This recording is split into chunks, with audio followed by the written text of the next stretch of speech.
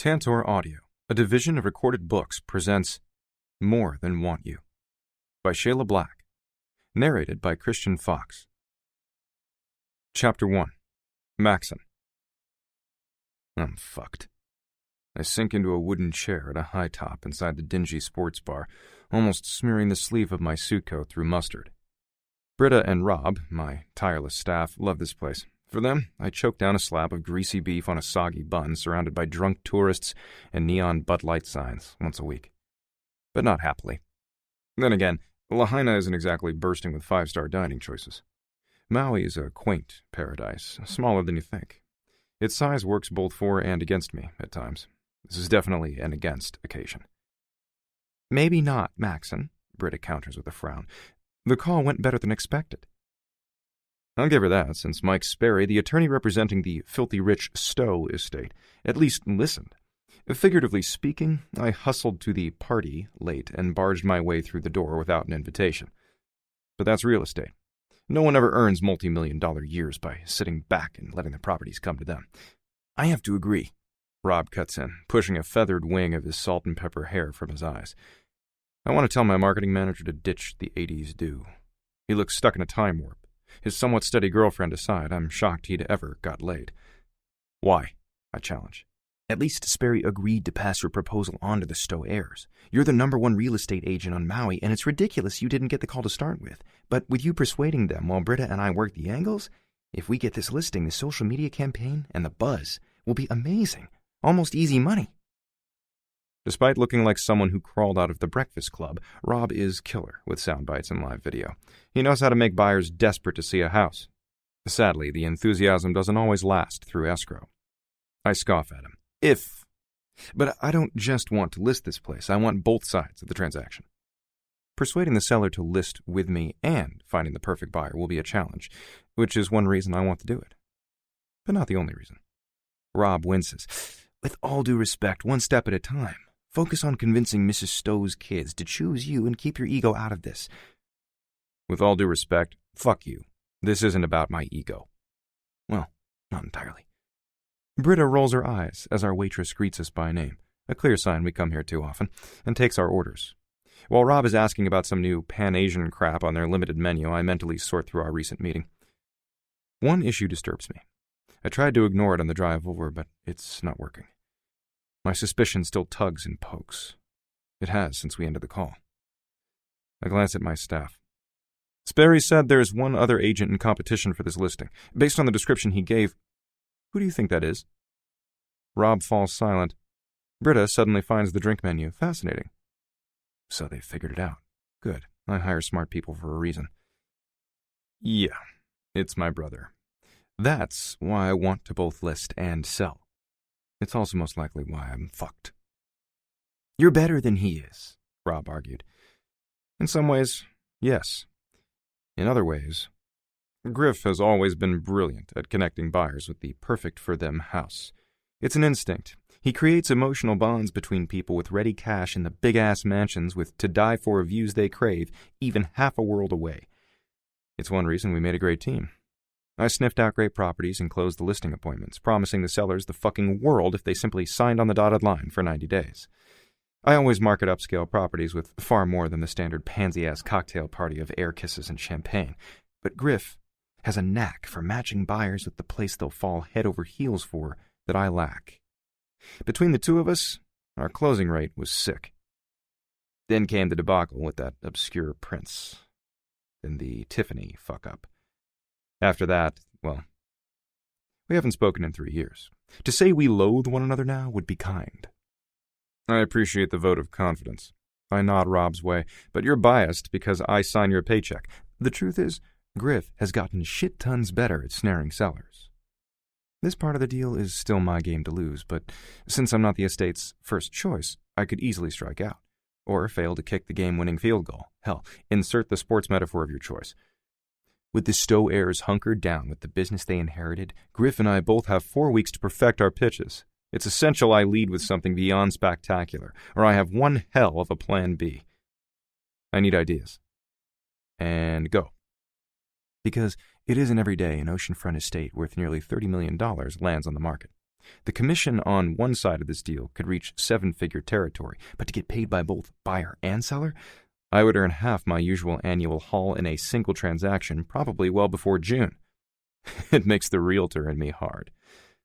But beating Griff would be way more exciting than the cash. I think we go in big with a slick video of your endorsements and awards, Rob nods, warming to his subject. Then show these brats from Vermont everything they don't understand about the Hawaii lifestyle. Britta shakes her head. Rubbing a seller's face in what you think they don't grasp is a surefire way to annoy them. The point is to prove why Maxon is the right listing agent. She turns to me. We have to give them big picture ideas for how you're going to get quality buyers onto the grounds so they can fall in love. We stress your cache of foreign contacts, China, Russia, UAE. You can bring in the big money people who won't think much of dropping that kind of cash on the perfect vacation house. We show them the creative ways you've sold before. Your close rate is pretty insane. You know Griff's is better. That's what they want. Quick close, all cash. I lean across the table to her. You're looking at this wrong. Yes, I'm better at listing than my brother, but the seller is already half convinced that Griff is their guy, probably because no one finds the perfect buyer and brings them to the closing table faster. So you have to beat the champ at his own game, Rob sighs, sounding like he finally understands my proclamation that I'm fucked. There's no way to top Griff. He's got a goddamn natural gift. Okay, your brother might find a buyer a week or two earlier, Britta shrugs, but you're the better man. They don't give a shit about that. You always come through, she argues. To the people dying to unload this estate so they can cash out, those 7 days make a 5-figure difference in their bank account. Besides, they don't know the Maui market, and they don't know me except as the pushy salesman who barged in. They certainly don't know my reputation except through boring statistics and my own claims, which they probably see as bragging. It sounds as if Susan Stowe was fond of Griff, so she picked him. Her heirs would need a damn good reason to cross her wishes. My brother would have to fuck up badly, and he never does. Well, almost never, unless there's a gorgeous woman involved. Unlike me, he has a bad habit of allowing his dick to distract him. Always has. That's how he started fooling around with Britta at the office once upon a time. Too bad he's not having a torrid fuckfest with someone high maintenance now. At least not according to my spies. A good hourglass-shaped distraction in Griff's bed would sure help my cause. As the waitress sets down our drinks, the lights dim. Everyone turns to the stage at one end of the cramped sports bar. Ah, the live entertainment. After the tragic act last week, I was hoping we would miss the show. But then, I see her. Crooked smile, pink hair, winged black liner over laughing blue eyes, vivid red lipstick, tacky cheetah print dress, tiny waist, sleek legs, chunky black heels that have seen better days. I don't think I would have looked at her twice normally, but she's got two things going for her, an obvious zest for life and a great rack. Griff can't resist either. I turn in my chair to watch as she grabs the microphone with deft confidence. She's comfortable on stage. Aloha, Lahaina. I'm Keely Sunshine. I'm going to sing you some of my favorite songs, and since I'm a single girl in the middle of a long drought, they'll probably all be about sex. You can buy me drinks after the set if you'd like to change that. She winks. She's got a certain charm. Griff values that, along with a sense of humor. I'd be more than happy to end her drought, Rob whispers in my ear as the small band nods at one another. Keely Sunshine, clearly not her real name, closes her eyes as the primal beat of the music rises to a quirky old tune. It's familiar. I know I've heard the song, but I'm having trouble placing it until the chorus. Then, while she sways her hips to the beat, she's belting out that she doesn't want anybody else. She just thinks about me and touches herself. Oh yeah, less than 30 seconds. That's how long it takes me to have my first boner for her. And I'm a tough customer. At 33, I'm not used to adjusting my dick or embarrassing myself around a girl. That stuff happened like 15 years ago. As she deftly transitions to the second verse, I picture her naked, pretty tits pointing at the ceiling, legs in the air. In my head, she's got a bare pussy, which I realize may not be accurate, but that's how she looks in fantasy. Griff likes them smooth, too. About the only thing we agree on anymore. When Keely assures everyone in the room she would get down on her knees and do anything for whomever she's singing to, she's not looking at anyone in particular. She ought to be looking at me. but she seems lost in the song and her passion for the music. She's got a surprisingly smooth voice with just a hint of rasp. Another check in her plus column. As the song winds toward the end, her oohs and ahs grow breathier and louder, higher pitched. Shit, she's having a choral orgasm center stage. And yeah, I squirm, fighting the urge to pry my hard dick off the teeth of my zipper. I can't help it. I'm a guy, and Keely's Sunshine drips sex. The old Divinals classic ends to a hearty applause. I have to agree that this vixen is a musical savant compared to last week's squeaky screen door on repeat. At a tap of Keely's toe, I notice her nail polish is black. The band begins the next tune. Old jazz, the kind you drink to, so easy it makes you smile. But they've modernized it with guitars and drums. Still, I know this tune well because my granddad loved it. Eddie Cantor's 1929 classic, Makin' Whoopee. But she sings it like Rachel McFarlane, smooth and vampy. I gotta admit, I'm mesmerized.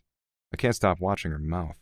Her lips are bee-stung and would look great wrapped around a cock. Mine, for instance.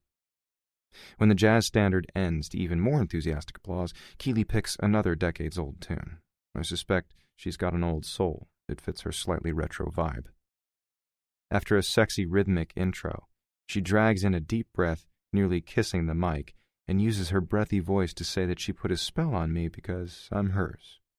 Right now, I can't argue, especially when her words sparkle brighter than glitter. Listening to her, I get chills. Britta leans closer, lips near my ear. Put your tongue back in your mouth. I shoot her a quelling glance, but she's right. Under normal circumstances, I'd wait for Keely's Sunshine's set to end, buy her a strong drink, and sweet-talk my way into her panties for the night. But right now, the needs of my business outweigh the needs of my dick. If Griff could see this woman, especially if I cleaned her up a bit, he'd be all over her. In fact, that's a great idea. I need to figure out how to hook the two of them up, fast, so he stops thinking about the Stowe estate with all those beachfront views. Still, I can't suggest that to Britta without upsetting her. Blow me, I murmur instead. Britta scoffs. No thanks. You're an asshole. I am. That's something I'm proud of. Best way to get ahead in business. It runs in the Reed family. She's right. My old man is an impeccable textbook example of a puckered anus, too. From him, I learned well. Vaguely, I wonder which pretty young thing he's banging in his office while my mom buries her head in some all-talk/no-action ladies' function. But they've moved to San Diego. It's no longer my problem. I'm only irritated they took my younger sister, but didn't persuade Griff to shove off with them. He's a total sphincter. Keely hits and holds a growly high note that demands my attention. Her voice sneaks behind my fly and wraps around my cock. Her puffy lips are mobile and soft. Her dress exaggerates the womanly curve of her hips, which she swings as she roars out the last note. I might have thought I wouldn't look at her twice, but that's bullshit. I could definitely listen to her for hours, and I think I could do her all night long. As her final note trails off, the applause is even louder, like the audience has realized she's pretty damn amazing. She blushes as she laughs off our reaction. Her smile quickly proves to be the most beautiful thing about her. White, blinding, real. She's enjoying the crowd and yet seems almost surprised by their enthusiasm. With a swing of her long pink hair, her curls catch the light, then fall gracefully over her shoulders. She shrugs at her guitar player, an old man who looks impressed. This will be our last song for the set. If you have requests, write them down and leave them in the jar. She points to the clear vessel at her feet. We'll be back to play in 30. If you have a dirty proposition, I'll entertain them at the bar in 5. She says the words like she's kidding. I, however, am serious. In fact, I'm really pondering this whole situation. Keely starts her next song, a more recent pop tune. In a breathy a cappella murmur, she admits that she can't keep her hands to herself, no matter how hard she's trying to. Personally, I'd rather she didn't try at all. She taps her thigh in a rhythm only she can hear until the band joins during the crescendo to the chorus. Keely bounces her way through the lyrics with a flirty smile. It's both alluring and fun, a tease of a song. Though I rarely smile, I find myself grinning along. As she finishes, I glance around. There's more than one hungry dog with a bone in this damn bar. I didn't get ahead in business or life by being polite or waiting my turn. She hasn't even wrapped her vocal cords around the last note, but I'm on my feet and charging across the room. I'm the first one to reach the corner of the bar closest to the stage. I prop my elbow on the slightly sticky wood to claim my territory, then glare back at the 3 other men who think they should end Keely's supposed sex drought. They are not watering her garden, and my snarl makes that clear. One sees my face, stops in his tracks, and immediately backs off. Smart man. Number 2 looks like a smarmy car salesman. He rakes Keely up and down with his gaze like she's a slab of beef, but she's flirting my way as she tucks her mic on its stand. Our eyes meet. I smile back. She may not be my usual type, but the attraction is real. Man, I'd love to hit that. Out of the corner of my eye, I watch the approaching dirtbag finger his porn stash. To stake my claim, I reach out to help Keely off the stage. She looks pleasantly surprised by my gesture as she wraps her fingers around mine. I can be a gentleman, when it suits me. Fuck, she's warm and velvety, and her touch makes my cock jolt. Her second would-be one-night stand curses, then slinks back to his seat. That leaves me to fend off number 3. He looks like a WWE reject, hulking and hit in the face too many times. If she prefers brawn over brains, I'll have to find another D-cup distraction for Griff. That would truly suck. My gut tells me that Keely, with a little sprucing up, will be perfect for the job. Get lost, I mutter to the steroid junkie. You gonna make me? He challenges, all but baring his teeth. No, Keely murmurs, her voice husky and assured. I'm going to tell you I've found someone else I'd like to get to know and ask you nicely to leave us in peace. Baby, if you want to end your drought. He cups his junk. I've got 9 inches of what you need.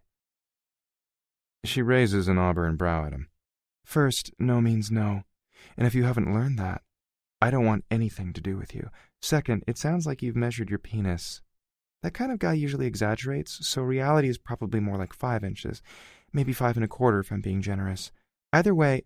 That's not fucking true, my cock is massive. He sidles closer. Come with me and I'll show you. She brushes his hands away and grips the hell out of his balls. His eyes bug out, but she keeps talking with an almost pleasant smile. I have no interest in seeing it when you're too rude to know that you shouldn't interrupt someone, much less how to bow out gracefully. Also, I'm a grown-ass woman. Don't call me baby. Okay, Hulk squeaks. I manage not to laugh aloud. Barely. He's a foot taller and outweighs her by 100 pounds, but she's got his full attention. Now turn your ass around and find your seat. She pries her fingers off his nuts, but leaves them hovering right there in case he decides to get another case of the stalker creepies. But Hulk, moron, finally rubs 2 brain cells together and backs away, cupping his junk. He's either too cautious or too sore to turn his back on her. When he reaches his table, his buddies are all ribbing him as they rise and laugh their way out the door. I'm not sure whether I should be afraid or impressed. I flirt her way. If you treat all new guys to that patented ball-busting maneuver, your drought isn't really the surprise I imagined when you first mentioned it. Keely shakes her head, grinning wide. I know his type. I grew up in a rough neighborhood with macho guys like him.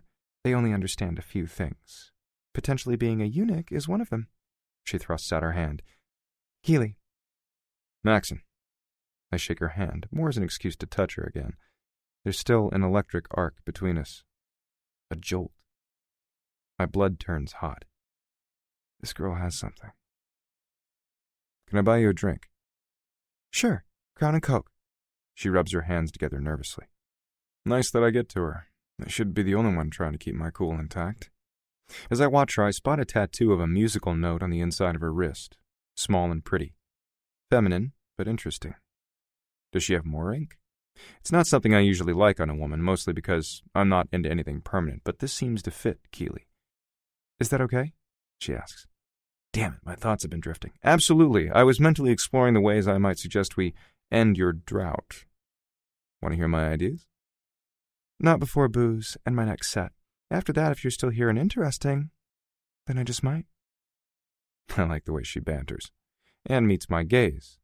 So many women do that shy, coy thing. I'm not into feeling as if I intimidate lovers. Rivals? Oh yeah, all day. That shit's fantastic. Not so much with bedmates, but Keely meets my stare head on. No flinching, still wearing that hint of a smile that's getting to me. I'll be here. I'll make sure you think I'm interesting, and I won't call you baby. I turn and motion to the bartender, who starts pouring Keely's Crown and Coke along with my dirty Grey Goose martini. So you're a smart man, then? I try to be. You dress well, she observes as she rakes me up and down. You dress like a woman who doesn't mind attention. My stare caresses every one of her curves. No discounting or discarding the truth. I want her.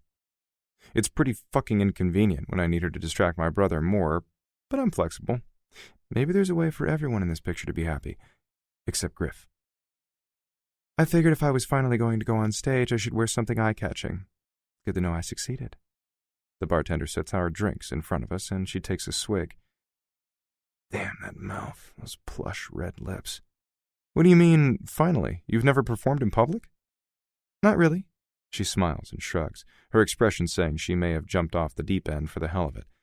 I've done a lot of karaoke, which I love. People said I have a good voice, so I thought, why not try it for real? If people boo me off the stage, then I'll know all my friends are full of it. And then I'll plot revenge, of course. Of course, I rush to agree. But there's no way you would be booed. You're pretty incredible. My one practice with the band a few hours ago paid off. Yeah, she giggles. I can't help but laugh in kind as I stare at her, cold drink in hand. I can usually figure out the perfect way to proposition a woman. I'm good with charm. But Keely is different, I think. She's not going to fall for the usual, you're pretty, your eyes sparkle, BS. But she's easy to talk to, and if my goal was merely to pick her up, I'm sure I could think of something that would persuade her to get naked and horizontal. Instead, I'm wondering, would it be really awful if I slept with her before I introduced her to my brother? That sounds skeevy, I know, but I'm totally able to separate business from pleasure. Besides, if we have a one-night stand, we'll inevitably part ways in the morning. What's the harm in seeing if we can scratch each other's backs in a different way after the sheets cool? Actually, the worry nagging at the back of my brain is that she seems so genuine. Asking her to deceive and derail my brother will be counter to her nature and earn me one of those unpleasant ball strangulations that might alter my ability to father kids. Hopefully, once I spend some time with her and understand her a bit better, I'll find the words to tell her what I want without totally pissing her off. You're really great, I compliment her. Seriously. Thanks. Can you sing? Not a note, I assure her. Wow, you didn't hesitate an instant before you answered. I know my shortcomings. I don't have many, I assure with a wink, but that is one too obvious to overlook.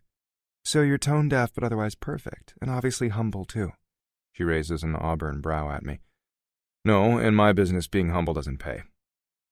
The little furrow between her sparkly purple-shadowed eyes snags my gaze. You're a doctor? Real estate agent. #1 on Maui. So, if I scrape some money together and wanted to buy a condo, you're the guy I should call. I could help you find the right agent. I deal exclusively in luxury properties. Normally, I don't touch a place under $4 million. Time is money, and unless you treat the first as if it's in short supply, the second will be too. She gives me an assessing gaze as she sips more of her drink. Interesting philosophy. I never thought about it like that. So, what do you do? If you're not making a living from your voice, and I think you can, what's your occupation? I don't really have one, per se. I have a couple of odd jobs.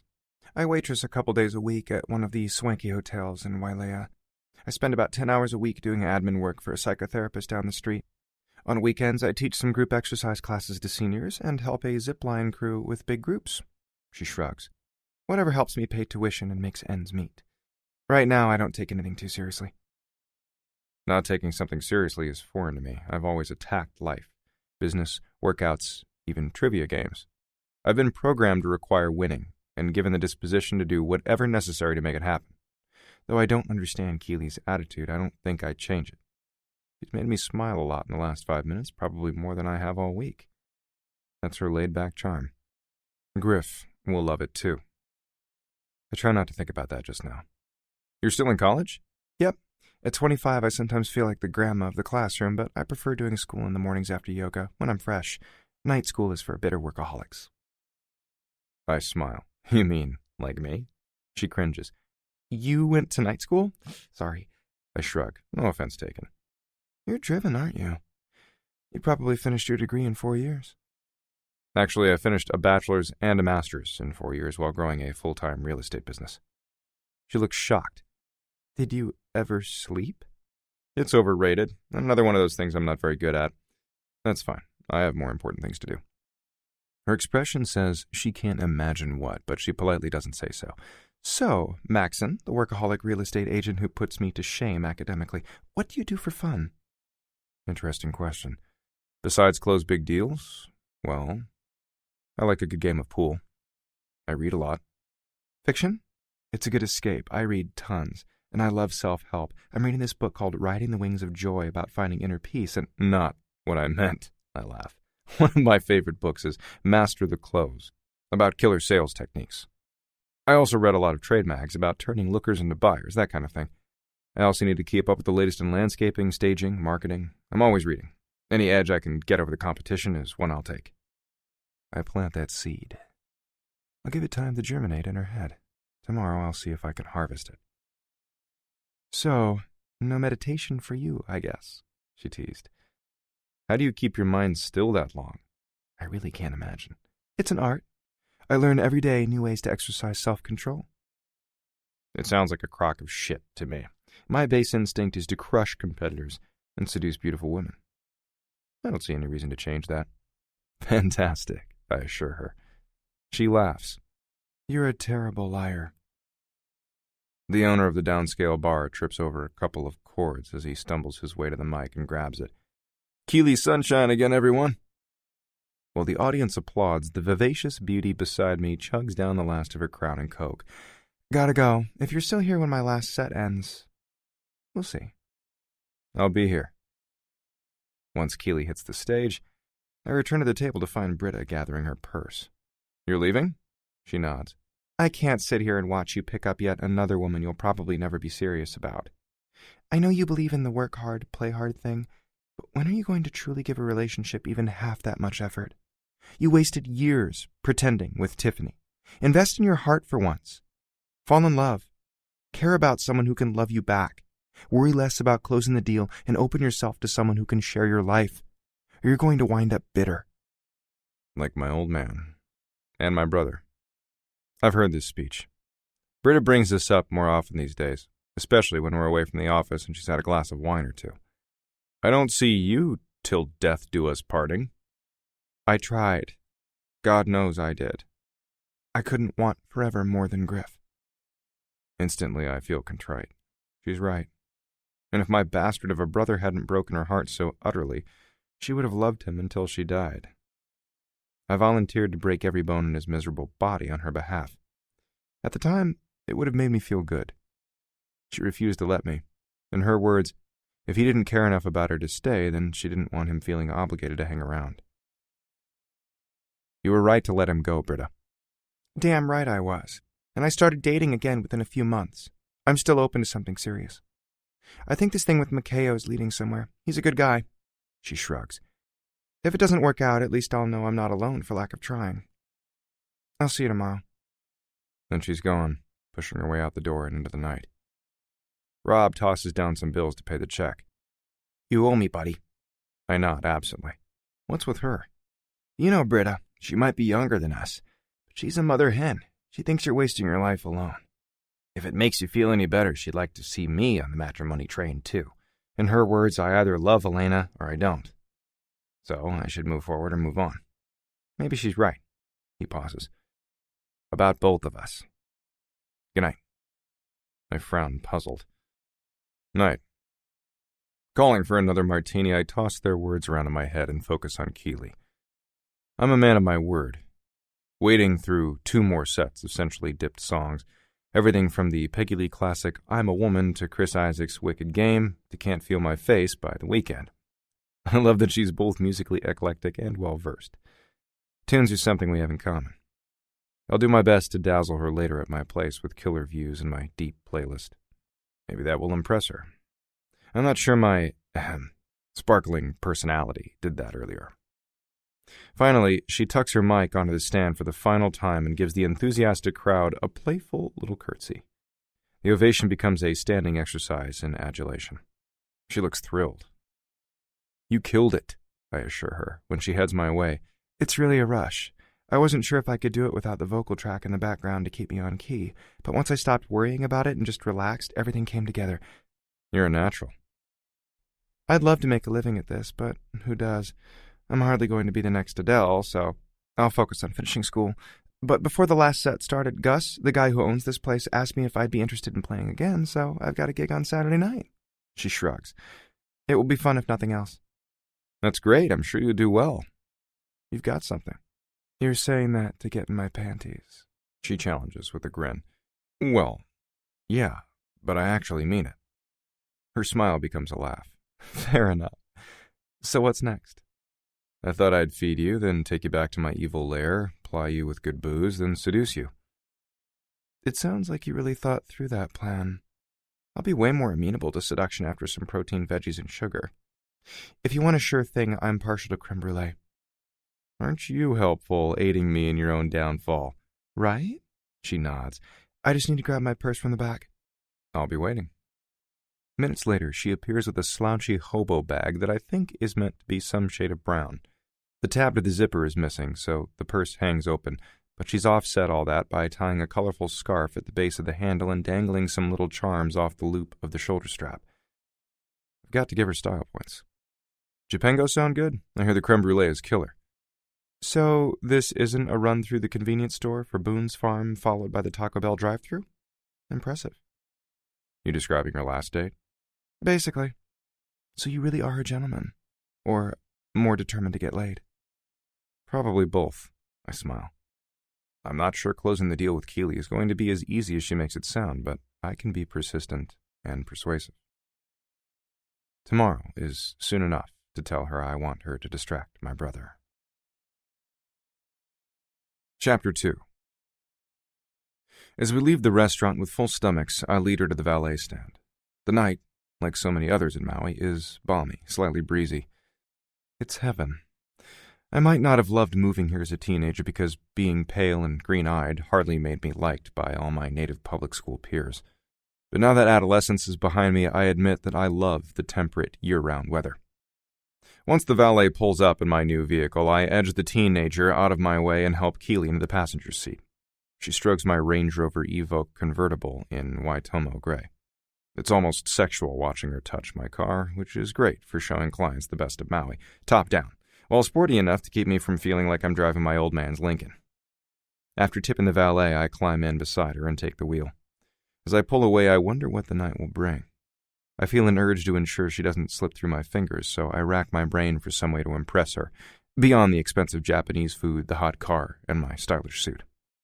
She's not a tourist, so I doubt I can wow her with sights around the island. So, I'll have to rely on conversation. Not my first choice, but she looks relaxed, almost happy. I'll go with presumptive close and see if that will get this deal done. That was the best creme brulee I've ever had. She puts a hand to her stomach. Good wine, good company, good evening. It could get even better. I send her a wry grin. I could ask you if you'd like to come to my place to see my art collection. You don't have any art, do you? She laughs. If I'm wrong, I'll be shocked. I shake my head. You're too driven and bottom line to spend money on old stuff to watch it gather dust. Bingo. And you'd never stop to simply stare and appreciate it. That sounds faintly like an admonishment, though I'm not sure she means it that way. Maybe Britta's speech is still lingering in my brain. You've got me pegged, sunshine. I can think of a lot of things I'd rather spend time on, and people I'd rather spend it with. As we stop at a light, the trees part. The moon glows on her skin. She looks alabaster and flawless with her soft smile. Her blue eyes seem to shine silver. I can't remember the last time I found a woman so beautiful. Come home with me. No pressure, no bullshit, just you and me, and all the pleasure we can stand. She reaches across the console and drops her hand on my thigh. My whole fucking body lurches, and it takes all my restraint not to pull over, rip off my seatbelt, along with her dress, and get as deep inside her as I can. When did I turn into a caveman? Yes. Her one word has me sweating. I can just imagine how perfect she'll feel against me once I have her naked in my bed. Traffic is thin. Now, maybe if I run a light or two, we'll make it to my condo in the next 5 minutes. Screw that. I'm shooting for 3. I like you, she elaborates. I never spend the night with a stranger, seriously. But I guess there's a first time for everything. You kind of do it for me, so yeah. Kind of. Okay, I feel myself preening, but come on. This quirky, amazing, funny girl is into me. You kind of do it for me, too. She gives me that crooked smile I noticed when I first laid eyes on her. Just like then, my chest beats in some mad rhythm, like John Bonham himself is pounding out a signature Zeppelin drum solo on my heart. I'm a sucker for classic rock. Sue me. I'm pretty sure my driving is worth the speeding ticket as I head up Highway 30 toward my place. When we reach the complex, Keely turns to me. The Ritz? You're bringing me to a hotel? I chuckle. I live here. It's a residence, too. I get all the hotel's amenities as part of my homeowner's dues. She still looks confused. Don't you have tourists underfoot all the time? Not in my building, and some facilities are reserved just for the owners. We always get the first and best service. The food is decent, the housekeeping staff is fantastic. It works for me. As I drive through the gated entrance, I glance over at her wide eyes. She looks dazzled, and I'm feeling good about giving her an early thrill before the good stuff starts. You like it? I totally take back whatever I said. It's beautiful here. The grounds... They're meticulous, and people rave about the views of the water. I love the ocean. That's why I came here. You moved here just to see the Pacific from Maui? To me, the view of the ocean is pretty much the same all over Hawaii. LA isn't much different from Honolulu, honestly. Just a few more palm trees and Hawaiian street names. Not exactly. I came with an ex-boyfriend because we wanted to see the views around the island. But we could only afford a one-way ticket. We figured we'd work all winter at a resort or something, save a little, and fly back home when we were ready. But you loved it so much you decided to stay? No. After work one day, I returned to our little shithole apartment to find that he'd moved out, taken our savings, and flown to Denver. Bastard. She shrugs. It wasn't going to last. He liked smoking pot more than working, which explains why he headed to Colorado, not home. Besides, the sex was really average. Keely doesn't look like she's broken-hearted over this jerk, but I know how crazy someone hung up on the wrong person can behave. Griff was such a dumbass about Tiffany.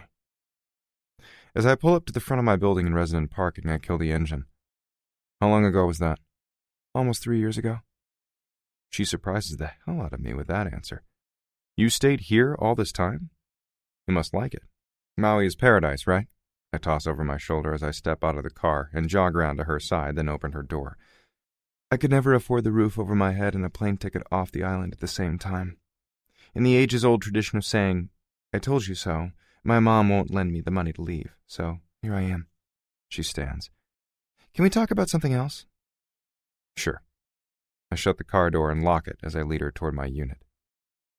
I want to keep things light between us. If I'm going to ask her tomorrow to tempt my brother into losing his mind, I don't need to get too involved in her life.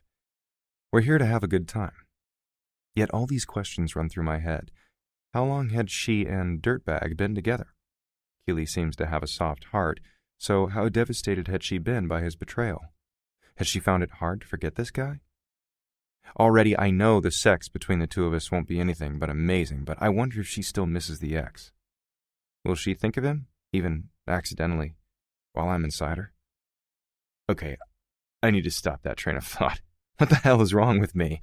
I never ask questions, much less want to know a one-night stand's personal shit. We have a few drinks, a few laughs, a few orgasms, then it's over. I give her a fond memory and we move on. I don't remember anything more than her name, if that. Already I'm pretty sure Keely will be different. Worry less about closing the deal and open yourself to someone who can share your life. Damn it, Rita needs to get out of my head.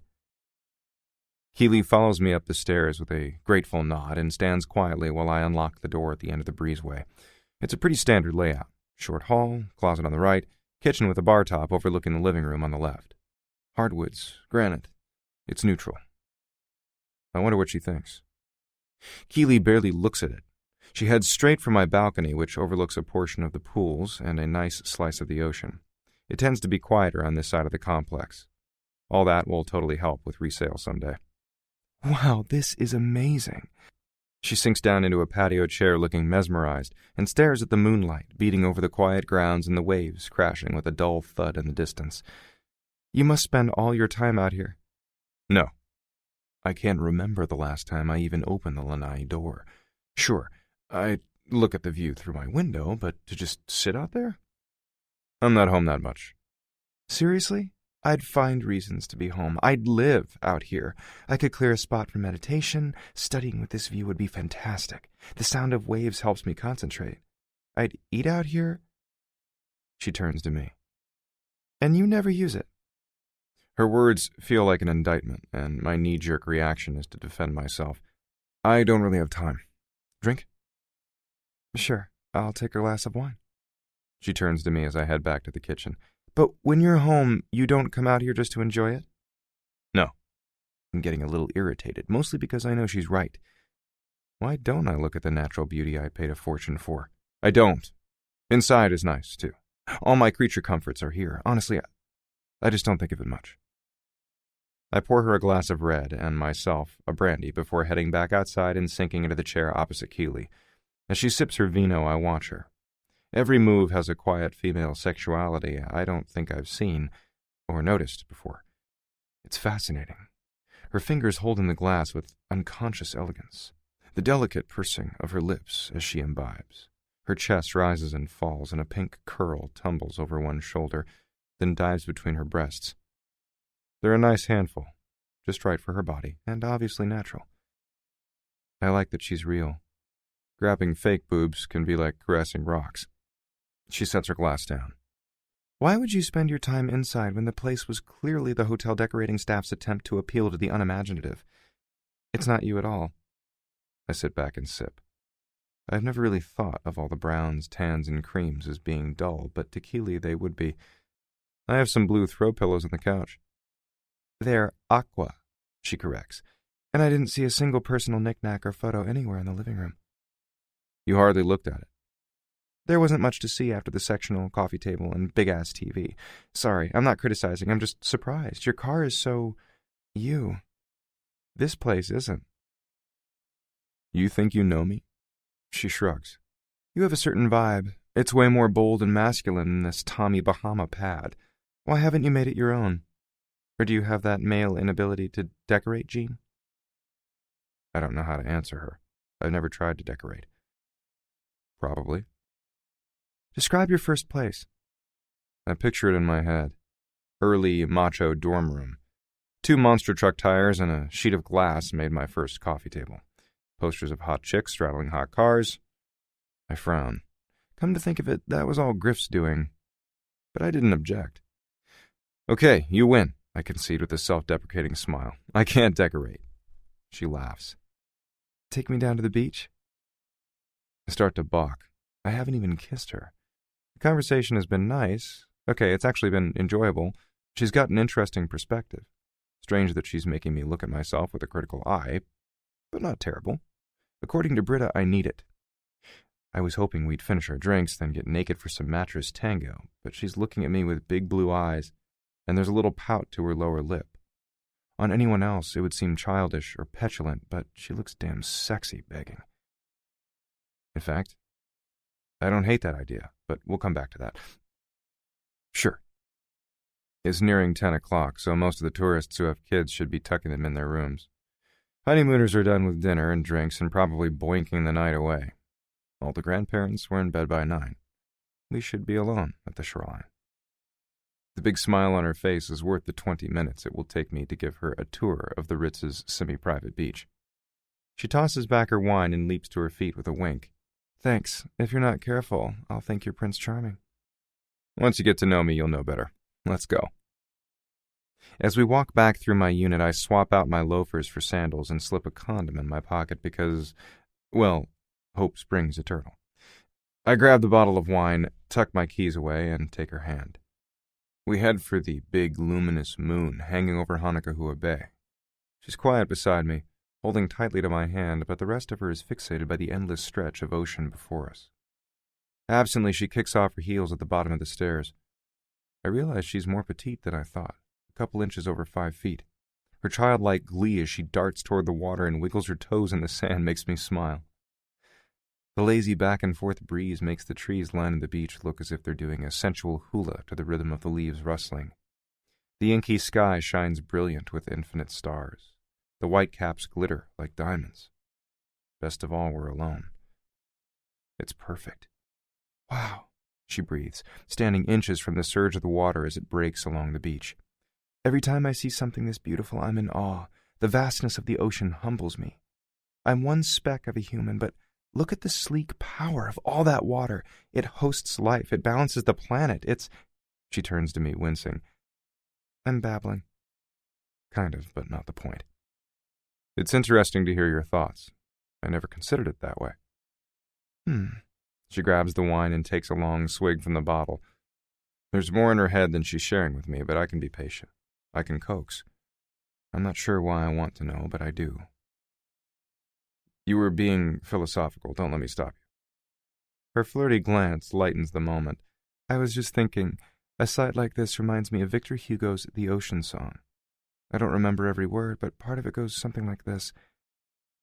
We saw the boundless waters stretch in glory, and heave in power.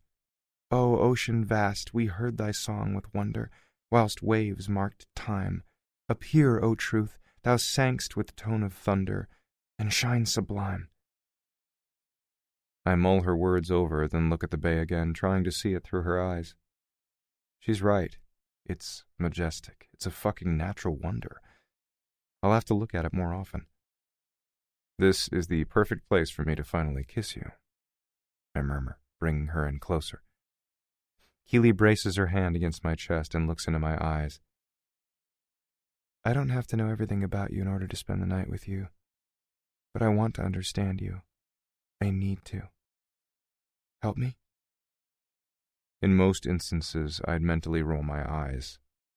This is a lot of effort for a piece of ass. But I'm studying her face. I don't understand why she feels this way, yet I see clearly that she does. Britta's earlier words ring through my head, and I wonder what I have to lose by getting to know this multifaceted woman a bit. Besides, if I'm going to convince her to help with my grift problem tomorrow, it behooves me to know her in return. How can I do that? I caress her face, startled again by how soft she feels. Tell me something about you. Something most people don't know. She shrugs. What's your most prized possession? My professional reputation. That's not a possession. The little frown between her brows disturbs me. The thing you hoard and keep safe above everything else. No one has ever asked me that. This girl has unexpected depth. She might be wearing a cheetah dress. I would have sworn only a refugee from a 90s music video would sport, but Keely is full of surprises. The first is how much she's making me think. My grandfather's watch. He was an amazing man, served in World War II. He was part of the Normandy invasion. And what kind of guts had it taken to storm the beach that day, knowing he might not live to see the next? Can't imagine. He rarely talked about it, but Miles Ambrose had grit and honor, and I get choked up, which is crazy. He died almost 10 years ago, but I miss the old guy. His grandfather gave him a Cartier watch just before he went into the service. Black leather band, white face, Roman numerals, very classic. Growing up, I always thought Granddad preferred my younger brother, despite the fact that my middle name is his first, so I assumed he'd leave the timepiece to Griff, but no. The bastard left it to me, along with a note that said he'd chosen me because I was a man of honor. I just didn't know it yet. With her free hand, she cups my face, thumb brushing my cheek. I'm having a hard time keeping myself together. I can't even look at her right now. What the hell is going on? It's as if Keely has found all my weak spots and is determined to poke at them one by one. Do you know it now? She asks softly. I think. Hard. I'm not sure. The frown that furrows her brow again upsets me. She takes another pull of the wine. Are you wearing the watch? Never. I keep it in a safe deposit box. Didn't he give it to you to wear? It's an obvious but somehow baffling question. Granddad probably had, but I'd always thought it was too valuable and breakable, so I locked it away. No. He gave it to me to keep safe, so that's what I do. You've asked me a million questions, and tell me more about you. Keely Sunshine isn't your real name, I'm guessing? No, it's Keely Kent. Not much to tell. I'm an open book. Grew up in Phoenix. Since shortly after high school graduation, I've moved around looking for a place that fits me. I started in San Diego. It didn't feel right. Or maybe I hated the lech who owned the restaurant where I waitressed. So I made my way up the coast. Frisco wasn't for me, since all the guys I thought were hot didn't play for my team. Seattle was too rainy. That's where I picked up my ex, who suggested Maui, and here I am. Part of me wonders if this girl has ever done permanence, but I guess I shouldn't care. We're 2 ships, and she'll probably pass me by after tonight. That's cool. I'll be more than happy to dock in her port once or twice before we sail on. What do you want to be, Keeley? She frowns as if that's a bizarre question, then avails herself of more wine. What does anyone want to be? Happy. I wonder if she intentionally misunderstood my question. Then I realize that's exactly what she wants. I barely know her, but I see now how she reaches happy is irrelevant to her as long as it works out. That concept has never once crossed my mind in 33 years. I've always known what I want to be at the top of the food chain, so to speak. I've never stopped to question whether that would make me happy. I blink, taken aback. Did I say something wrong? She asks. No, it's actually an interesting answer. And still I realize I would rather be successful than happy. I don't even hesitate. After all, what's happy, really? I'm not sure happy would fulfill me the way wiping the floor with my competitors does. Keeley cocks her head and her pillowy lips softly part before wrapping around the neck of the bottle again. I'm not sure interesting is good. We're just different. That's all right. I can't stop staring at her mouth. I suppose. Tell me about your family. I'm frustrated. I want to kiss this girl so badly. I have no doubt taking her to my bed will be amazing, but I feel an urge to lay my lips over hers, not to silence her, but to make sure she feels the chemistry between us.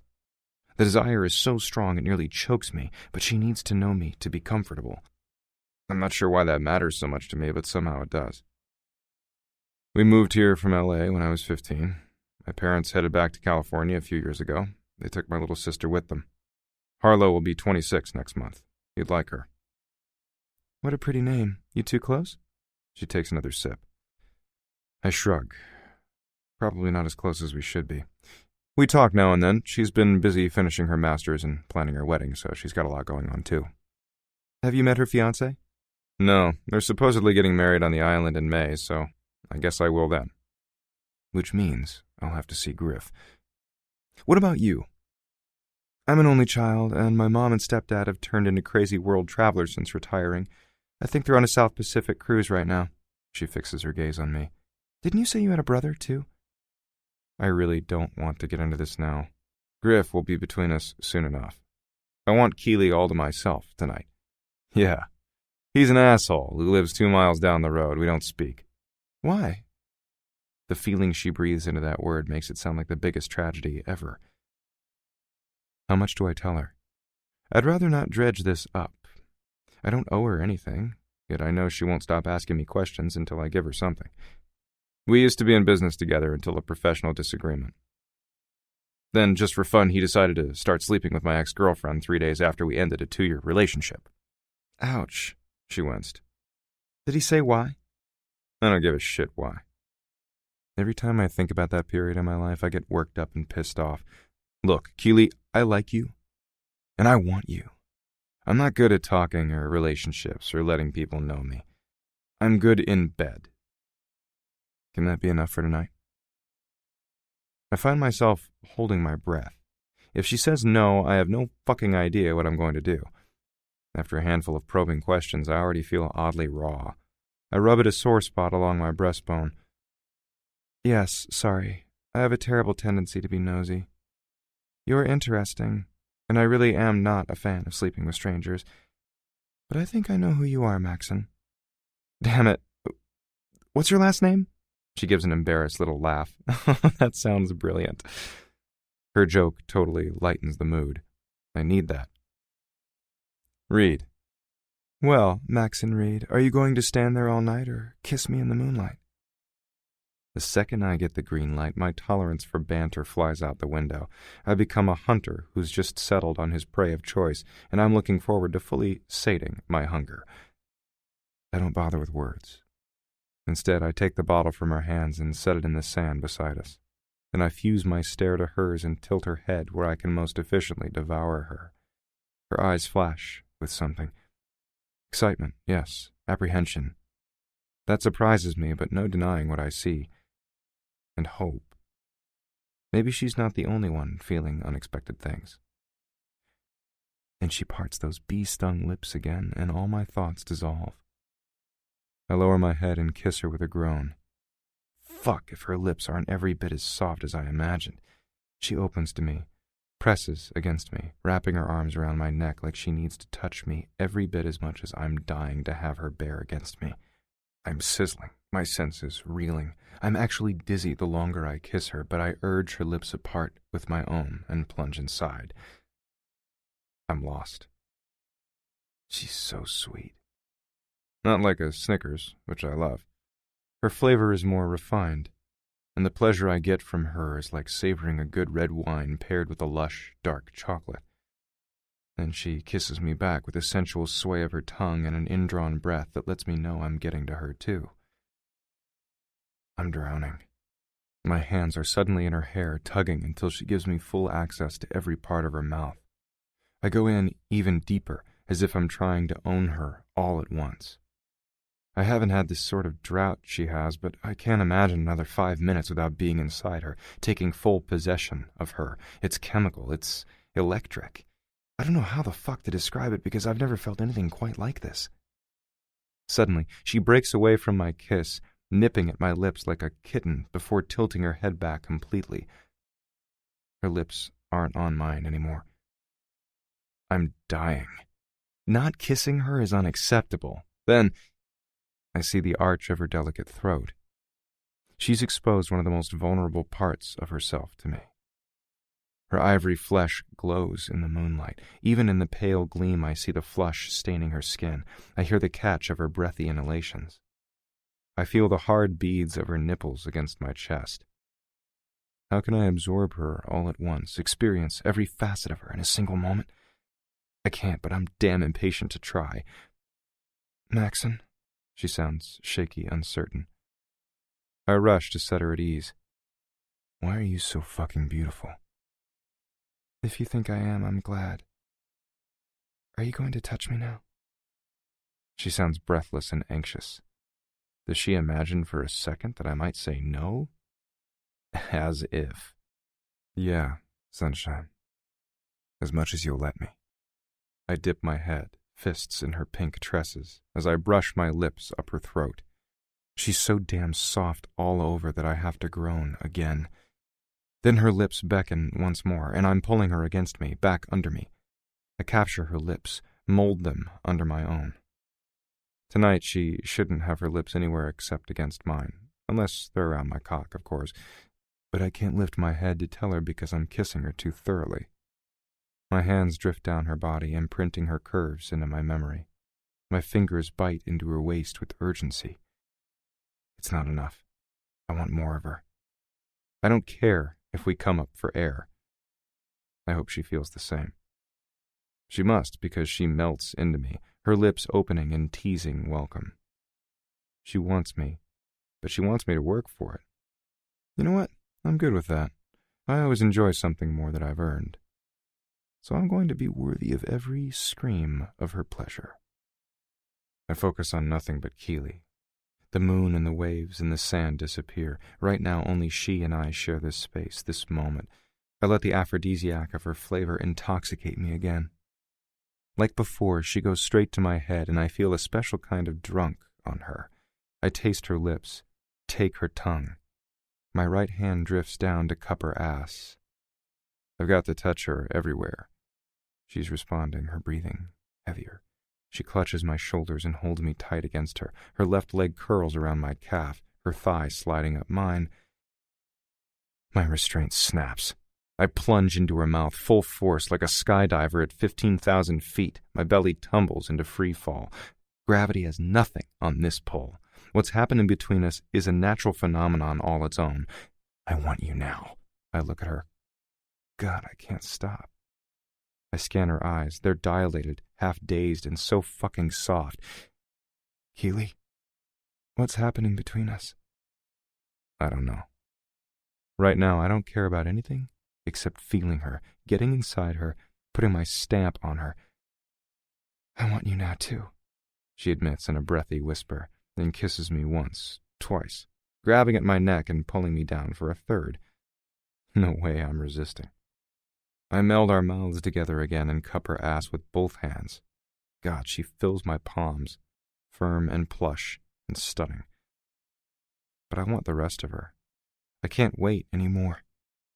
I lift her against my body, and she automatically wraps her legs around me, then devours me with a demanding kiss once more. Fuck yeah. I'm already mentally inside her as I head for the rocks on the west side of the beach that provide the property privacy from the housing development hugging Osceola Bay on the other side of the inlet. It's more of a hike than I thought. I'm not winded, just impatient. Keely is too. She's climbing my body like she can't get close quickly enough to keep her sanity. Finally, we reach the rocky edge of the beach. I set her on one of the massive, water-smoothed stones. It's dry now with the tide out, but come early morning this place will be submerged. The few seconds it takes me to steady her, Keely dives into my shirt, unfastening one button after the other, until she exposes my chest. When the last one comes free, she shoves my shirt off my shoulders, grabs me for a frantic kiss, and sits back and stares, mouth gaping. Oh my God. You're so perfect, it's disgusting. I shake my head. I'm hardly without flaw, but I won't argue. My shoulders square. I puff my chest out, just a little. I want to keep impressing her, you know? Then I slide my hand up her thigh. Such silky smooth skin, firm, enticing. Can I be inside her in the next 30 seconds? My other hand follows the first, palming my way clear up to her hip. Holy shit. You're not wearing underwear? She peels her lips off my neck and breathes in my ear. What? No. The dress showed panty lines. Is being commando a problem? Are you kidding? I want to applaud her for making this process faster and easier. This is one efficiency I'll never waste. But as I shove her dress up and bare her legs 1 alabaster inch at a time, I lose my ability to speak, so it's a good thing she doesn't want me for my verbal skills. I tell her what I want without words, spreading her legs and looming between them. I tug the dress up higher, eager to see her natural hair color. Obviously, it isn't pink. But when I expose her pussy, she's utterly bare. Oh, sunshine. She spreads her legs a little wider. You like me this way? I have a feeling I'll enjoy her every way I can have her, but I want to put whatever worries she has to rest. Oh, yeah. I like everything about you. Keely flashes me something that isn't quite a smile. Emotion blooms in her eyes, then makes its way to her wobbling lips. I like you too. Then she reaches for the cheetah print sash she's tied into a bow with a saucy tilt at her hip and pulls it free. With a tug, the dress unwraps and she's completely naked except for a black bra that looks strappy, lacy, and strains to contain her breasts. The swells at the top spill above the little garment and make my heart stutter. Take it off? I'm trying not to sound like a demanding prick, but I'm not really asking. Thankfully, she seems to understand and reaches behind her. A second later, it's falling free onto the nearby rock, and she leans back on her hands bathed in moonlight and blinks up at me with big blue eyes. I'm never saying no to that. Under her terrible dress is an absolute treasure. I can't stop staring. You're so damn beautiful. I feel like the luckiest bastard in the world right now. It probably sounds trite, like something a horny guy says to the girl he's hoping to nail, but I'm serious. I've taken gorgeous women to bed, so I'd know. I don't think Keely would fit into any conventional definition of beauty, but there's something about her. It's as if I can see her soul just by looking into her eyes. I'm sure that sounds stupid. It's new to me, that's for damn sure. Keely said earlier that she's an open book. I believe her. She looks open to me in every way. Eyes raised to my stare, lips parted, posture unguarded, legs spread. She is a woman giving her all to the man standing before her without hesitation or reservation. I drag in a sharp breath as I watch her, feeling primal, possessive. My blood pounds. There's something inside my chest that's feeling soft like a marshmallow the longer I stare at her. I've never felt anything like this. I don't welcome the sensation, but I don't have any control over it. Looking back, that should have been my first clue that she would have the power to destroy me. I'm glad, she whispers. Aren't you going to touch me? Definitely. Where the hell do I start? Every part of her demands my attention. She looks soft all over, like she'll be a delight to my fingertips from tousled hair to toes. My mouth waters at the sight of her pert nipples, peachy pink and perfectly symmetrical. They're stunning, like the rest of her. Her ivory flesh cascades down to a torso that tells me she's healthy but not a slave to the gym. The night shields the secrets of her pussy. I know she's bare, but I want details I can't see while she's shrouded in shadow. Even more, I smell her. And I'm speechless. Good thing Keely wants action, not words. I manage a jerky nod, then all but tear away my belt buckle. Afterward, I unsnap the button. My zipper falls next. I fish the condom from my pocket. These interminable moments I can't touch her are pure torture, but I finally manage to shove my clothes aside and slide the latex down my cock. It's throbbing in time with the rapid beat of my heart. Gong, gong, gong. The sensations are like some euphoric high. I haven't touched drugs since I was a punk-ass kid rebelling against my dad, but this is more potent. Right now, she has me by the balls without laying a hand on me. This craving for her will go away after the orgasm, right? Maxon? I give her a rough nod and step closer. With you. No, you're near me.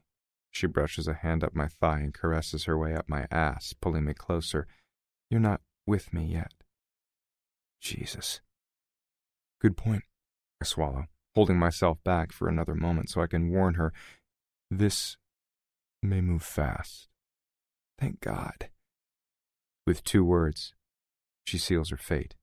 Well, stripping naked and begging me to touch her already ensured I would spend the night inside her, but knowing she's as ready as I am to unleash this storm brewing between us is heady. With one hand, I fist her hair and tug, aligning her lips under mine. With the other, I grip her thigh and lift it above my hip. Our lips brush as the head of my erection nestles against her slick, soft opening. I look down at Keely. She's breathless, waiting, spellbound. God, I want to give her the world, the stars, whatever she wants, except a plane ticket back to Phoenix. Sunshine. I groan before I swoop down and plunge into her mouth while I thrust forward into the tight clasp of her body. Gliding through her is so smooth, like silicone over glass. Suddenly I'm submerged inside her. She fits around me like a perfectly tailored suit. I taste the wine on her breath as I take her tongue. I feel the softness of her body as she rises up to meet me. I see the pleasure rip across her face as I brace myself on the big stone behind her and sink my last inch deep. I ease back, all the way to the weeping tip of my shaft. Then I shove my way inside her again. She undulates beneath me in a sensual ripple of her body and lies back farther, opens herself to me wider. Desire sucks my sanity clear from my brain. I descend into a haze of arousal where I'm compelled to meld myself to her. I have no thoughts that aren't of the scent of her blending with me, wrapped in the ocean's salt. I have no wants that aren't steeped in delving my way deeper into her body and making sure I've touched every possible part of her. I shift the angle of my head and fuse our lips together once more. I drink in more of her as I sink into her again and again. She breaks the kiss with a gasp and falls back on her elbows, head tossed back. Maxon! Her breasts fill my vision. I lick my way up the side of one. I want to take her nipple in my mouth, roll it on my tongue. They look taut and perfect. They're underloved, which is definitely a failing on my part I intend to rectify soon. But at the moment, I'm too busy hovering above Keely and watching her face as I fill her up in a rhythm that picks up speed with every thrust. What do you need, sunshine? I managed to grind the words out. If I'm hurting her, I have to know. Otherwise, I'm not sure much is stopping this pleasure train. I'm close. Her words sound strained. Thank God, I'm on the edge too. She peppers kisses up and down my arms. It's the only part of me she can reach in this position, so she drags her lips up the sensitive inside crook of my elbow, nipping at me with her teeth. An electric arc races through me as she plucks at my skin and moans. Then she thrusts a hand between her legs. I feel her manipulating her clit with her fingers. Something I'd be more than happy to do to her myself, if I wasn't using my hands to hold my body upright to prevent a full-on faceplant into the rocks. Why did I think sex right here was a good idea? Next time, and there will be one, I'll make sure I can touch every part of her and hurtle her into ecstasy a few times. After the discomfort of the beachcapade, I owe her a few stellar orgasms. Despite the fact I can't get a hand free to fondle her where I'd like to, she manages to do a great job on her own. Her moans turn breathy, high-pitched, almost panicked. She clamps down on me. I'm on fire. She's going to make it to the finish line before me, but it's going to be a damn close race. Maxon, she sounds almost distressed. Here, sunshine, I growl. You ready? Yes. Damn it. Oh, she pants, body heaving and bucking against me. Yes. Please. Deeper. More. Like that. I hammer her now. Fast. Unmerciful, an onslaught of power, desire, and determination to make her come. Color splashes across her chest, creeps up her neck to stain her cheeks. Rosy. Aroused. So fucking beautiful. Her entire body tenses, and I know she's there. I brace for my own orgasm. My blood has reached a boil. I've been holding off the tingling brewing in my balls, but they feel heavy. I'm close to exploding. The time is now. As if she can hear my internal monologue, she tenses and looks at me as if only I can save her. Keely. I mouth her name because my voice is too scratchy. Now, come.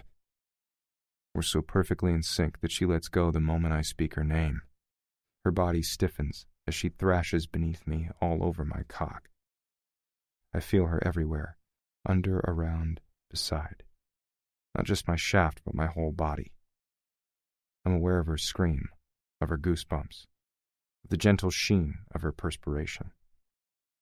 Then the orgasm I've been trying to hold back runs me over, and all I can do is hold on for dear life and shout her name as I lose my self-control completely. I'm hoping I haven't lost my sanity, too. Chapter 3. After lingering for a few moments, I have to pull away. I'm not ready to break our connection, but the damn rocks are killing my knees. While she rises, I find a trash can beside the nearby towel stand and do away with the condom. When I turn back, I expect to find her dressing. Instead, she's run stark naked into the water. I'd ask anyone else if they were crazy, but Keely flips a laugh at me over her shoulder, like she knows I'm wondering what the fuck she's doing. Instantly, I see a bright happiness beaming from her face. Since that's what she wants out of life, I feel good, weirdly content. Come in the water, she calls to me.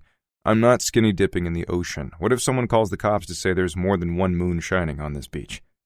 Her laugh this time is heartier. Then we sweet talk our way out of it, or go to jail. But how many times in life will we have the chance to do something like this? Probably not very many. She has a point. I shuck my shoes and pants. I must be crazy. I blame you. Good. Keely turns to me, flashing me a full frontal of her glorious nudity. You should.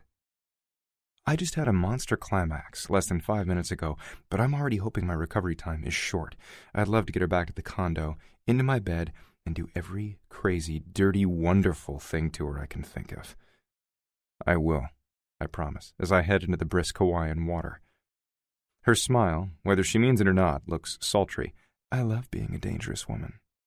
Though she sometimes seems so sweet I could get a cavity, I sense her wild side just under the surface. The male animal in me wants to feel her again, tame her, at least for an hour or two. I take her hand. With the other, she bends to splash me. You want to fight? I challenge. Maybe. She's flirting. I love it. I'm never playful after sex. Most of my partners get their clothes on and leave, which is a relief. Tiffany always showered the smell of sex, of me, off her body before she rolled over and went to sleep. In fairness, as a flight attendant, she often had to be up by 4 to work the 6:30 a.m. flight to Honolulu. Still, it pissed me off. But Keely wants to frolic. I can't think of a better word. She's splashing and giggling and enjoying life. It's contagious. I smile and splatter her with water in return. With a sigh, she falls against me, still grinning, then steals a kiss. She's gone before I can pull her in closer, staring out at the vast ocean again. I sidle up behind her and wrap my arms around her. My lips fall to her shoulder. She's the perfect height for me to press kisses there. She shivers in my arms. If you don't stop making me happy, how are you ever going to get rid of me? Who says I want to? She scoffs. Oh, I know your type. If you're too busy to come home and take advantage of this view, you're too busy for a relationship. It's okay. I get that you want satisfying, not meaningful. A few hours ago, I would have agreed with her. Now I don't know what the hell is going on. An impulsive side of me I would have sworn didn't exist is telling me that I should try to make something of my connection with this girl. Keely is interesting. She holds my attention. She's not into herself, her life, her parties, or her looks. She's into the people around her. She's into living. She makes me look at my life differently. Come to think of it, she's everything I've never had in a woman before. If Britta truly knew this woman, my assistant, would approve. But Griff, the $30 million listing, and the task I need to ask of Keely tomorrow loom. I want to keep her with me longer. But my brother will lose his shit when he meets her. He'll fall all over himself to win her. He'll half-ass the Stowe estate to be with her. Doesn't that sound stupid? But trust me, it's true. And once the Stowe heirs see he's too busy chasing tail to chase leads, they will cut him loose. Then bam, I'm in. It's gold. I'll celebrate. But I'll be celebrating alone. Well, not exactly. I'll have Rob and Britta. They'll make a pretty penny from this deal, too. And I'll find another woman to make me feel good again, right? Now that I know how important personality and a carefree spirit are, I'll look for those qualities. I may surprise you yet, I tell her. Not with the meaningful relationship stuff, although I wonder if there's any chance she'll agree to distract Griff and continue to sleep with me. That sounds bad, I know. I probably shouldn't even consider the possibility. I'm worried about asking, too. I've seen what she can do to a man's nads. It makes me shudder. Really? She turns in my arms and smiles. I think I'd like that. Now, take me back to your place. It's getting cold. Judging from the position of the moon and the incoming tide, midnight is fast approaching. She's small, and the wind begins blowing. Her nipples turn hard, and I have to remind myself her reaction isn't because she wants me again. I'll work on that. I pull another round of gentlemen out of my ass, scoop up her clothes, and hand them over. You got it. She wraps her dress around her damp body. It clings everywhere. I stop in the middle of shaking sand out of my pants to stare. She simply sparkles. Hurry. She curls her arms around herself. I can almost hear her teeth chattering as she shoves her bra in her dress pocket and fetches the bottle of wine. I'm looking around for my damn boxer briefs when sand pelts my back. It sticks to my skin, and I know it's going to be impossible to get every grain off before I have to slip my clothes back on. I whirl around to find Keely holding in a laugh. You threw sand at me? Her eyes dance. Oops, my hand must have slipped. My bad. You're a shitty liar. That makes her laugh more. I raise a brow at her. Don't worry, I'll get you back. Oh, big man with big words. No, big man with big promises. I fumble around in my clothes until I finally find my underwear, then do my best to brush off what sand I can before thrusting them on. I'll look forward to that, she taunts. I finish dressing and we make our way back toward my unit. She tosses the wine bottle in the nearest bin and I grab her hand. It feels automatic. By her own admission, she likes me and doesn't seem to mind that I'm the kind of guy who puts business first. Maybe that will work in my favor tomorrow. When we reach the condo, I direct her to the guest suite, which has a private bath attached to the separate bedroom. Moments later, the water turns on, and after some wrestling, I hear a grateful sigh. I would rather have showered with her, but I have so much sand stuck to my body, I'm not sure I can get clean without getting her dirty again. Okay, that's not the only issue, but also I'm out of condoms in my bathroom. Once we're both showered and in the bedroom, though, yeah. I smile and melt under the spray of water. As I'm stepping out, my phone rings. I look at the clock. 11:52 p.m. It's either an emergency or an international buyer, but either way, there's no question I'll answer. Max and Reed, I wrap the towel around my waist. 20 minutes later, I hang up with the client from London who conveniently forgets about the time difference a lot and leave a quick email for Britta about follow-ups from the conversation. I also tell her I'll be in late tomorrow. I don't say why, but I know talking to Keely about Project Griff isn't likely to be a 5-minute process. Once finished, I pause. I'm not hearing rustling around the rest of the condo. I get the feeling that quiet from her can be dangerous.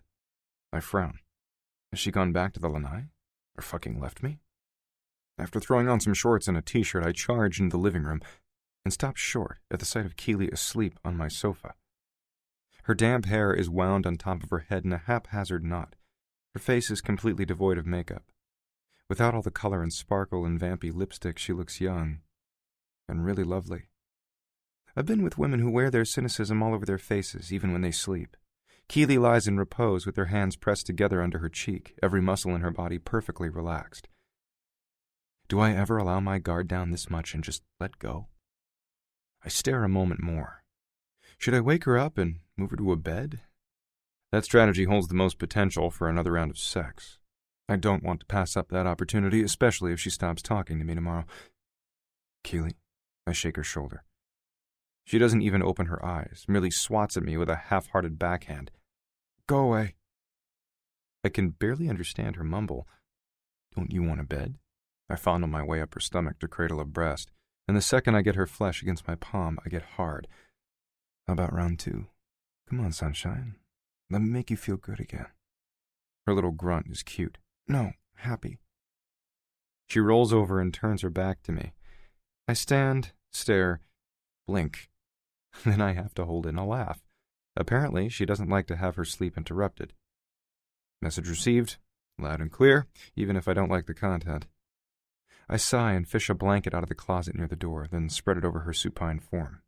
She lets out a contented little sigh. Her rhythmic breathing tells me she's fallen into deep slumber. So, I guess that's it for tonight. I should go to bed and try to grab a few hours of sleep myself. I need to hit tomorrow hard. I have a grift problem to solve, and Keely is the key. I hope she'll be open to remaining lovers, but from everything I learned about her, I don't expect it. And if it's a choice between keeping the woman or crushing my adversary, Griff is going down. Sunlight burns through my lids as I swim to consciousness. It's already after sunrise. Stunned that I've overslept, I can't remember the last time that happened. I open my eyes. The clock in front of me shows 3 glaring red numbers. 9:18? I've normally fielded a dozen calls by now. The damn device starts ringing in earnest at just after 6 most mornings, but a glance at my nightstand tells me my phone isn't there. Gaping, I sit up, raking a hand through my hair. I might have been disoriented a few moments ago, but I'm wide awake now. Good morning, a soft female voice says beside me. I turn to find Keely. The previous evening rushes back to me. So does the task before me today. God, she looks gorgeous. Face freshly scrubbed, hair falling in soft waves around her as she reads my morning paper with a glass of orange mango juice in hand. Morning. When did she get in bed beside me? I hope you don't mind. When I woke up about 3, your bed looked more comfortable than the sofa, and I wanted to be with you. I've been curled up beside her for hours, and I didn't know it? I'm slipping. I wish I had a do-over so I could do her again. At the very least, enjoy that the sheets beside me are warm and smell like her. I've had my fun, though. I hate it, but the time has come to shift focus from pleasure to business, at least for now. Do you know where my phone is? She gives me an uncertain smile. Your text messages started dinging at 10 after 6 this morning. When you didn't move at all, I figured you could use the rest, so I silenced the phone and moved it to the kitchen. She's let me sleep through critical business communications for the last 3 hours. I leap out of bed. This is terrible. Fuck! It's catastrophic. If there's an issue, my chance at the Stowe listing could slip through my fingers and right into Griff's hands so fast. About an hour ago, someone named Britta called and wanted you to know the world hasn't collapsed. The driven realtor in me, who knows I didn't get to number 1 on the island by sleeping the day away, that part of me wants to chew Keely a new one. I don't. She meant well. Still, I can't quite keep my voice softer than a dull roar as I hover over her. You silenced my phone and then answered it? What if it had been a client? Relax, she insists. Jeez, you're so tightly wound. One of the body's most natural healing mechanisms is sleep. You said you hadn't had any in a long time, so when you kept snoozing through the dinging, I thought I was being considerate to let you rest. And I wouldn't have answered except the caller ID popped up as office, and she rang you 3 times in 5 minutes. Is she a colleague? Britta is my assistant. She didn't sound happy that I'm still here. You two have a thing? I shake my head. No, I think of her like a sister. A few years ago, she was involved with... Why am I opening this can of shit? It's not important right now. I need my phone. Keeley gestures to the bedroom door, which leads out to the kitchen. I stomp my way across the hardwoods and pick up the device. 12 texts, 5 missed calls, 2 voicemails, and 17 urgent emails. I groan aloud as I attack everything I missed. Surprisingly, one of the voicemails is from Britta, saying that she's handled most of the emails and half the phone calls. I realize the majority of the texts are follow-ups from the other missed communications. The sky isn't falling.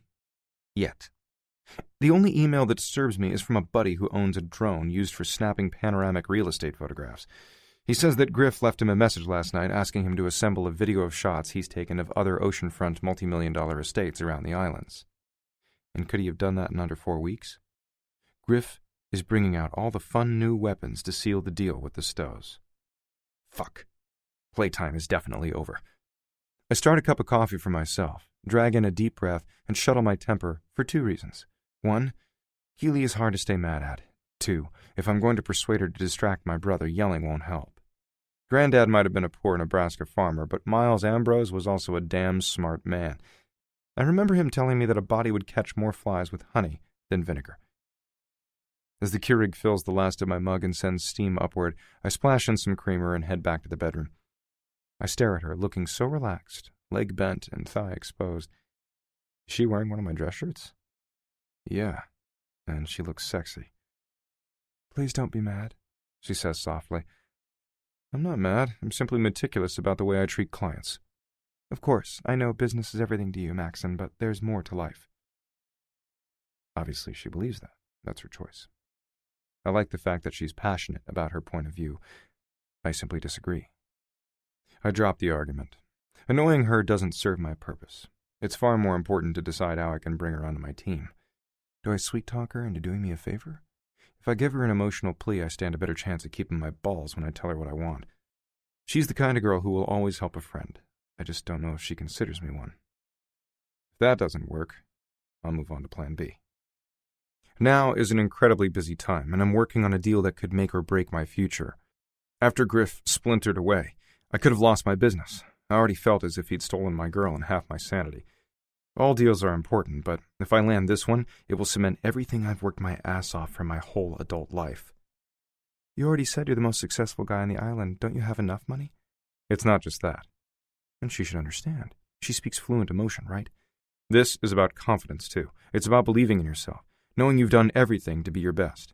When you make moves you really feel are best for the client, the market, and your future, and they're completely rejected by your own brother, someone you loved and you swore would always love you back. I have to take an embracing breath to finish this sentence. Something about being near Keeley dredges up all the hurt I thought I'd shoved down. It's tough to recover. This deal is critical for a lot of reasons. That's admitting way more than I want to. Oh. She sets the paper down. I know I don't have a head for business, but I didn't think of all that, sorry. If she doesn't have a head for business, I wonder what she's studying in college. She must have some plan. What are you majoring in? Hospitality and tourism, with a minor in culinary arts. It's taken me a few years and a lot of dropped classes to figure out what fits me, so I've still got 3 semesters left before I graduate. And probably a mountain of student loan debt. That might give me some leverage, if it comes to that. What will you do with your degree? She hesitates. I have an idea. I'm excited about it, but you'll probably laugh. Why the hell would she believe that? I won't. It won't make sense to you. You'll think it's silly. Try me. She paused. Okay. You should love what you do, right? Be happy and all that. So, I have this dream to incorporate a bunch of the stuff I love by opening a bed and breakfast on the water someday. It would be a paradise for foodies who also like yoga and the outdoors. I want to source as many of the ingredients for my meals as possible from locals. Everything I cook would be healthy but delicious. I'd have yoga in the morning, great outdoor activities like hiking and snorkeling all day, top-notch spa facilities, then guided meditation at night. I can see Keely doing that. If she could get the paperwork, taxes, P&L statements, and all the other stuff she'd consider boring but practical, that would be a fantastic fit. But something about the scenario bugs me. I realize she wants to share her happy life and favorite hobbies with someone, but has seemingly subtracted a steady boyfriend or husband who will cherish her in favor of a revolving door of preppy, earnest millennial guests. Not that I'm volunteering for the role, but I wonder why. I have a feeling this answer is important if I want to understand her. I like it. I sip my coffee. Add some of your live entertainment to the mix and you might be onto something good. She blinks. You think? Yeah. There's a market for resorts like that. Good online promotion could drive word of mouth and you might create a real destination. In fact, this concept may be the most practical idea she's had. I wouldn't go to a place like that. The meditation and the yoga make me roll my eyes. But I can't deny they're both popular activities. Add in a pretty Hawaiian beach along with awesome food and it could be sought after and trendy. A moneymaker. Really? That's a relief, Keely sighs. You're the first person I've ever told. She chose me to bear her dream to? I feel humbled and guilty. I was a bit curious, sure, but mostly I wanted ammunition I might use to convince her to help me sink Griff. That probably makes me sound like a terrible human being. At least I'm honest. I have to press forward. What else can I do? I would be stupid to put a girl I haven't even known 24 hours before the business I've worked a lifetime to build, simply because the sex was fantastic and I like her as a person. Time to put on my big boy britches. I need to compartmentalize my wants into a mental slot below my responsibilities and do my job. How many classes are you taking a semester? A full load? She shakes her head. 1 or 2. It's all I can afford. And time is usually tight since I still have to earn multiple paychecks to keep a roof over my head. So you're a handful of classes short of graduation? 4, yeah, she sighs. So close, but so far away, just like my goal. Even if I get out of school soon, I'll be stuck working for someone else while I build up enough savings to buy a place. Oceanfront won't be cheap, and I'll probably have to do renovations. But I'll figure it all out eventually. She has dreams but lacks capital and knowledge. Now I've got real leverage. Why am I feeling suddenly squeamish about using it? Fuck that. I have to forge ahead or Griff wins. What if we could help each other? How? Do you know someone willing to be an investor? Not someone. Me. I need a favor, and I could help you in return. You have goals and are lacking some resources to meet them, right? Yeah. I'm in the same position, actually. Remember I told you I was working a big deal? I'm actually in competition to list one of the premier estates on the island. I hesitate. After Keely bared her soul to me, this conversation isn't comfortable. Since all's fair in business, I shove the feeling away. I have one competitor. He's good, but I'll do a better job. The heirs of this estate lost their mother and want to be rid of the house quickly. I can get them top dollar. Landing this listing would give them everything they want monetarily during their time of grief while helping cement my recovery from the past. A win for everyone. Where do I come in? I have to tread carefully. The person I'm competing against is Griff. After romancing my ex-girlfriend so shortly after our separation, he walked away from our business and left me in a lurch. I had to start over entirely. I'm still building back. Now he's trying to elbow me out of this critical deal. Well, it's sort of the other way around, but he'll do his best to stab me in the back again. I can't lose. I see why you two don't talk. He doesn't sound like a great guy. Actually, he can be. We were not only brothers, but best friends once. One terrible week changed everything. He's not the same man he used to be. He stopped listening to me, stopped trusting. He turned even more cynical and ruthless than me. I'm sorry. It must have been hard. I don't have siblings, so I don't completely understand, but... After losing Griff as both a business partner and a confidant all at once, I grieved as if he had died. Damn hard, yes. So I was hoping you could help me move on. Would you be willing to lend me a hand to land this deal? I won't be much help, she chuckles at herself. Remember, I've got no head for business. Don't worry. I flash her a smile. I have that part down. Keely shifts in the bed, sips her juice again and pauses. What do you want me to do? I brace myself with another sip of strong brew, then set the mug on my nightstand. This deserves my undivided attention. I know my brother well, both professionally and personally. I know his strengths and weaknesses. I know this isn't the right listing for him, and I know how to ensure he doesn't get it. I clear my throat because it feels incredibly tight. I'm nervous. Damn it, this never happens to me. He's not good with multitasking. If you'd be willing to distract him for a couple of weeks, he'll lose focus and the heirs will choose me as their realtor. She frowns, clearly thinking. I sit back and let her. Rushing her won't help my cause. Suddenly, realization dawns across her face. I'm confused. Do you want this listing, or do you want revenge? I'm not trying to stab him in the back. Much. Just enough for him to feel the sting. I don't wish him actual harm. It's just business. It's survival, in fact. I would compete hard against any other agent who wants the same seller. And that's true. It's just a coincidence that Griff and I are related. The heirs of this estate will absolutely come out on top if I list their property. But I need your help to make that happen. So, this is nothing underhanded? He'd do the same to me. That doesn't make it right. And you didn't answer the question. Tell me what you mean by distracting your brother. I shrug like it's no big deal. Talk. Be friends. Invent a few small problems he can help with. He can't resist a damsel in distress. If you disrupt his focus for a while, I'll give you $100,000 cash the minute I get the listing. Think of the student loans you can pay off, or the down payment for a B&B you can start accruing interest on. That money could solve a lot of your problems. Money isn't everything. Sure. I say the words to humor her, though it's pretty damn important in my book. But this could turn your life around. All you have to do is say yes, and you could be starting your future. What about integrity? 6 figures is a lot of money simply to spend time with your brother. In order to earn this small fortune, do I have to sleep with him too? What are the odds that he won't try to seduce her? Big, fat, 0. I try not to wince. The idea that Griff might put even a finger on Keeley makes me want to punch his teeth down his throat. But I want this listing more than I want anything. Not for the money. Not even for the prestige, but I can't let the chance to beat Griff and return the big fuck you slip past me because I've got a soft spot for this woman I barely know. Hopefully, I can make her see that my business maneuvers have nothing to do with how much I like her. I'd rather you didn't sleep with him, obviously. I had a great time last night. I usually don't have much interest in seeing a woman beyond the morning after, but I want to see you again. That's as honest as I can be.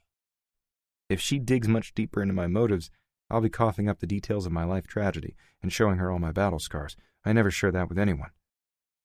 Seriously? She sounds incredulous, but not in a good way. Look, I'm in no way trying to offend you. I would never ask you to sleep with someone else, especially a guy you don't want. Well, that's good to hear, she replies tartly. On the other hand, after one night, I don't have the right to ask you to be exclusive. You don't strike me as a girl who's looking for permanence right now anyway. I'm not, but what if flirting and acting a little helpless isn't getting the job done? What if the only way I can pull his attention from this listing is to drop my dress and climb between his sheets? I shy away from that visual, because if it scrolls across my brain again, I might lose my composure. Damn it, this is unlike me. I try to focus on what to say instead. Normally, I'd mumble some platitude about everyone sacrificing to get what they want in life, but I doubt Keeley would ever give up her scruples to get ahead. The realization makes me feel a little guilty. No, kind of like a shithead. I'm unfamiliar with those feelings. Being with Keeley Kent is exhilarating, but confusing. What you're really saying is that if your brother likes me and I'm motivated to screw him, you won't be thrilled, but it's all for a good cause and you'll pay me handsomely for my efforts, she tisks. You know, having sex with people for money is usually called prostitution, and the people who make the hookups happen are usually called pimps. I didn't think of it that way. Keeley has a point I'd rather not see. If your charm alone isn't stealing his attention, then we'll talk about it. Come up with a strategy. That may include whoring myself, she asserts. You're not denying it.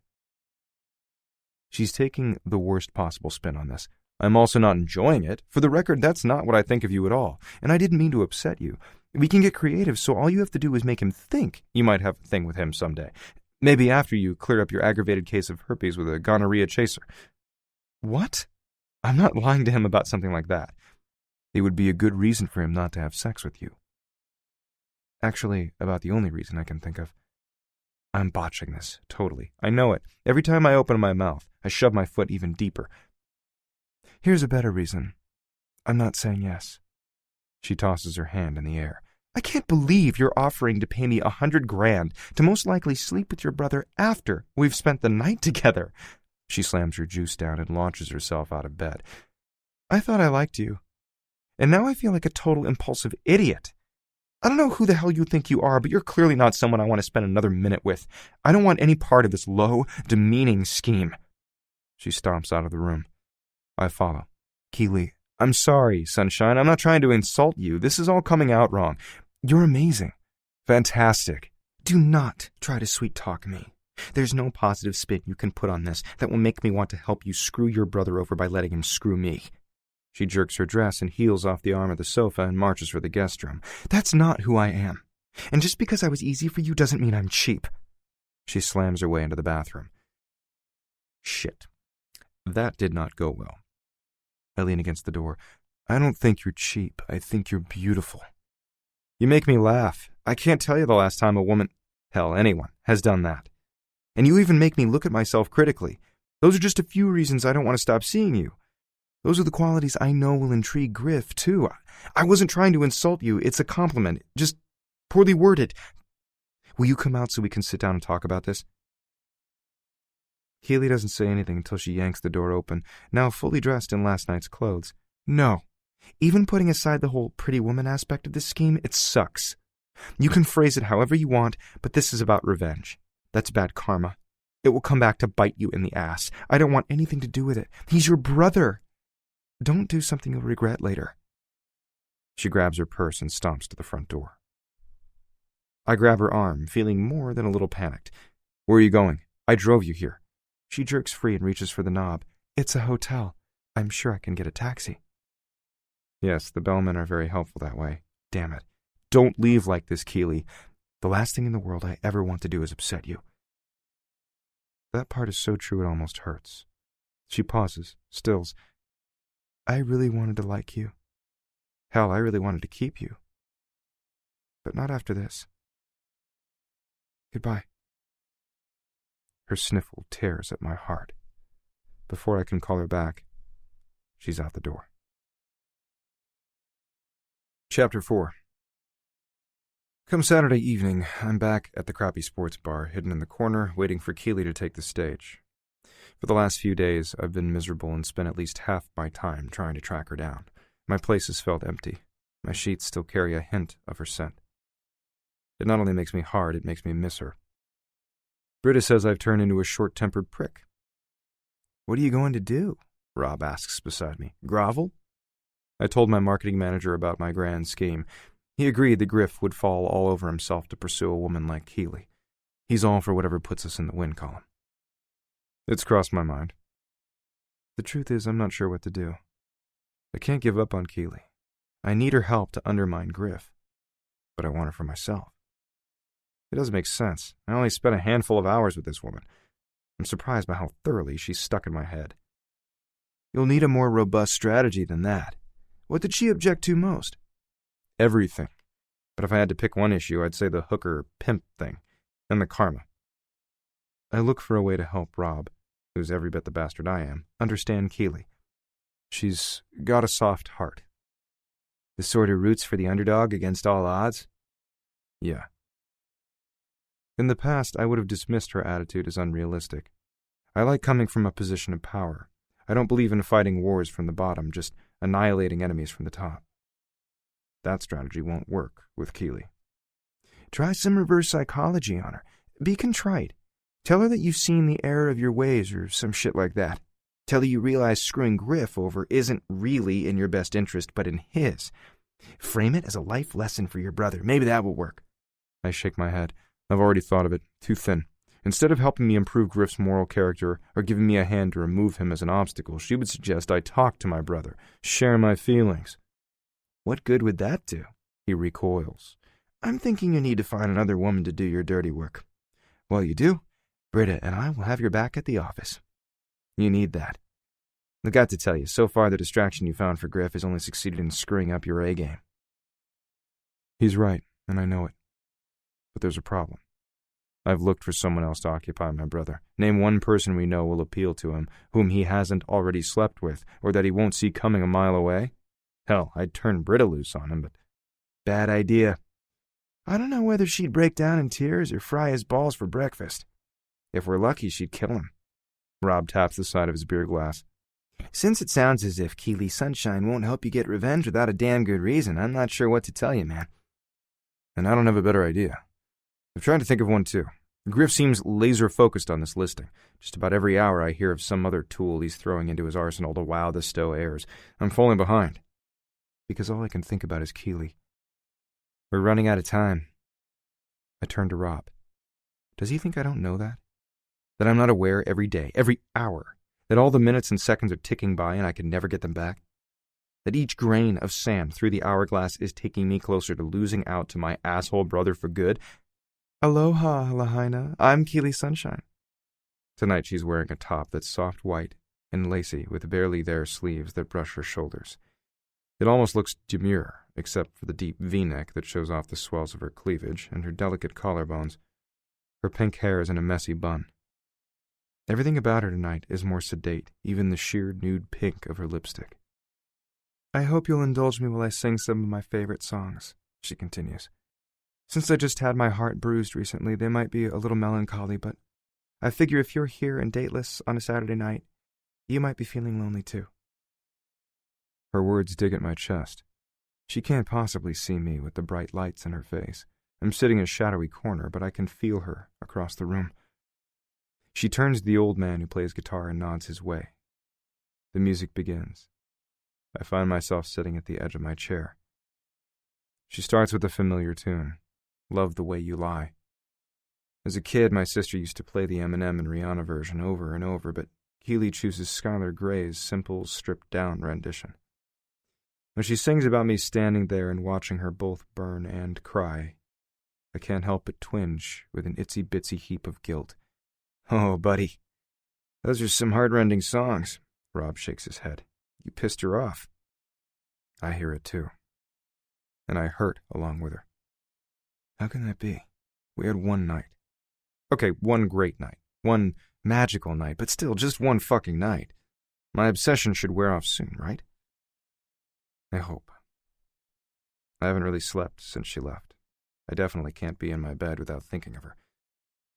At the conclusion of the song, the audience applauds. The ovation is muted because the mood in the room is too. Keely smiles. I can tell it's forced. Thanks. This next song will be familiar to a lot of you. When she breaks out with Fergie's Big Girls Don't Cry, I can't stand it. Her nose is red, her eyes a bit swollen. Contrary to the song, she has been crying. Keely follows that up with Adele's Someone Like You, a goodbye and a kiss-off. Everything logical in my head tells me not to wait around until after the show to see if I can speak to her, maybe get her on board, or get her back to my place so I can touch her again, but logic isn't winning the argument tonight. After a brief break, when she disappears in the back of the joint instead of inviting someone to flirt with her at the bar, she returns for another tear-my-heart-out set, starting with Lady Antebellum's Need You Now. The only thing that's good about it is how beautiful her voice sounds, and the fact that she obviously hasn't forgotten me. I'm sure of that when she shifts her vocals to Avril Lavigne's When You're Gone. The way she grips the mic, the emotion on her face, the pleading note in her voice. Yeah, I'm totally convinced this woman walked away from me because I was a bumbling idiot that morning, but she's not over me. We're nowhere near done. Still, I can't give up on orchestrating Griff's downfall. Where the hell does that leave me? When she completes her final set with Roxette's It Must Have Been Love, the nod to Pretty Woman seals the deal. I have to stay. I have to try again. No fucking clue what I'm going to say. As the audience applauds, she takes her last bow, looking so solemn I want to wrap my arms around her. I don't know if I'll scrape together the right words to ask if she'll come back to me and agree to my plan, but no guts, no glory. Beside me, Rob slaps me on the back. Good luck, man. Don't do anything stupid. I grab his sleeve. What is that?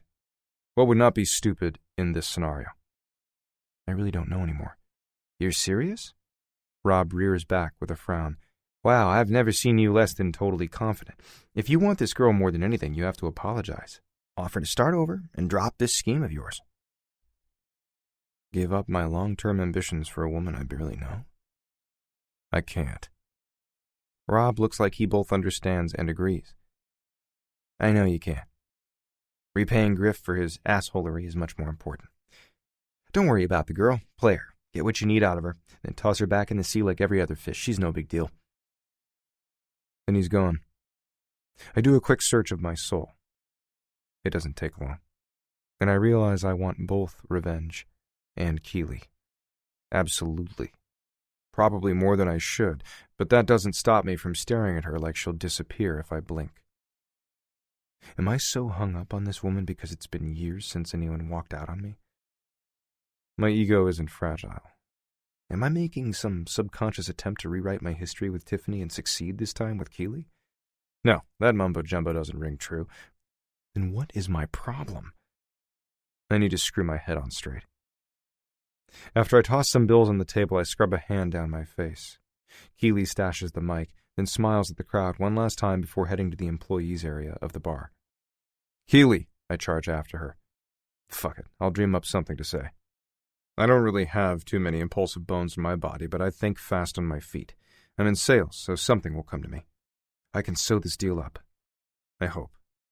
Except, I don't want to sell her right now. I just want to see her. Keely, I call again, louder this time.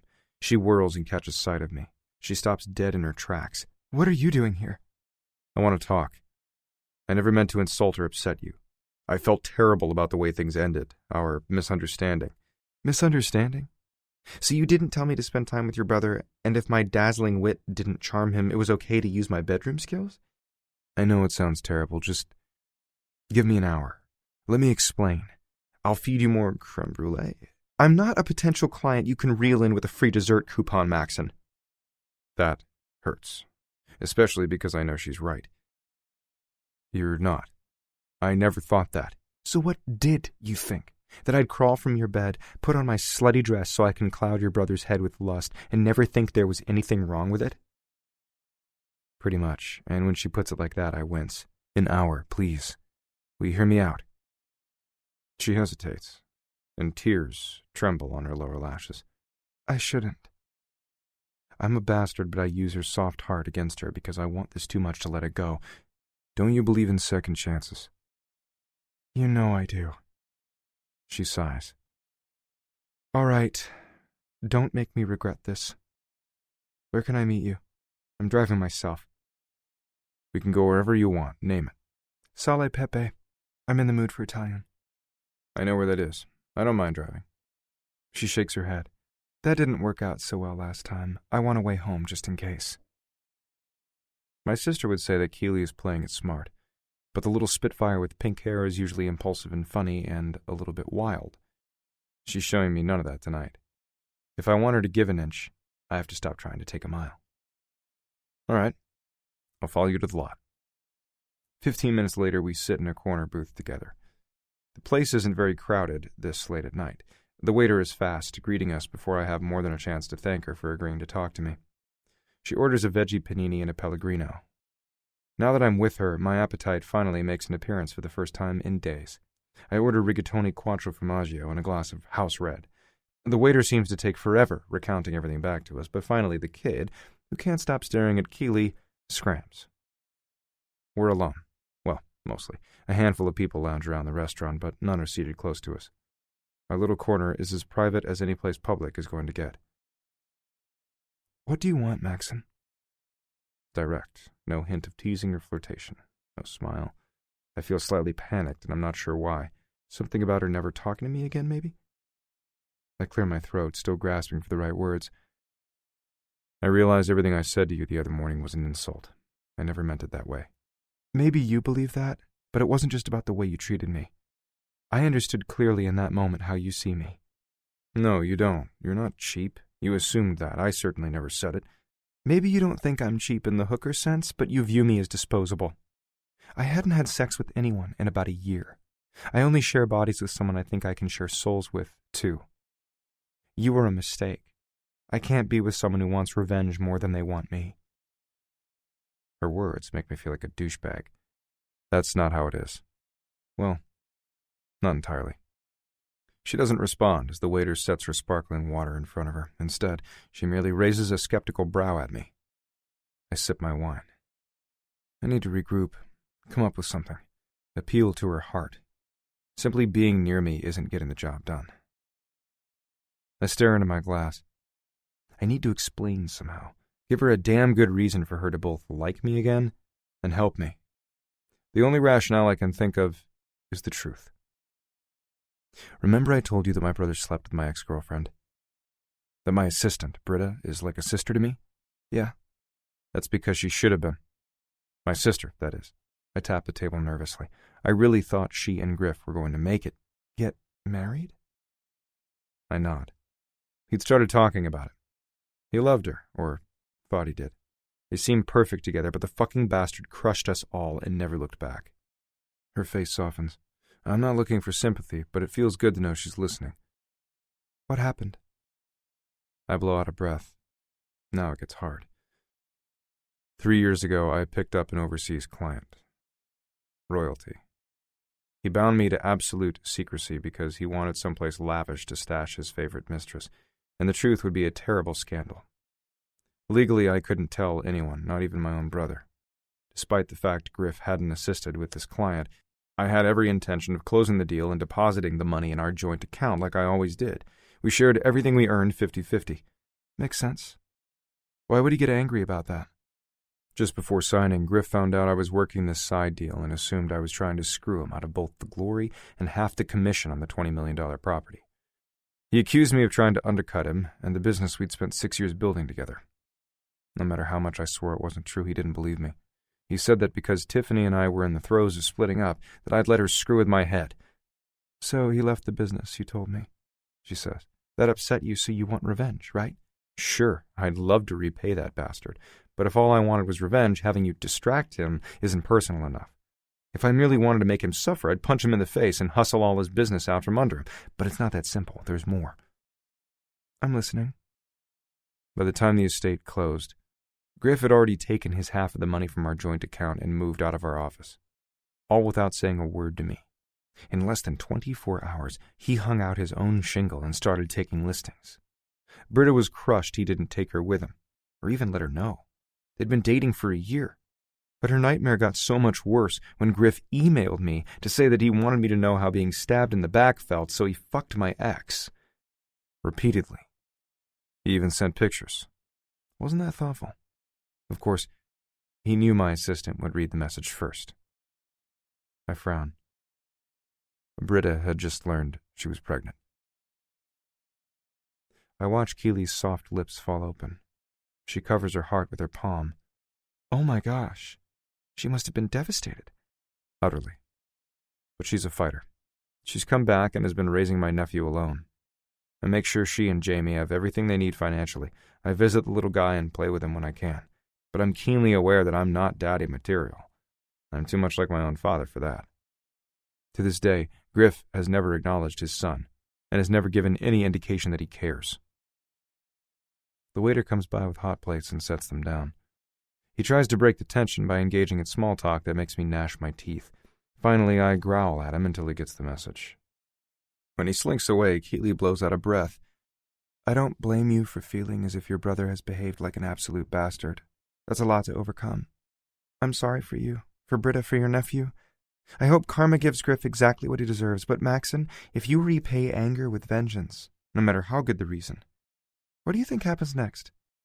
It becomes hate. Hate is awfully hard to come back from. He's your family. This festering fury isn't helping either of you. Maybe you should just call him, clear the air, and... Fuck that. He walked out on me. I realize I yelled at her, and I feel like an asshole. Sorry. I know you're trying to help. If Griff had shown one iota of remorse, if he'd given us any indication that he missed Britta, wanted his son, or gave a damn about his only brother, I might be willing to let this go. Sometimes I miss him, and the closeness we used to share like hell, but he left. He has to be the one to come back. Is pride more important than family? I curl my fingers around the arms of the chair. If I don't, I'm pretty sure I'll hop to my feet like an idiot and say something I'll regret. You have a knack for asking the one question designed to crawl under my skin. No, Maxon, I ask you the question designed to make you think. It's working, and I'm annoyed, though I shut my mouth before I say anything else. She has a point, and I need to consider it. I take a bite of pasta. It's decent. The wine is better, and it's way more likely to improve my temper. He hurt everyone who cared about him, I finally say. I get that, and I grant you that I'm removed from the situation, so I don't exactly understand the betrayal you felt. What am I sure of? If you try to make him feel the hurt you've suffered, you'll be no better. Take the moral high ground. I don't know you well, but I believe your grandfather. You're a man of honor, even if you don't know it yet. She did not just say that. Yes, damn it, she did. It's not that simple. This shit eats at me every day. Stop letting it. I grab my wine glass and lean in, teeth clenched. What would you do to get back at the pot-smoking ex who ran out on you? How far would you... I wouldn't. I refused to give him that much of my energy. But losing the deadbeat dragging me down didn't have the same impact as your brother. I didn't love Tim. And I'd loved Griff. I sigh. I can't just let it go. Then, I'm not sure we have a reason to see each other anymore. She looks sad at that prospect. I feel fucking wiped. Not even to date? Do you really date? You don't make time for the ocean that's literally in your backyard. You're preoccupied with business and one-upmanship. I can't imagine you actually have time for me. When she stands, I feel my guts drop to my toes. I hop to my feet. Don't go, Keely. What about the money I offered you? That's got to mean something. She shakes her head. I would never sacrifice my conscience to line my wallet. Without meaning to, I've insulted her again. I can't say the right thing here. You can. You just don't want to. You're not ready yet. I'd offer to listen if you wanted to purge your feelings or guide you through some meditation meant to reduce anger. I snort. I don't mean to, it just slips out. A sad smile lifts her lips. That's what I thought, so I didn't offer. I want to see you again, Keely. I like you. I swallow. A lot. That's a pretty big admission for me. I can usually say I like a hookup's tits. I might even say I like her laugh or her eyes or whatever. But I feel like I know Keely in a way I probably shouldn't after so little time together. And what I do know, I'm enamored with. Somehow, I really like you too. I wish things could have been different. Her blue eyes fill with regret as she tries to sidle past me for the door. Of their own free will, my fingers wrap around her wrist. Don't walk out on me, too. I can't say precisely why I'm... What's the word I'm looking for? I search my mental thesaurus and can only come up with one. Begging. Sadly, that's accurate. I have a sneaking suspicion my urge to have her near has less to do with repaying Griff and more to do with my desire. I need to go, she murmurs. Give me your number. I'll think about it. With most anyone else, I'd call bullshit. But Keely has never been less than mindful and ethical and wonderful. I hand her a business card. My cell is listed on the front. She takes it without a word. Instead, she kisses my cheek, gives me one last look of regret, and shoulders her way past me and out the door. My head tells me that Griff aside, it's for the best. As Keely pointed out, I don't have time for romance. I don't need someone so sentimental they overlook the practical. The chemistry between us would probably fizzle out in another night or two anyway. So why do I feel as if letting her go might be the biggest mistake of my life? Chapter 5. 3 long days drag by. I feel like I'm standing in slow motion while everyone is running in fast forward around me. Rob and Britta are putting together amazing materials to wow the Stowe heirs. Dazzling marketing videos, brokerage tour concepts, and high-dollar buyer party suggestions. Even a fucking slogan. They are brilliant, thank God. My brain is stuck. I'm going through the motions, wishing I could force myself to get my head in the game. I look at my phone for the umpteenth time today. Not that I expect anything different, but Keely still hasn't called. She's gone. I could track her down, but she has my number. If she wants me to find her, she'd tell me where to look. I feel antsy because I haven't talked to her since the weekend. I even called Gus, the guy who owns the lousy sports bar. He couldn't say if or when Keely would be singing again. When we spoke, he sounded disappointed too. You okay, buddy? Rob asks, briefcase in hand. I glance at the clock. Is it really 6:15? Yeah, have a good one. Will do. He hesitates, then looks over at Britta, still huddled over her desk in the far corner. She all right? Britta grilled me about why Keely was answering my phone the other morning. I couldn't tell Griff's ex that I'd hatched a grand plan to make sure my brother caught a giant case of lust for the woman I put in his path. Britta would see that as a betrayal, whether she wanted to admit it or not. Instead, I told her that Keely and I had been triaging my old family wounds. Not surprisingly, Britta seemed skeptical of a lounge singer in a cheetah dress giving me life coaching. I think. You know Britta. Still touchy sometimes. What about you? Have I been acting weepy or something? Me? Sure. Rob rolls his eyes. Listen, I know I'm the last person who should give you romantic advice. Yeah. My marketing manager is pushing 40 and has never come close to marriage. Until recently, he's always loved them and left them, and somehow convinced them to come back again so he can screw them one last time before casting them off for good. He makes me look like the poster boy for consideration and sensitivity. Ha! Rob rolls his eyes. I'm going to give you advice. Get laid. You've let this chick mess with your head. Move on. Find another pussy you like. He shrugs. It usually works for me. It would be a waste of my breath to point out that he's practically living with Elena, a mortgage broker he met 4 months ago. I don't expect it will take him much longer to realize that in terms of prowling like a bad boy, she's moved him into the former column. I also don't want to admit that I'm one step ahead of him. On Sunday night, I hung out at the hotel bar near my unit and hit the jackpot with the bachelorette party. 8 single ladies, all eager, all looking to make dreamy memories in paradise. Instead of zeroing in on one from the group and sharing a great night with her, I drank a scotch, nodded their way politely, and left alone. Thanks, I say, despite knowing he's full of hot air. Have a good one, man. Night, Britta, Rob calls. With that, he leaves. My assistant stands and stretches, glancing at the time on her computer. Oh, it's later than I thought. I need to go get Jamie. You going to be okay here? Yeah. Do you need my help with anything? No. I think we'll just have soup and watch a few cartoons before bed. You're welcome to join us for dinner. He likes when Uncle Maxon drops by. It's been a while since I've seen the little guy, and I'll bet he's grown. I'm certainly not accomplishing much here. I open my mouth to say I'd love to. I'll even bring dinner, but the door to the suite opens. My heart fucking stops when Keely walks in. Then it begins to chug triple time. Damn, she looks good dressed in a black tank top, sexy cut-off shorts, and a pair of blingy flip-flops. Her pale skin stands out amidst all the Hawaiian tans. She looks like a pearl, all luminous and gorgeous. It's no surprise I want her. Then again, I probably would have drooled even if she'd been wearing a sack. Hi. She gives me an uncertain smile. Can I talk to you? Does she really think there's any way I'm going to say no? Of course. She glances at my assistant, hand outstretched. You must be Britta. I'm Keely. I'm floored when my dependable, always friendly assistant fills her hands with work-related stuff and sniffs Keely's way. I gathered. Stop messing with his head. He refused to track you down so he could set you straight about my ex because he's a good guy. But I have no such qualms. Griff ripped us both apart.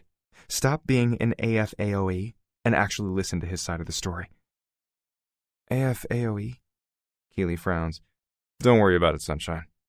I give Keely a gentle push toward my office. Britta is just tired, cranky. Don't you have PMS, too? My assistant utterly ignores my heavy-handed hint to shut up. It means a fucking authority on everything. That's how you're behaving.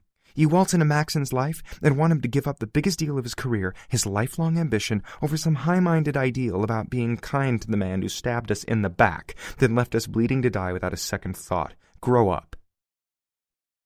The room is utterly silent as she slams out the door. I have to close my eyes and shake my head. Could this visit start off any more awkwardly? Sorry about that. I show Keely to a chair in my office, then loop around the desk to sit. Damn, she's a sight for sore eyes. Coffee? No thanks.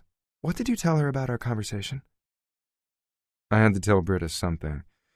I couldn't think of another quick excuse to explain my moping and lack of focus. Besides, we don't keep many secrets from each other. I told you a bit about her life to help you understand my situation with Griff. Since I divulged some of her painful past, I felt as if she deserved to know a little about our conversation, and I need to stop digging myself a verbal hole and shut up. I told her the advice you'd given me. Clearly she didn't agree. Keely presses her lips into a grim line, then sighs. Britta isn't the reason I've come. Can we talk? Of course, I was hoping to hear from you. Understatement of the century. I've given a lot of thought to your request over the past few days. To my request, not to me. This isn't exactly what I want to hear. Still, my palms get sweaty. My cock stands straight up. It's all I can do not to drag her into my lap to see if I can work off those Daisy Dukes and get her in a compromising position. Maybe with her legs straddling my chair and her bobbing on my cock? I'm listening. Or I'm trying. My eager dick is making it really tough to hear.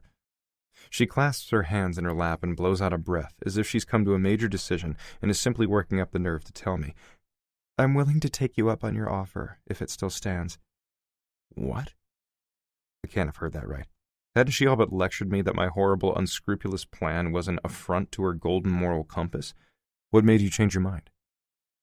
While it would be most logical, everything inside me hopes she's not merely here for the money. A lot of meditation. I'm a big believer that things happen for a reason. When we first met, I admit I hoped you were the soulmate I meant to share my life with. But clearly that's not the case, so I asked myself why our paths crossed. The only answer that made sense is that I meant to help you see you're a bigger man than this. Call it whatever you want. Scheme. Maybe I'm supposed to show you that your plan won't work, and that you should just talk to your brother. I stare at her, trying to absorb everything she said, but it's like pops and buzzers. Nothing makes much sense. So, after listening to terrible music and closing your eyes to focus on your breathing, you came to the conclusion your soul wasn't born for mine. I scoff. Who dreams this shit up? And that your cosmic purpose is to make me hate my backstabbing brother less? She shakes her head. I can tell that despite herself, she's amused. That's not exactly how I would characterize it. What I meant was, I think my purpose in your life is to help you resolve the issues with your brother. Before I can do something stupid, like question her sanity, because she obviously really believes this, I plaster on a smile. So, what's my purpose in your life? Keely won't have a comeback for this. Watch. She's obviously thought about what she knows, what I don't, and all the reasons I'm a dumbass, or... Is this about the money? You want me to finance your future? The cynic in me is sure of that, but the rest would rather not hear that I'm right. Of course not. I told you I wouldn't accept the money. I meant it. She shrugs. I think I meant to expand my understanding of business so I can succeed with my B&B in the future. She raises a brow at me. Then again, maybe you're in my life merely to teach me patience. I can't tell if she's kidding until she sticks her little pink tongue out at me. I don't want to, but I find myself laughing. Maybe. So you're actually agreeing to help me distract Griff? She nods but holds up a finger. With conditions. Of course. I sit back in my chair and cross my arms over my chest. If she's ever negotiated a deal in her life, I'll be shocked. I, however, have been doing this for damn near a decade. Lay them on me. I'm not sleeping with Griff for you, not even if I'm failing. I'll be friends. I'll flirt. I'll lead him on even. But I won't go to bed with your brother unless it's something I want. I'm good with that. I intend to make sure Keely never wants to sleep with my brother, ever. I don't think I could stand it. Agreed. Good. She nods, as if that little win has given her the courage to give me her next condition. At a time and place of my choosing, you and your brother will sit down, face to face, and have a conversation of no less than 1 hour. I lean in, brace my arms on the desk, and I laugh. How are you going to make him agree to that, sunshine? Griff hasn't talked to anyone from his former life, except Harlow, in 3 years. There's no way you'll force him into the same room with me. If I can't, that's on me, she shrugs. But if I'm able to persuade him to listen to reason, you have to sit down and talk. Agreed? It'll never happen. Sure. Great. Well, I'm doing your dirty work. You'll be mentoring me on how I can succeed with my business plan. You'll teach me how to buy the property, how to find reputable contractors, how to advertise on the internet, and whatever else I need to know. We'll be exchanging services. As such, we should mutually agree that we're working together so we won't be sleeping together. She's better at negotiating than I thought, but I only have one answer to that. No. No to what? You won't help me? I'll teach you anything you want to know, Sunshine. I'll write up your bid, I'll hand-walk your paperwork, I'll do whatever I can to help you open the inn of your dreams. I will never agree to not having sex with you. Keeley frowns at me. I see her reddish-brown brows draw together and a little vertical line work in between. Fine, because I won't agree to have sex with you. So unless you're going to force me... I sit back, cursing under my breath. I won't, and she's probably 99% sure of that, so she'll take the tiny gamble. Tell you what? I won't stop trying to seduce you. Of course, you're always free to say no. I'll never push you to do something you don't want, but I won't give up trying to get you back into bed. Why? Because you like an easy lay? Damn it, that is not how I see you. I won't stop because I want you. Whatever. Don't touch me when I haven't consented, and we'll be just fine. All right. It will be my mission in life to make her burn for me. In fact, I wonder if I can bend her in the next 24 hours. How can I stack the deck in my favor? Then I realize I have an ace up my sleeve. Learning to distract Griff is a full-time job. If you're going to do that, you need to give up everything but school. Then I can't afford my rent. Are you going to pay it? No, you're going to move in with me. I've got a spare room. I can't break my lease. I smile. You can't, but I can. It's been a while since I've looked through a lease for a loophole, but I'm sure I can find one. I scoot closer, move in for the kill. Think of this as a money-saving opportunity. Free rent, free food, free clothes, free business advice. Keeley hesitates. For how long? A month. That covers the 3 weeks before the Stowe heirs lift their nose from their business, plus another one to make sure the job is good and done. After that, I'll help you find a place and negotiate a better rental agreement if you want. You're going to come out ahead. You're only offering me this option because you want to have sex with me again. I choose my words carefully. And because I want to divert my brother's attention away from this mega listing. Until today, those two desires have been mutually exclusive. You're giving me a way to have my cake and eat it too. I'm merely agreeing. I don't want to live with you, even in a separate bedroom. I could tell her that's the deal. Take it or leave it. The words are on the tip of my tongue, but I swallow them. The ocean in your backyard every day. Meditating to the sound of the waves. I'll even clear a space on the lanai for your yoga. She bites her lip. I've tempted her. I tamp down a smile. That's ruthless. That's what I'm good at, yes or no? Her lids slide shut. Her blue eyes are so readable, so being closed off from her is a disadvantage. But if I had to guess, she's really considering my proposal. I have a couple of events scheduled I can't miss. I have 2 tests next week. I have to study. Not a problem. I have to work. You'll prep for your exams while I'm chained to my desk. When I come home, you're mine. I'm really hoping we spend most of our time horizontal. Since you work a lot, that should be fine. I also committed to teach a yoga class at a senior center near my place every Sunday at 9 a.m. It only takes an hour. That's $100 I could use. I'll pay for your time. I can't let them down. I've been doing this for months. They really look forward to it. So do I. What kind of curmudgeon would I be if I took exercising and socializing away from some old folks? I'm an asshole, but not that much of an asshole. All right, an hour once a week. Next Wednesday night, I'm supposed to see my friend Cammie. She's a hairdresser. We trade out. She does my hair, and I help her with guided meditation. I shake my head. You won't be needing her, so she'll have to find someone else to guide her thoughts into nothingness. But my roots, she points to the top of her head. My hair doesn't grow in pink, you know.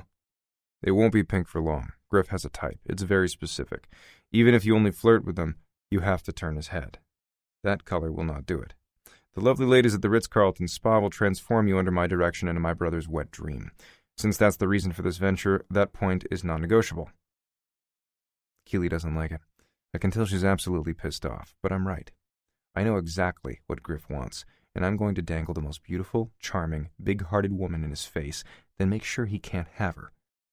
Screwing Griff out of the Stowe deal will be sweet. But screwing him out of the woman he's dying to have will be every bit as delicious. And if I can be screwing her myself, that will be the sublime cherry on top. You're paying to put my hair back exactly the way I'm wearing it now at the end of a month. Done. I like it pink, actually. It's darker than an Easter egg, lighter than a raspberry. It suits her. If we haven't boinked our brains out and gotten tired of one another after 4 weeks, then I'm good with this style. Hell, as much as I want her now, I'm not sure I'd care if she went bald. One more thing. I called Gus this morning. He's doing some remodeling at the bar, expanding the stage. He says the gigs have gone over well. He'd like to have me back on the 19th next month. 2 days before the end of our bargain. I weigh carefully my mission versus how much I enjoy hearing her sing. I'll compromise with you. A week prior, we'll look at our progress. If I think it's sufficient, you can go. If not, you cancel. That gives him a week to find a replacement. You're pushing me, she warns. Look, in different ways, we each hold parts of the other's future in our hands. You're helping me with now, and I'll teach you how to succeed later. I've given where I know I can, but I want evenings dedicated to me, to us. We have a lot to accomplish and not much time to do it. I drive a hard bargain because that's who I am. For the next month, I think you should worry more about keeping me happy and worry less about Gus. If, to your point, you won't be making your living off your vocal cords, all you'll have at that crappy sports bar is a good time. And sunshine, I'll give you a better one.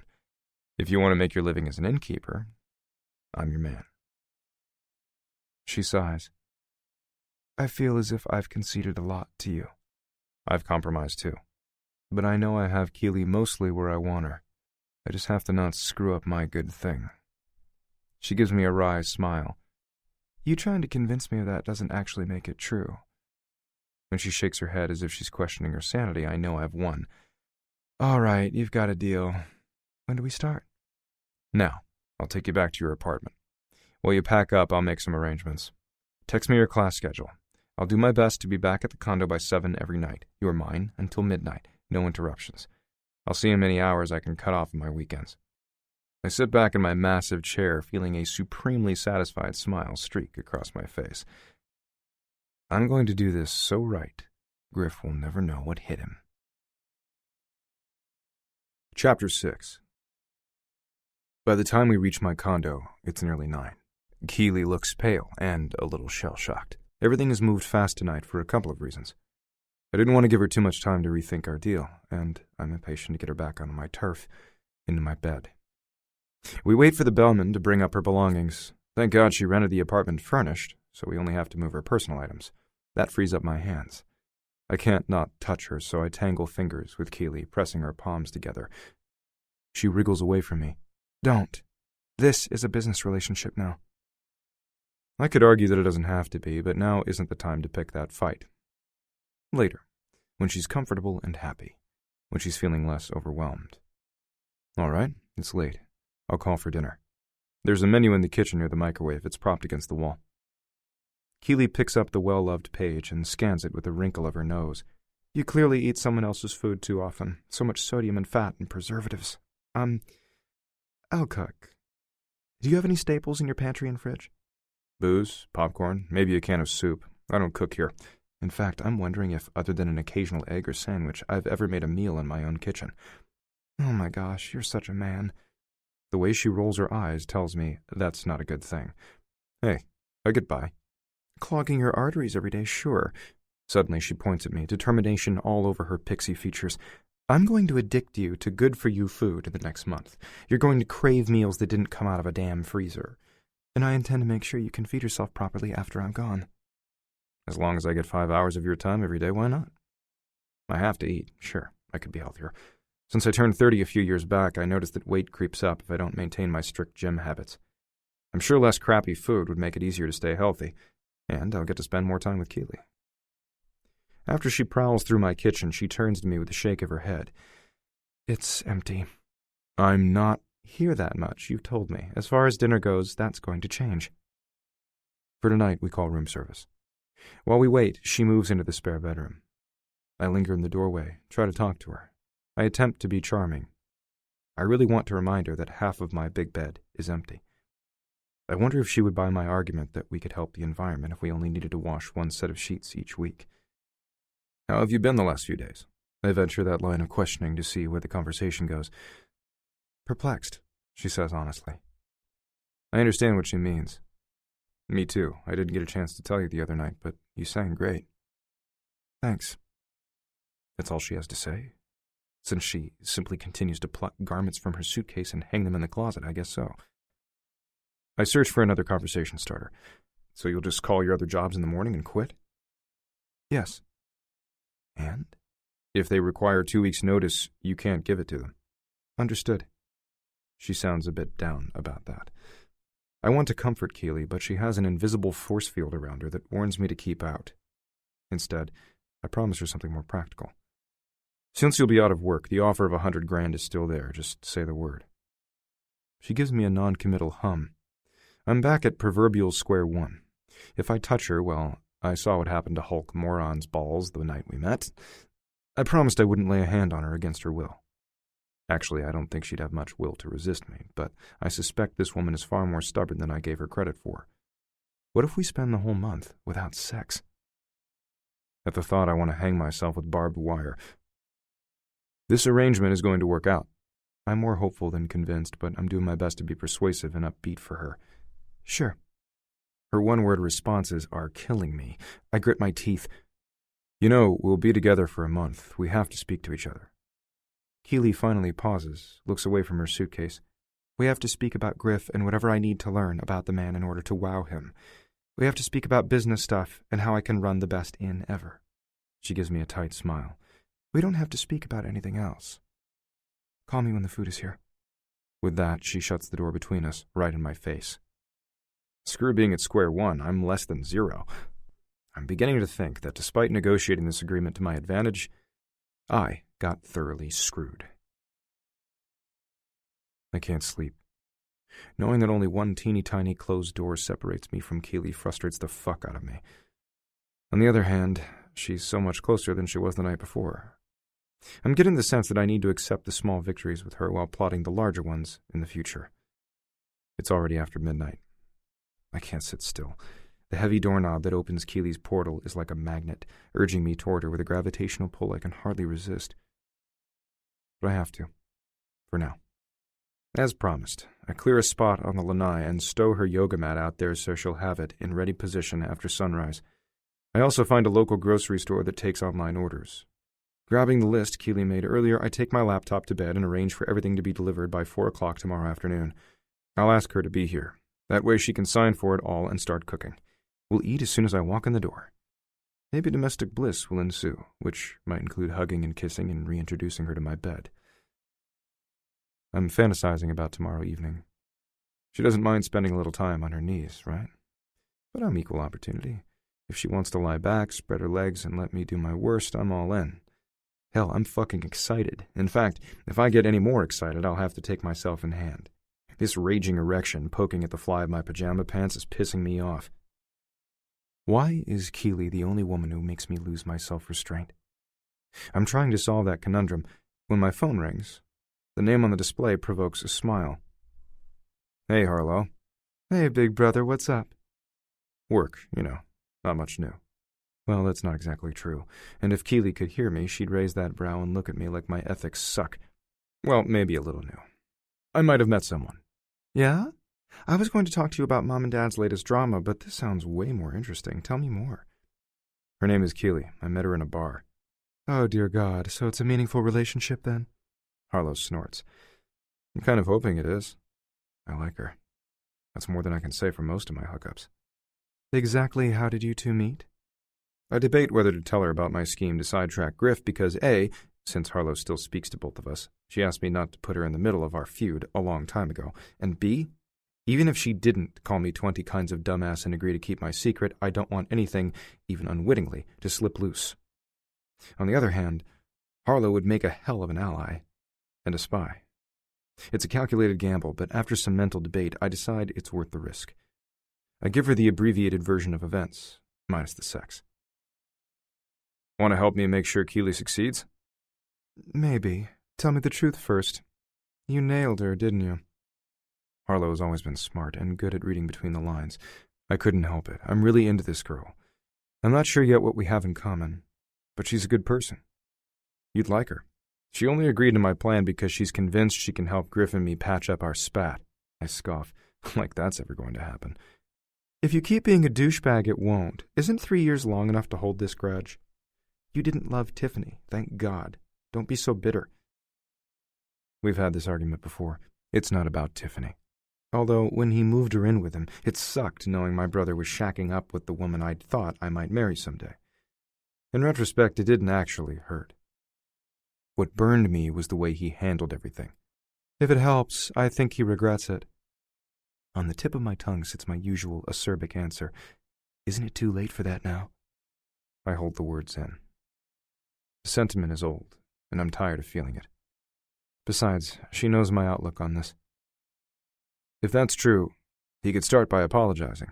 You could help him along by not trying to dangle a woman in his face designed solely to trip him up. You know he gets terribly distracted. I do. His business almost didn't make it the first 4 months because he was too wrapped up in Tiffany to pay attention to much else. I heard a rumor that he'd planned a surprise getaway for 2 to Bora Bora. When he came back home to pack a suitcase, he instead found some other guy packing his cock into Tiff's pussy. Can't say I was surprised. She cheated on me, too. It's why we broke up. He's getting what he deserves, I argue. Maxon, stop. I know he hurt you.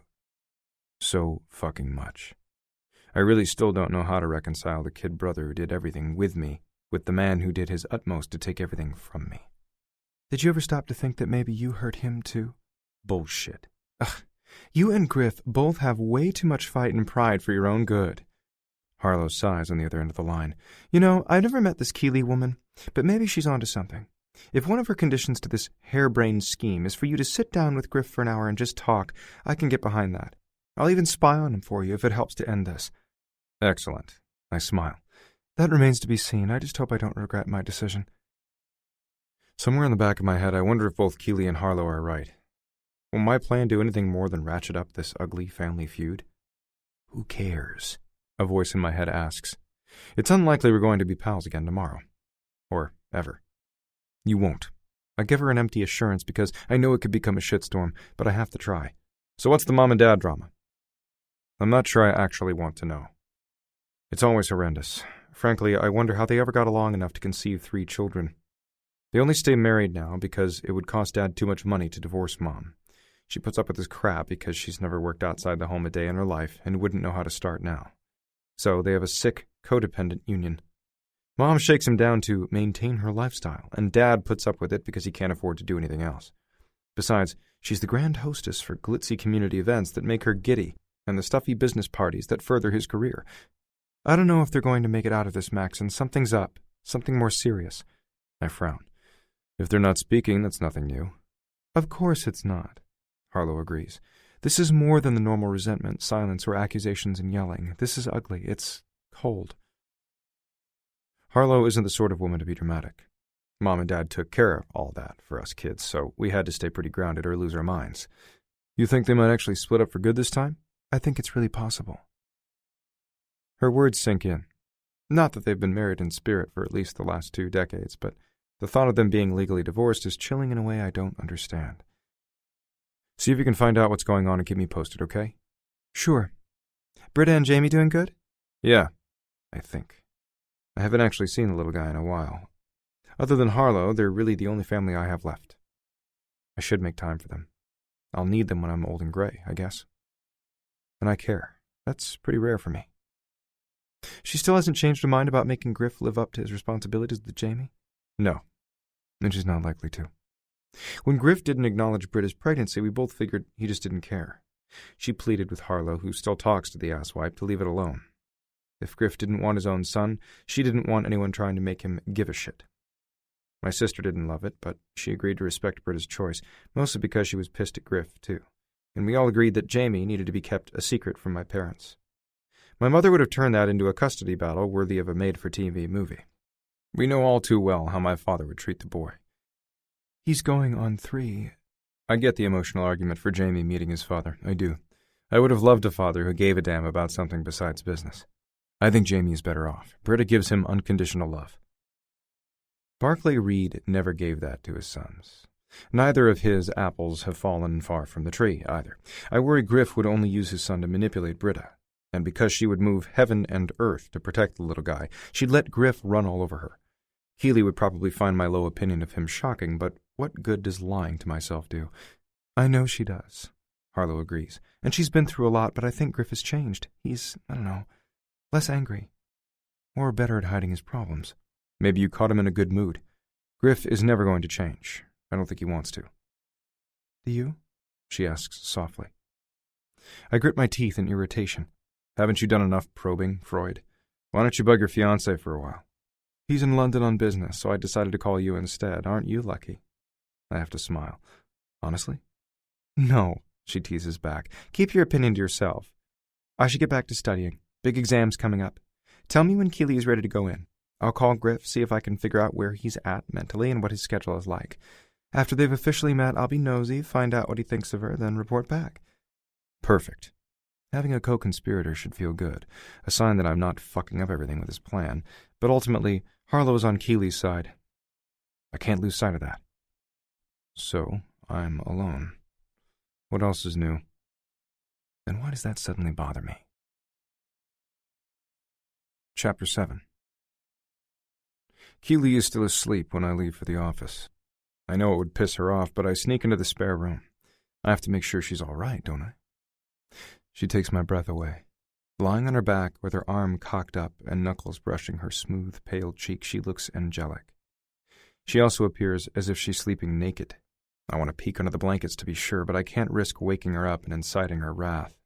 I'm smart enough to pick my battles. Still, I don't see any sleeves or spaghetti straps. If she's in the buff, maybe that's a silent sex invite.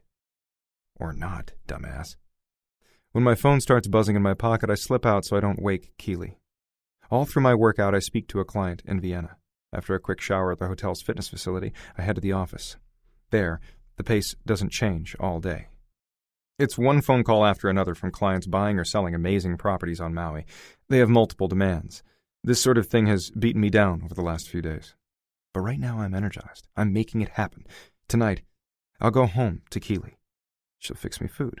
Hopefully we'll talk, preferably in more than monosyllables, then who knows? I smile. An afternoon slips toward quitting time.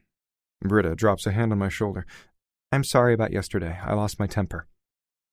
It's unlike her, so I know Keeley's ideas about healing the rift between me and my brother upset Britta on some level, probably the one where she'd be forced to see Griff and maybe share their son if we mend fences. Don't apologize. You have a right to your thoughts and feelings, and she has a right to hers. Britta looks down, peeling a bit of old turquoise polish from her thumbnail. I think I was a bit jealous, too. If Griff meets Keeley, even to negotiate peace, I'm sure he'll be attracted to her. Britta sees that, too. Nice validation of my plan. Not so nice reality for my assistant's feelings. She knows precisely what kind of woman attracts Griff, since she's paid attention to the wide swath of females my bonehead brother has dated since their split. That tears her up, probably more than usual, because she couldn't really date in the same way. She gave birth to a much bigger responsibility that doesn't allow for random sating of her sex drive. I'm glad for her that she has a seemingly steady someone now, even if it still seems weird to see her with someone else. Hey, why don't you take off early? Go spend more time with your little man. Jamie would like that. I can't. He had a field trip today. They won't be back at daycare until 5. Do you miss him? Jamie? Every day, but... Griff. Britta falls dead silent. She presses her lips together. A furrow takes up residence between her brows. She's not the same woman she used to be. Before everything went to hell, Griff and I decided that Britta would become my assistant, so the two of them didn't keep mixing business with pleasure. He hired an empty nester looking for something to occupy her time since the last of her kids had gone to college. Sheila still works for him, I hear, but 3 years ago, Britta always wore bright colors and a smile every day, along with heels and short skirts and a cocky attitude. Today, she's got on a navy pencil skirt that almost covers her knees, a plain white starched blouse, and a beige cardigan that does nothing to liven her up. She's scraped her blonde hair into a tight bun. If she wore makeup this morning, it's gone now. Britta dresses like a librarian. She acts like an old maid. She looks as if she has the weight of the world on her shoulders. No, she answers hesitantly. I don't miss him. She sounds as if she's trying to convince herself. Be honest. We haven't talked about this in well over 2 years. At first, when the anger was still fresh for us both, we ranted and railed and trashed her apartment together. We grieved. We grew close. I wonder why I've never wanted to have sex with her. Under her current frump garb, she really is gorgeous. I guess in my head she always belonged to Griff.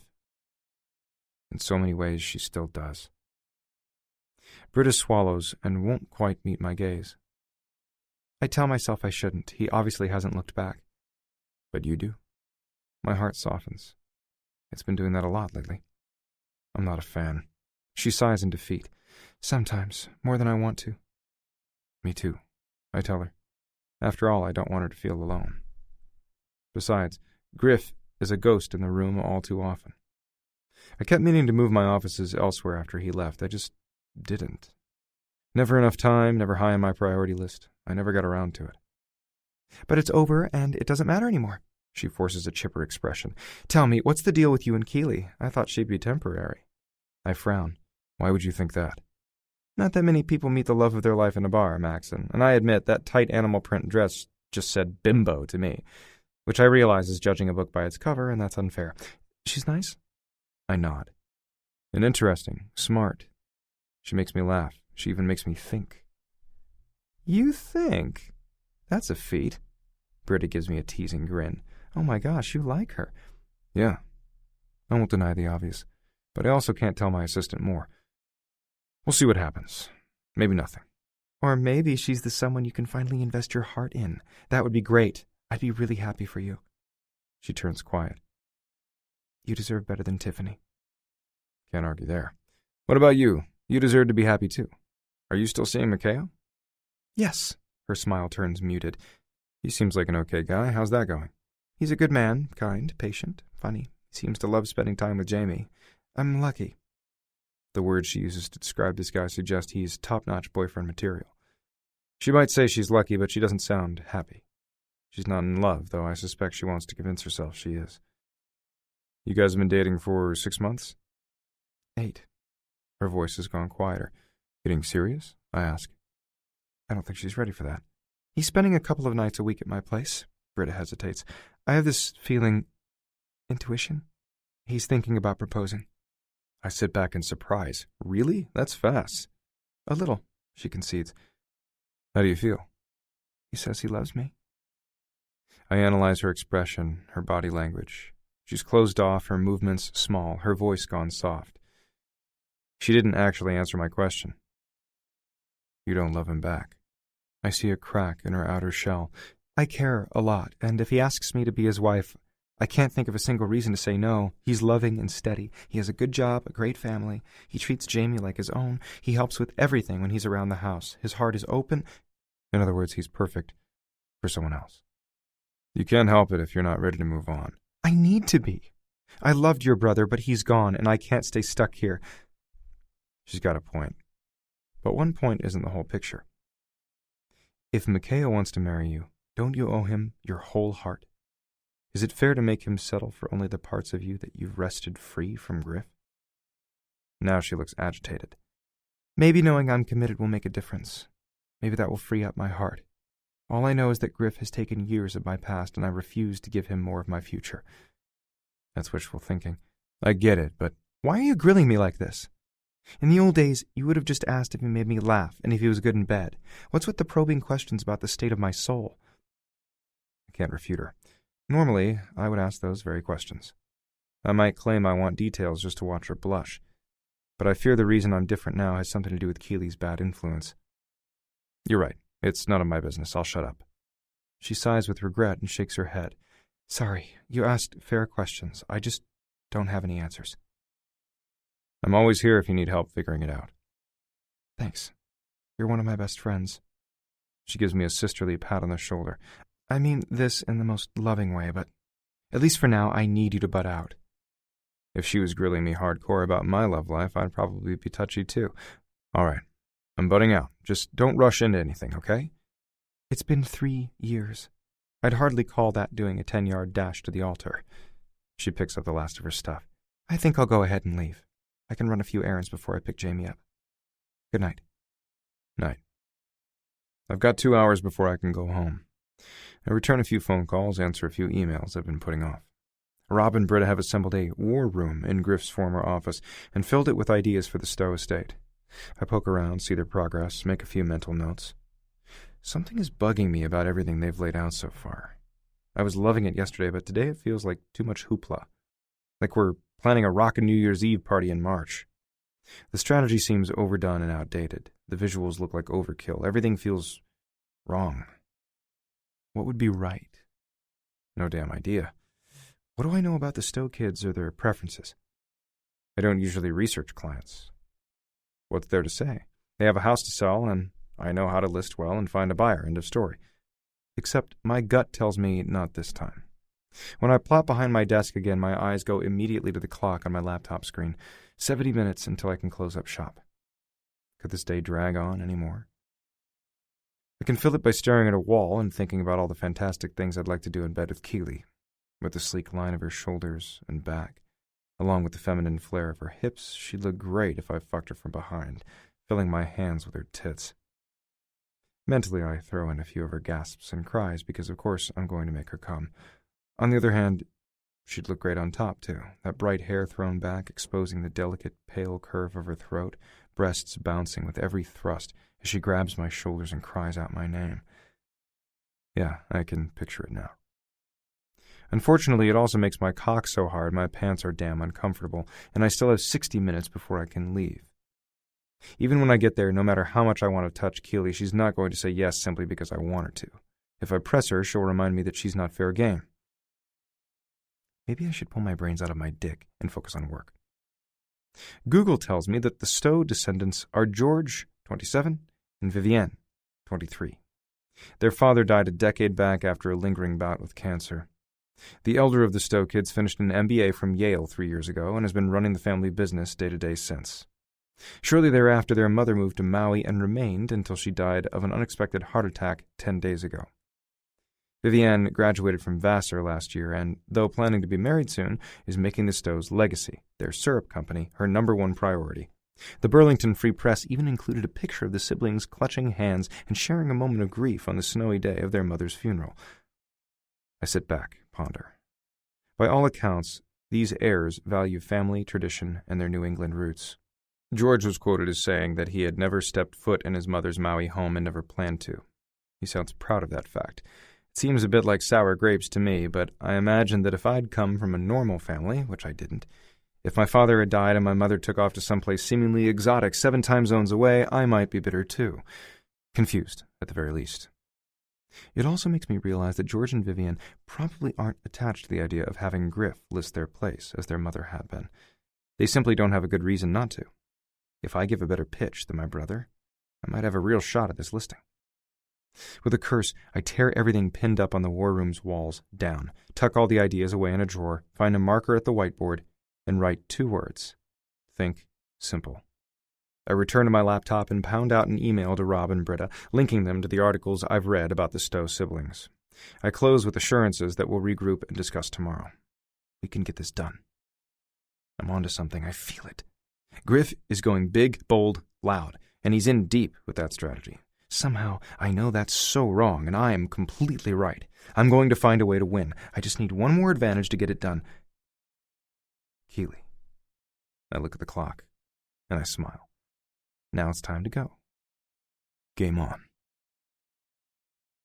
When I enter the condo, I find all the doors and windows open. Ocean salt mixes in the air with ginger and sizzling sesame oil that smells like one of my favorite restaurants. Keely is cooking. More than my stomach jumps with excitement. Hi. I set my keys and laptop on the bar and peer at her behind the stove. What are you making? And what are you wearing under that little sundress? She turns with a distracted glance. Asian. I peer closer. I had a walk? No. She huffs out a breath that says she doesn't want to speak to me but knows she has to. When I finished school, I came back here to start homework. The groceries arrived on time, but you have almost no pots, pans, utensils. How did you think I would cook the food? That might be a fair question. I had, a couple of saucepans, didn't I? A skillet, a cookie sheet, and some other stuff. She rolls her eyes. And how long have you lived here? Never mind, I already know your excuse. You're not home much. Right. So the walk came from where? Did you have one in your boxes? No, I used my homework time to run to the Target in Kahului to buy a few things I'll need if we're going to eat reasonably in this place for the next month. She reaches into her pocket, pulls out a strip of paper and slaps it on the bar. Here's the receipt. I glance at it. She managed to fill my kitchen with stuff for less than $150. Frugal. I would have ordered a bunch of crap from Williams-Sonoma and paid the exorbitant shipping fee for the convenience. But the fact that she stopped what she was doing to take care of me... Well, probably not all for me. She's feeding herself, too, but she's including me, so that counts. And it smells spectacular. I'll give you cash, I promise her. I didn't consider that my kitchen wouldn't be stocked, sorry. She softens and shrugs. I know, but you're on dish patrol. I'll finish my homework then so we can get started on whatever. Sure. Thanks for laying out my yoga mat, by the way. I really enjoyed my morning workout. What time did you leave? 6:30, the usual. You put in a 12-hour day? She frowns like she's worried. Does that mean she cares a little? 11. I worked out first. Actually, I cut today a little short, but coming home to these smells makes it worthwhile. What's in there? I try to peer across the space between us and into the walk. Not telling. You have to try it first and let me know whether you like it. I set some placemats and silverware out on the lanai, and some wine. This will be ready in 2. Go change. You're bossy. You need it. She tosses back without missing a beat. I laugh, relieved that she's given me more than clipped one-word answers today. After a quick change into shorts, I come out of my bedroom to find her carrying 2 plates outside. The evening is warm, pleasant. Sunset beckons over the glittering blue water, filling the sky with shades of pink, orange, and yellow. I pour wine as the sultry breeze grazes my skin. It's nice out here. Why didn't I ever spend time outside before? I can't really remember a reason, just busy. But I'll change that to savor every moment I can with Keely. She sits beside me, staring out at the water and sipping her wine. Good day? Interesting. Britta sends her apologies for yelling at you. She's got a lot going on. Vaguely, I worry about whether Mikhail will propose to Britta and how she might answer. The idea of my parents divorcing niggles at me, too. But I can't borrow any more trouble now. I need to focus on prepping Keely to become the distraction Griff can't afford, while figuring out how to bend her no-sex rule a lot. I might be making some progress on the big deal I was telling you about. Yeah? I shovel the first bite into my mouth.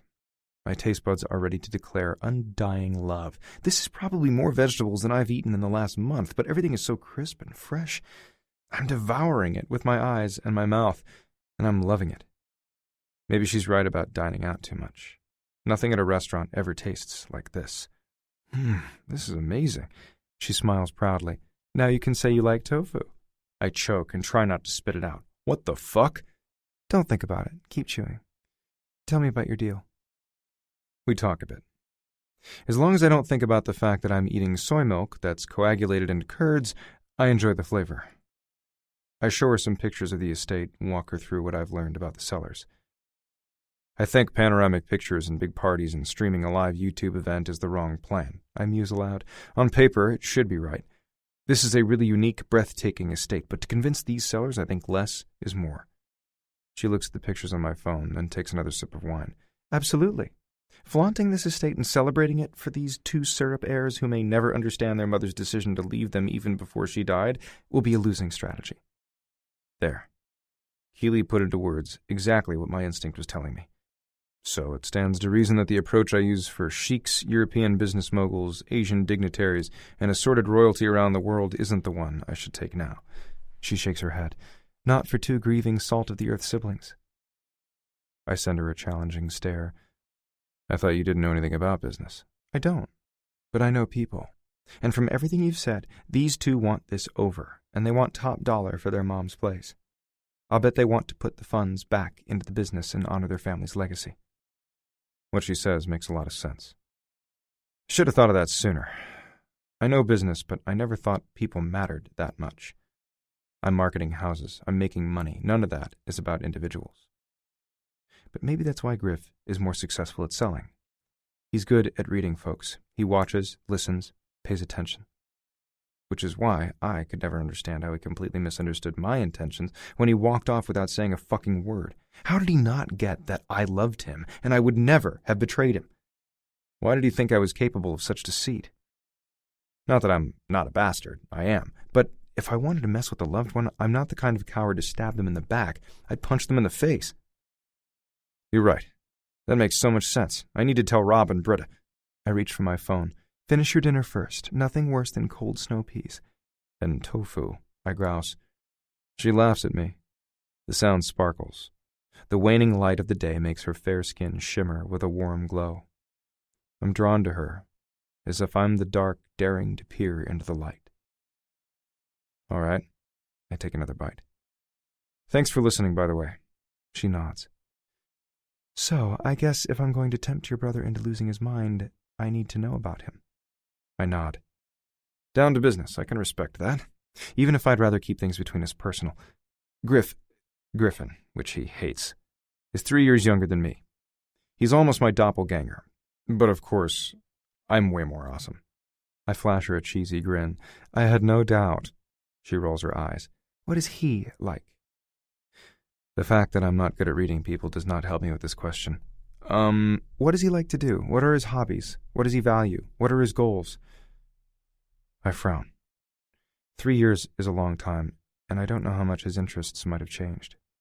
After he left, I tried to close my memories of him away into a little box and nail that sucker shut. The knowledge feels rusty. He likes to succeed as much as I do. He's better at socializing, so he'll put on a gregarious face and act like your best fucking friend. But under the facade, he's a ruthless bastard too. Like me, he'll crush anyone in his way. He values hard work and everything that comes with it: money, success, beauty. If I had to guess, his number one goal is to beat me. So how is he different than you? Good question. We had roughly the same upbringing, with a mother who didn't know how to control 2 rambunctious boys, so she gave up trying, and the same asshole of a father who didn't mind doing whatever it took to squeeze the most out of us. Up until he walked out, I would have told you Griff was the most loyal bastard imaginable. The one time I saw him love, he went full throttle, hard and open. He didn't care what anyone thought. Well, except our dad. And that bothered you? I shrug as I finished the last of my dinner. I didn't think about it. I didn't love. Too much of a weakness, so I overcame it. I don't know if Griff ever did. Keeley looks totally horrified by my answer. Who told you love was a weakness? Dear old Dad. If you think I'm a raving son of a bitch, you ought to meet him. She frowns as if she would rather not. So you think Griff loved Britta? I would have sworn he did, but it didn't matter in the end. I'm sure he thought that as my assistant, Britta was in on the secret deal I was working at the time, the one he thought I took to undercut him. But she didn't know about it either. I gave her some tasks associated with the purchase, but I never told her the client's name or the address of the residence. She was totally in the dark. You're right. He should have asked questions. But if your father only taught you disdain for love... That might be an understatement. He told us both from the time we were kids to learn from his mistake, and to marry only if a woman upped our stock. If she brought cash or a pedigree to the marriage, that was logical. But love did nothing except give a man an Achilles heel enemies could use against us. At her look of horror, I'm almost embarrassed by my upbringing. Most people would be jealous. Big house, gated community, the best schools, all the new toys and gadgets, trips, money, opportunities. I was full of first-world problems. It wasn't that bad. It doesn't sound good, she contradicts. So his marriage to your mom isn't happy? I scoff, then snag a swig of wine. No. Dad has more mistresses than new ties over the years. Do you resent him for it? Interesting question. I don't know. It just is. I don't like him for it. I sigh, grappling for a way to explain my family. I first found out about his extracurricular sex life when I was 8. I'd done really well on a math test he had warned me not to fail. After school, instead of going home, I convinced a friend's mom we carpooled with that I had to go to my dad's office. I pleaded some emergency. When I got there, I barged in and found his secretary on her knees in front of his massive office chair, her head bobbing in his lap. They jumped apart guiltily. I closed my eyes, still remembering how much that day shattered the boy I once was. He wore a ring of her lipstick around his dick. Keeley holds her breath. What did you do? My friend's mom dropped me off in front of my house, but I ran to the nearby park instead and hid. I didn't make it home until almost midnight. She braces a hand over her heart, and I can almost feel her worry. Your parents must have been worried sick. I was too pissed to care. A neighbor finally found me. I'd been hiding between two bushes, dry-eyed and hungry and confused as hell. At that age, I wasn't precisely sure what my father was doing with that other woman, but I knew it was wrong. When I got home, my mother screamed out her anger that I worried her for nothing before she retreated to bed. Once we were alone, my father sat me down and told me not to be a righteous little pussy about what I'd seen that afternoon. Then he took a conference call with someone in China. We never spoke about it again. Did you ever tell your mom what you saw? I shake my head. You have to understand. I was a kid who wanted to please his father, who never seemed to have time for me. I thought keeping his secret, and a lot of others I learned about over the years, might make him care more. Besides, I think my mom knew, and tattling would have been merely rubbing her face in all her misery. Does Griff know what kind of man your father is? Of course, I assure her. He figured it out a few years later when he discovered Dad banging his third-grade teacher. Keely pushes her bowl away, shaken. I can't imagine. My father loved us with all his heart. The day he passed away, he squeezed my mother's hand in his hospital bed, kissed my forehead, and promised her that his love for us was deathless, even if he wasn't. He was a good man. Despite having remarried a few years ago, my mom still wears a locket with his picture around her neck. I miss him. Tears shimmer in her eyes. The memory is one she holds close to her heart. She's proud to wear the emotion on her face. I'm not the enemy, but if I was, she just exposed a big chink in her armor. Does she know that? Or does she trust me enough not to use her feelings against her? I like that idea. And mine is a selfish, womanizing pig. Griff and I saw 1,000 instances of that as teenagers. When we were little kids, he seemed to take delight in watching us twist and contort, trying to please him. But when we interned with him a few summers, we bonded over our dislike of the way he treated us. We swore we'd never be anything like him. Yet I fear he's exactly who we've both become. Our shared boyhood crap held us together until 3 years ago, when that goddamn deal with the freaking Middle Eastern prince splintered our pact into 1,000 pieces. If I'm being really honest, I've been somewhat lost since. I'm getting the picture, she murmured. Did you try to talk to your brother after he left? Sure. I thought someone had stolen money from our bank and broken into our office at first. I called him that morning he didn't show up for work. He answered with, "Fuck off, you backstabbing shitbag," and hung up. So I went to his place. He lives in a guarded complex. He told the guard there to advise me that I was no longer welcome. That's one memory I would rather forget, driving over to Griff's building and trying to reason with security, as the pounding rain soaked my freshly starched shirt 30 minutes before I was supposed to FaceTime this royal prick every square inch of the property he was signing for later that day. Security wouldn't budge, and I drove away soaked and confused and fucking sad. That's it? What else did you want me to do? He wouldn't see me. He wouldn't see Britta, even when she sent a letter to his house to tell him that he would be a father in 7 months. He just cut us cold. Keely pauses, and I see the wheels in her head turning. Then came his nasty email with the pictures of him and Tiffany naked? Yeah, and there was nothing to say after that. She nods. It's a lot to absorb, and it sounds as if she had a really awesome childhood with parents who loved her. No wonder she's not really grasping all the baggage from mine. It's safe to say that your dad's behavior affected Griff, too? I never thought about it quite like that. I mean, we were both warped. That's a fact. Emotion never entered into our decisions. Showing weakness was the worst thing we could do.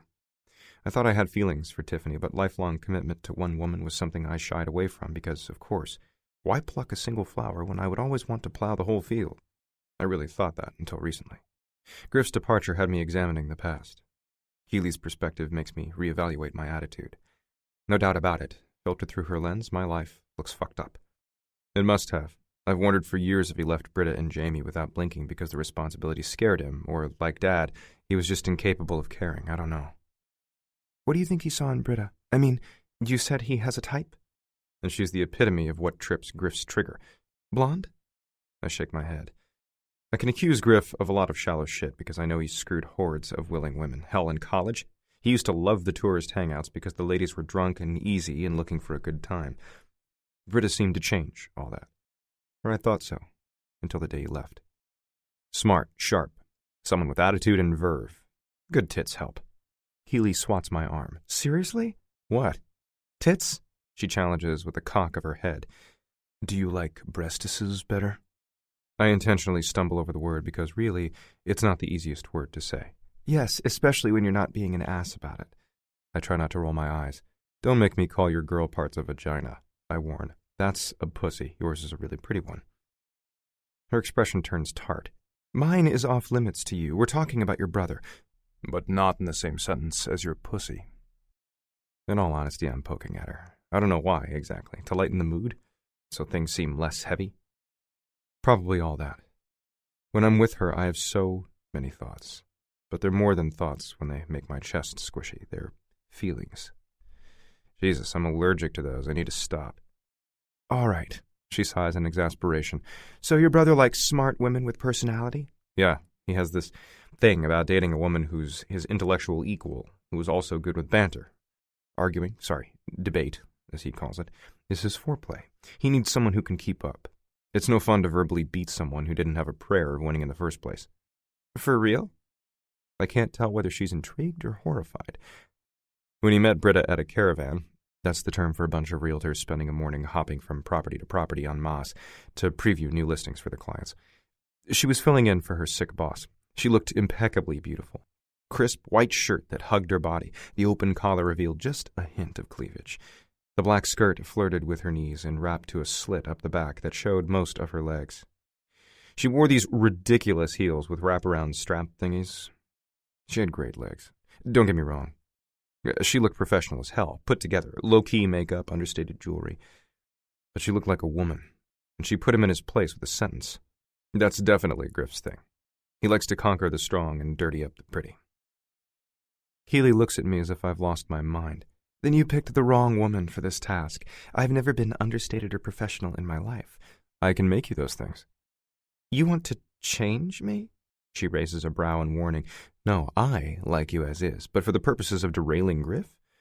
Think of it as what do you women call it? Yeah, a makeover. If you really decide to be an innkeeper, it could help you.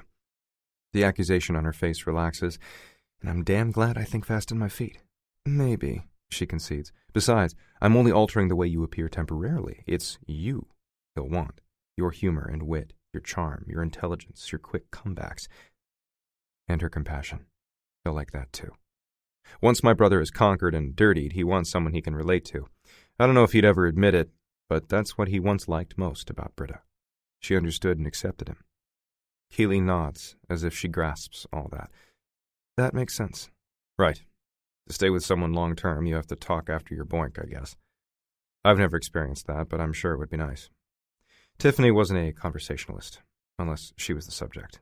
Every time I tried to talk to her about my past, she'd tell me to see a therapist, then shove her earbuds in her iPad and watch another YouTube video about makeup. Keely rolls her eyes, as if she has a strong opinion about Tiff that isn't good.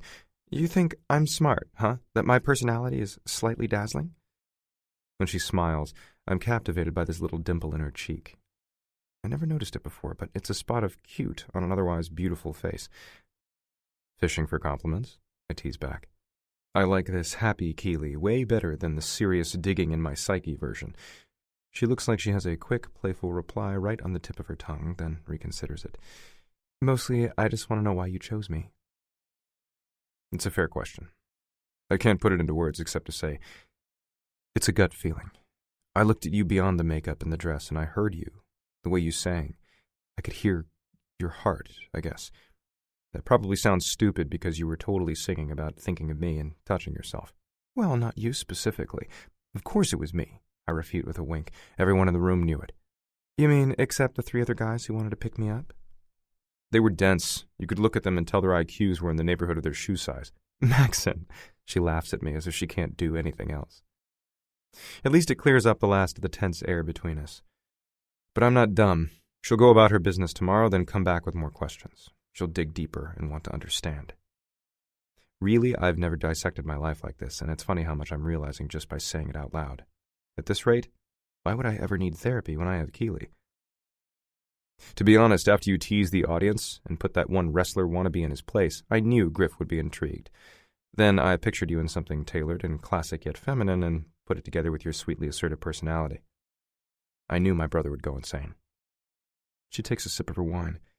If you wanted me for your brother, why did you sleep with me first? How much do I tell her? Anything I say makes me sound like a dirtbag. Then again, I've never apologized for who I am. Why start now? I couldn't help myself. Her face softens. She has to be thinking that she couldn't help herself either. Some gentle sentiment I can't quite decipher pours from those blue eyes. Despite all the sparkly shadow and heavy black liner, I see it. Hell, I feel it. But Keely doesn't speak it, she merely nods. I understand wanting what you want when you want it. The truth is, we can't always have that. A veiled warning not to come on to her again. I don't know how the hell I'm going to heed that. We're sitting close. During the conversation, night has fallen and the moon makes her glimmer under its soft silvery beams. She's chewed her bottom lip so much it's swollen and red. Our forearms are so close, I can feel the body heat rising from hers. If I lift my hand, I could tangle our fingers together. I think about it. I think hard. One little move, and I could be touching her. And that would make me an even bigger asshole, wouldn't it? Having this sudden conscience is annoying. I pull back. I try to be all suave about it, lean back in my chair like I didn't want to jump on her all along. I'm not sure she's buying it when she leans back and crosses her arms over her chest pensively. Yeah, whatever. I flip back at her. Keely sends me a skeptical glance but lets it go. So, what's next? How do you make me into Griff's fantasy girl? I'm happy to be back on conversationally easier ground. I've made you some appointments next week. My brother can be an SOB pig, but he loves a lady. Polished in public, slut-tastic in private. I also called a former client of mine. Clarice has trained pageant contestants. Don't give me that face. That only makes Keely's expression stormier. I am not going to look like a mannequin in sequins. You're not, I rush to agree. But she's also a body language coach. She'll teach you to sit, stand, walk, and talk, all while flirting in the subtlest way. Griff eats that shit up. After that, you've got a full 2 days at the spa. In the meantime, my sister's learning his schedule. We'll figure out a time, a place, and a look that's just right for the occasion. Then we'll go in. And when do you start teaching me about business and what to do so that I can eventually buy my own B&B? I pause. It's a fair question. Besides, keeping my end of the bargain will enable me to spend more time with Keely. Saturday. I'm dropping by to preview a place in Kahakuloa for another client. After that, I should be free for the rest of the day. I know some houses for sale not far from there that might be good properties for your purpose. Why don't we walk some of them, talk about the pros and cons, what to look for and what to run away from, how you'd utilize them to your maximum benefit, that kind of thing. That would be great. Her warm smile returns. Every time I see that expression, I relax and simply enjoy her beauty. And of course I have to smile back. It's a date then. Her smile falls. It's not. We're business partners. We're giving each other something we want so we can get ahead. Once Griff trusts me, I'm going to do my best to help you repair your relationship with your brother, but you and I are not dating. We're not having sex. We're not anything. My immediate reaction is to be pissed off. My head knows that's the deal we struck. The rest of me isn't accepting it. Figure of speech, I shrug by way of apology. But deep down, yeah, put me in the stupid column. I'm still determined to have my cake and eat it too. I will have this woman again. I'll spend day and night working for it until I earn her. Chapter 8. Saturday morning rolls around. After a contentious staff meeting with Rob and Britta the day before they finally admit I'm right, well, that Keely is right, about the Stowe heirs and their emotional detachment from their late mother's estate, I'm happy to avoid the office for a couple of days. Following a light breakfast, my luscious house guest insists on cooking. She contorts herself on the lanai in a way that makes me scratch my head. Then we leave. She walks beside me toward my car. Her small denim shorts cup her ass, and I can't stop myself from glancing down at her behind. Damn. She doesn't seem to notice my ogling since she's focused on our day. As we walk, her fingers brush mine, and I clench my fists to stop myself from reaching over.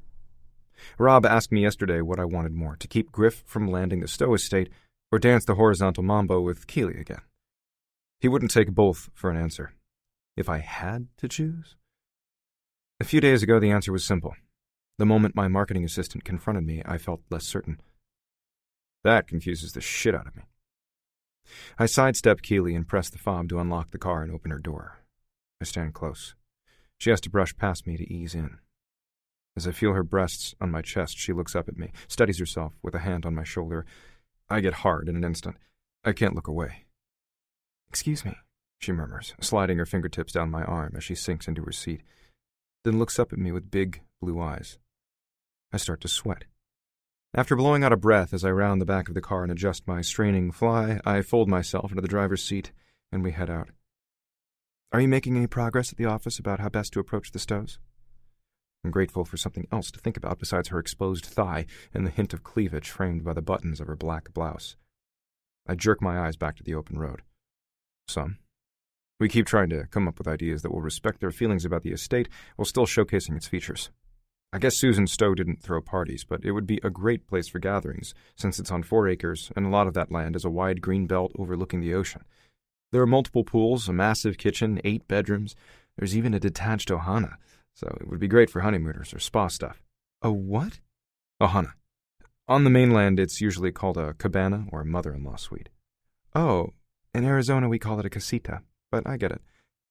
How do you tell those 2 siblings that their mom had an amazing house that will net them a fortune without making them feel stupid for not glorifying a place they resent? That's the question. Yeah, and if we don't make a big deal out of the property, how do we get them top dollar for it? If they give me the listing, that will be my responsibility.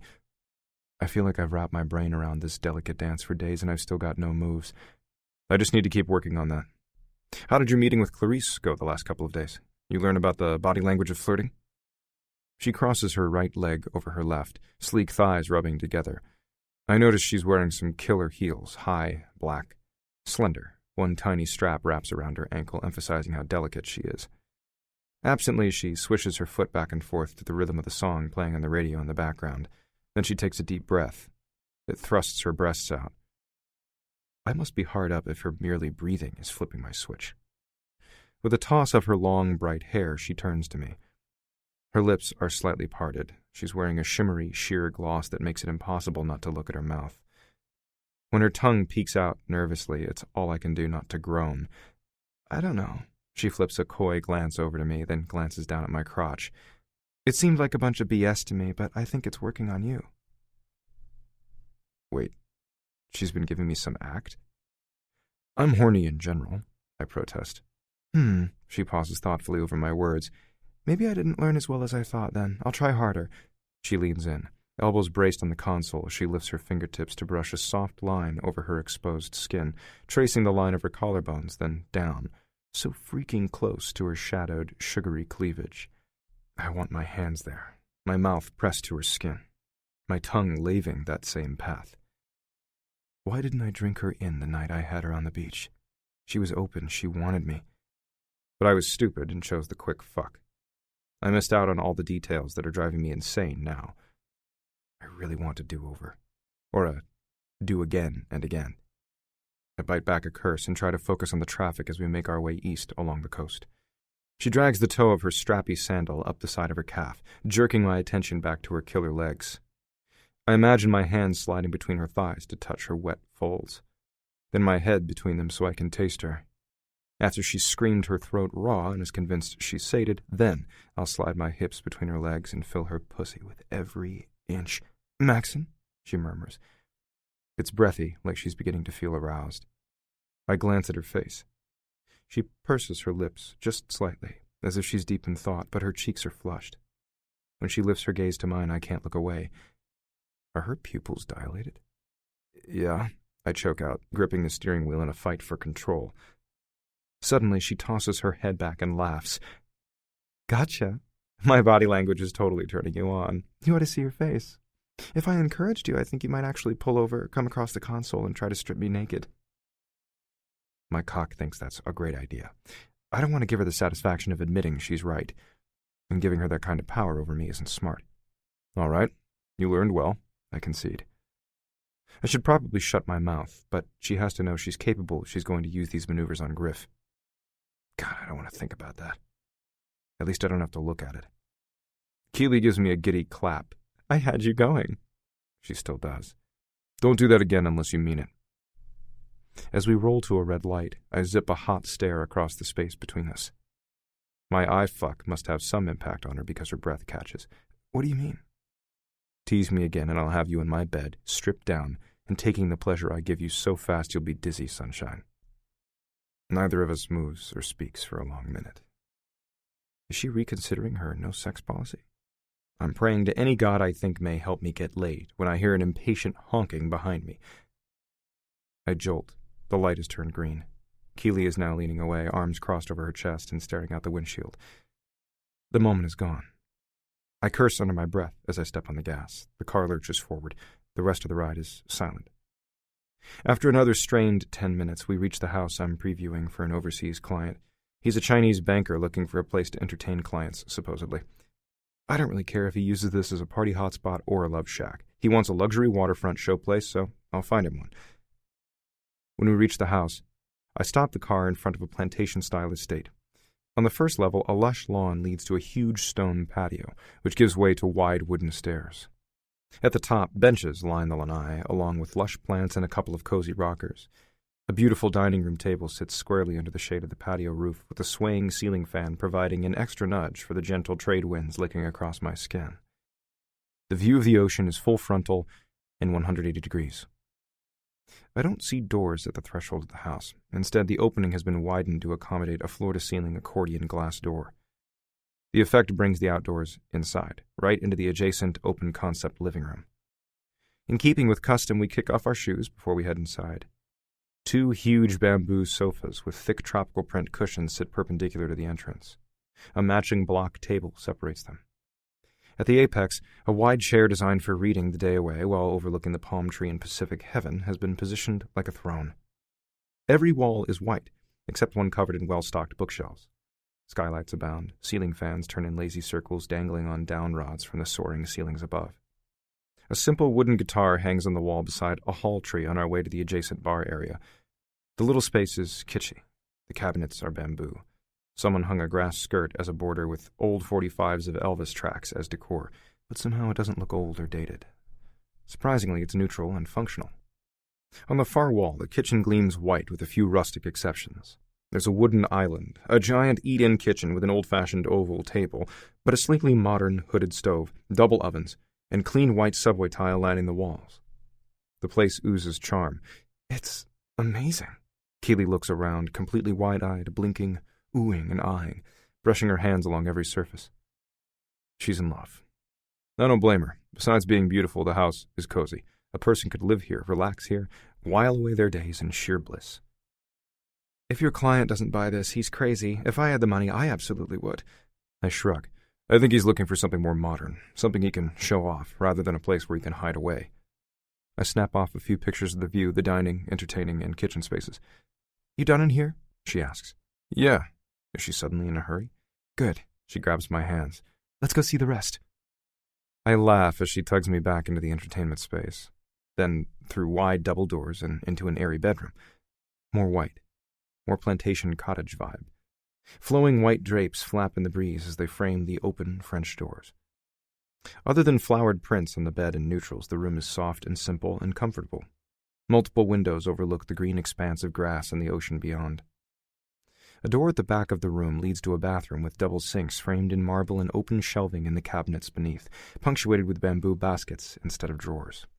Double mirrors, hanging pendant lights, and a bright atmosphere add the perfect touches. I like it.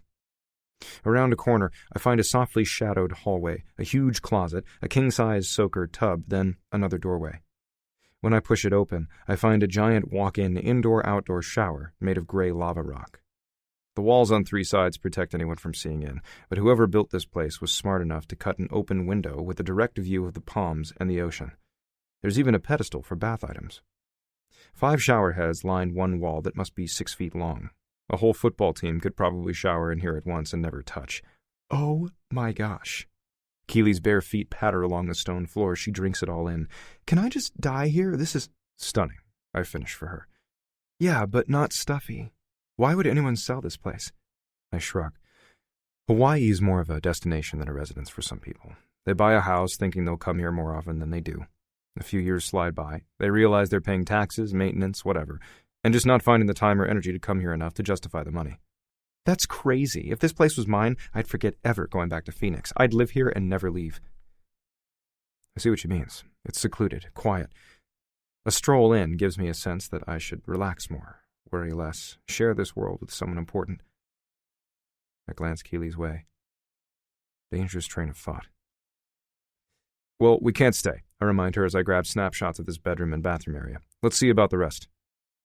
On the other side of the main living area is another bedroom, similar in size and color to the first. This one is set up as a children's room with 2 double beds, a big TV, and a pair of comfy chairs with a library of books and DVDs. The bathroom is smaller but stylish. More than adequate for a guest or two. "So cute," she remarks. "If I'd had this bedroom growing up," with a shake of her head, she glances out over the expanse of the ocean, "I would never have sneaked out and found trouble." "You were a bad girl?"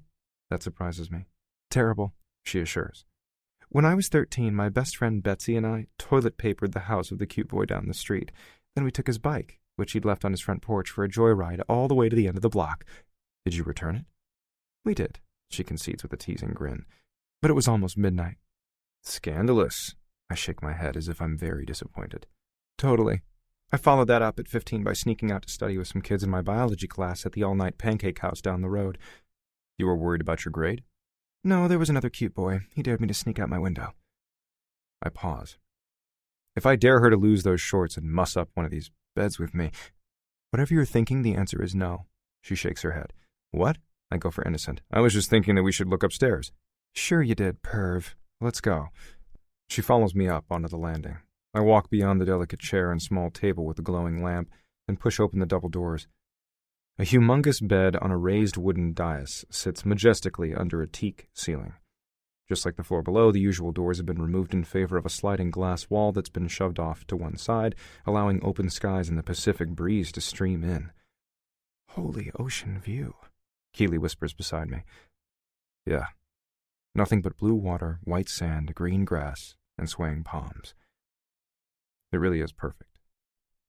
Through the opening, a deck jets out onto the rooftop, covering the lanai directly below. A round table, chairs for 2, and a chaise take up the space. The vistas go on forever.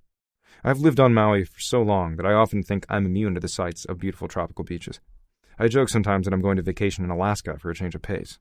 Then a place like this comes along and reminds me why I didn't move back to the mainland when I had the chance. You just can't beat Maui. It's not perfect, but it's damn well become home. In fact, if I had my own family, I wouldn't mind calling this particular place my home. Keeley seems to float to the edge of the railing and stare out at the unobstructed views. I know in my head that there are neighbors nearby, but they're far out of sight. Someone planted palms years ago along the property line, so the illusion of being utterly alone with nature is completely maintained. Just, wow. I couldn't agree more. I see beautiful places every day. I deal in them. I never look at anything that isn't gorgeous, but this is special. Homey. I know. Not to depress myself, but what does a place like this cost? About $5.5 million. It would be more, except it's only 3 bedrooms and 3,000 square feet. Only? She snorts. I could put 4 of my last apartment in here and still have room left over. She isn't exaggerating. I saw it as we moved around and wondered how the hell she didn't trip over her own 2 feet in there. I can see this as a bedded breakfast. It would be cozy and quaint, exactly what I wanted.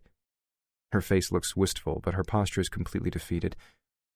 There's no way I can come up with that kind of money. There are less expensive places on the water. If you find something with good bones, you can fix it up and give it the kind of charm you want, especially if you're handy or an out-of-the-box thinker. Keeley bobs her head. Yeah, but I don't know if I can ever accomplish this. Don't give up before you start, I murmur as I step behind her at the railing. It's all I can do to keep my hands off her. I want to touch her. That's a given, but I'd like to comfort her too. Tell her I'll help her and that it's going to be all right. I refuse to make a promise I can't keep. Did you say this place has a detached ohana? She asks. It does, but it needs work from what I read. Can we see it? I shrug. Sure, follow me. On our way out of the room, we spot a private dining room on the far side of the space with those fold-back windows and killer views. A kitchenette sits tucked in one functional corner. On the other side of the bedroom is a luxurious bathroom that's all sleek and teak and glass, spa-like and lush, like something out of a magazine. After snapping photos, I pull Keeley out of the room reluctantly. We wend our way through the house, retrieve our shoes, then head around back. A stunning infinity-edge pool is situated between the main structure and the ohana, seeming to drop off right into the ocean. It's an optical illusion I don't think I'd ever get tired of if I lived here. The deck has a tropical feel with waterfalls, palm trees, and native stones. It looks almost like this man-made oasis grew organically out of the ground. After grabbing more images on my phone, we stroll to the ohana. On one side of the structure, we climb its stairs, then open the door. Cans of paint and boxes of tile await. The ceilings obviously need repair since I see daylight, and the owners have a tarp thrown over a computer workstation against one wall, probably in case of rain. But it's a wide space with double French doors and more of that amazing view. Morning yoga here would be so inspiring. It always centers me, but this would be beyond. I don't downward dog, but I can imagine that any period of time up here in silence trying to commune with your body and thoughts would be a hell of a lot less trying if the view was this fantastic. So, when you're looking for a place of your own in the next few years, keep some sort of ohana in mind. With a little spit and polish, this would be a great asset to your inn. Sure, she says quietly. That makes sense. But there's no enthusiasm in her voice. Reality has set in. A place like this is way beyond her reach. After capturing the last of my snapshots, I lead her toward the car. Wait. She looks back at the place as if she's just drawn to it against her will. Can I go back inside? Just one more minute. I'm at her disposal for the rest of the day. If that's what she wants to do, it doesn't bother me. I'm weirdly fond of the house myself. Sure. Keely gravitates back to the family room, sits on the sofa, and stares out at the ocean. Before I can settle in beside her, she's up and headed for the kitchen, touching the sleek, pale quartz counters. She visits each of the bedrooms and stares as if she's trying to imprint herself with their memories. This place has actually been vacant for the better part of 6 months. The owner moved back to Australia and paid a management company for its upkeep until it sells. If a house had feelings, this one would be lonely, and Keely looks more than eager to keep it company. If I could simply give it to her, she would be its most ardent caretaker, I'm sure. Let's go, she suggests finally. She sounds more disheartened than ever. After checking my phone, I take her to a few other properties around the island with ocean views. The first is another plantation-style house in white, so I'm thinking she'll like it. It's about half the size in acreage. It needs work, and the price reflects that.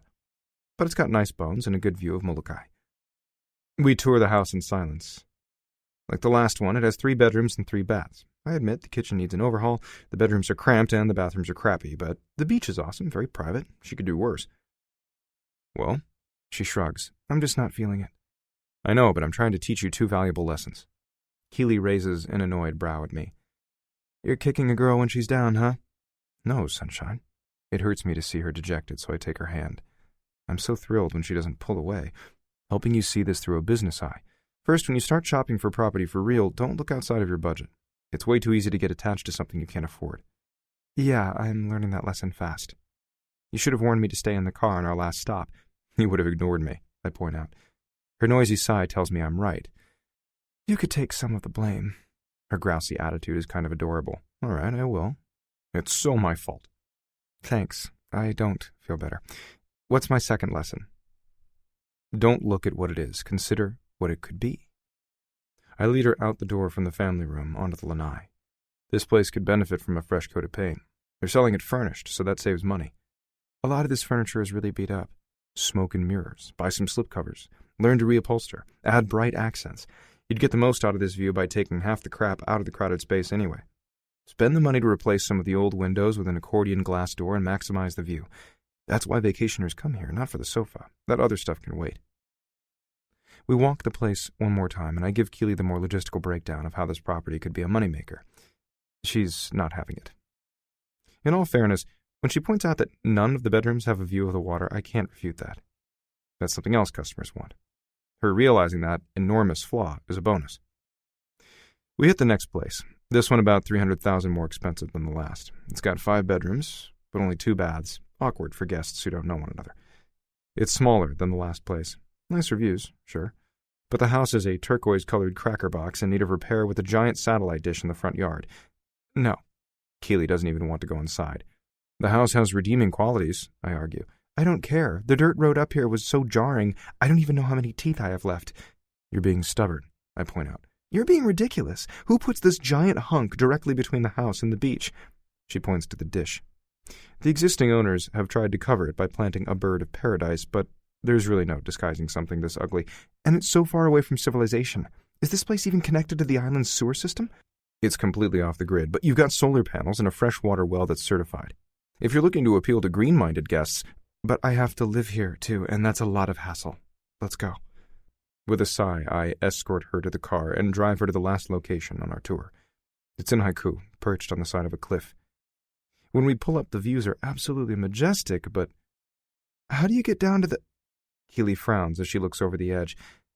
There is no beach. No, just black rocks below, which guests would undoubtedly kill themselves trying to reach.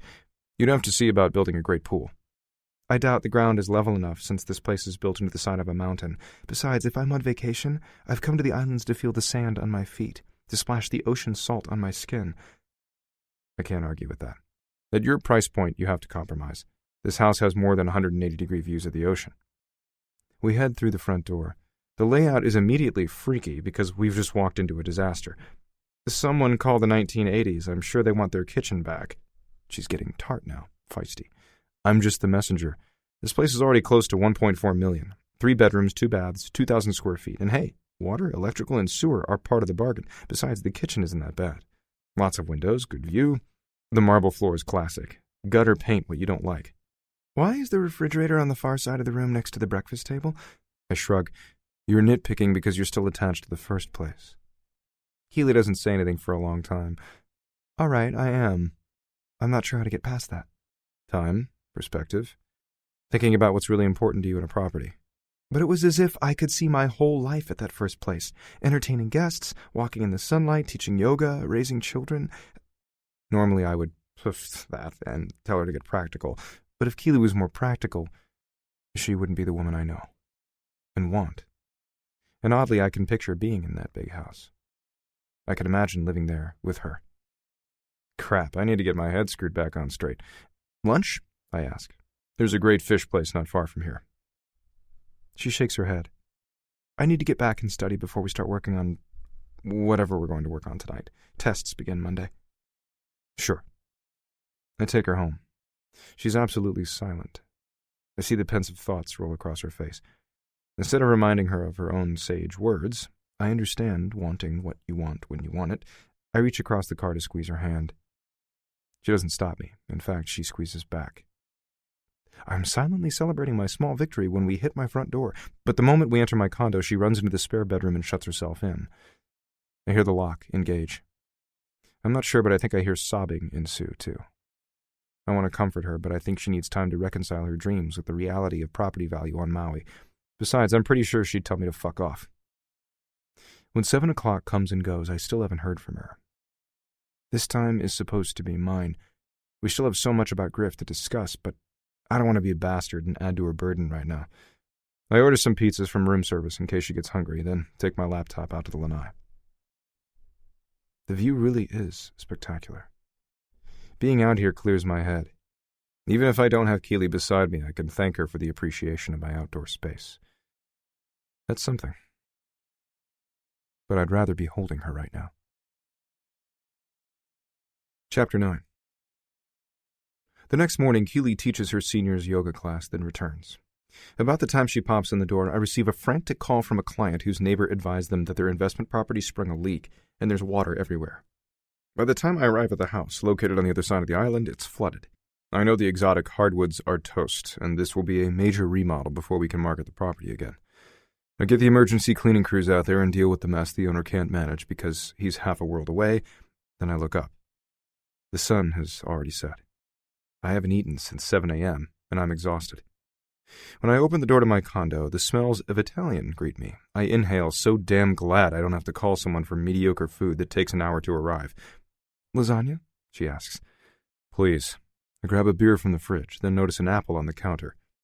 I rarely have produce around the house, and I need to eat something now before I fall over. I bite into the fruit and hold in a moan. When did apples start tasting that good? Rough day? She asks. Terrible. You? It was all right. I got in a lot of studying. I feel ready for my tests. My logic tells me that's good. We can spend time this evening discussing my brother and exactly how to trip him up. I'm so wiped out. It's unusual for me.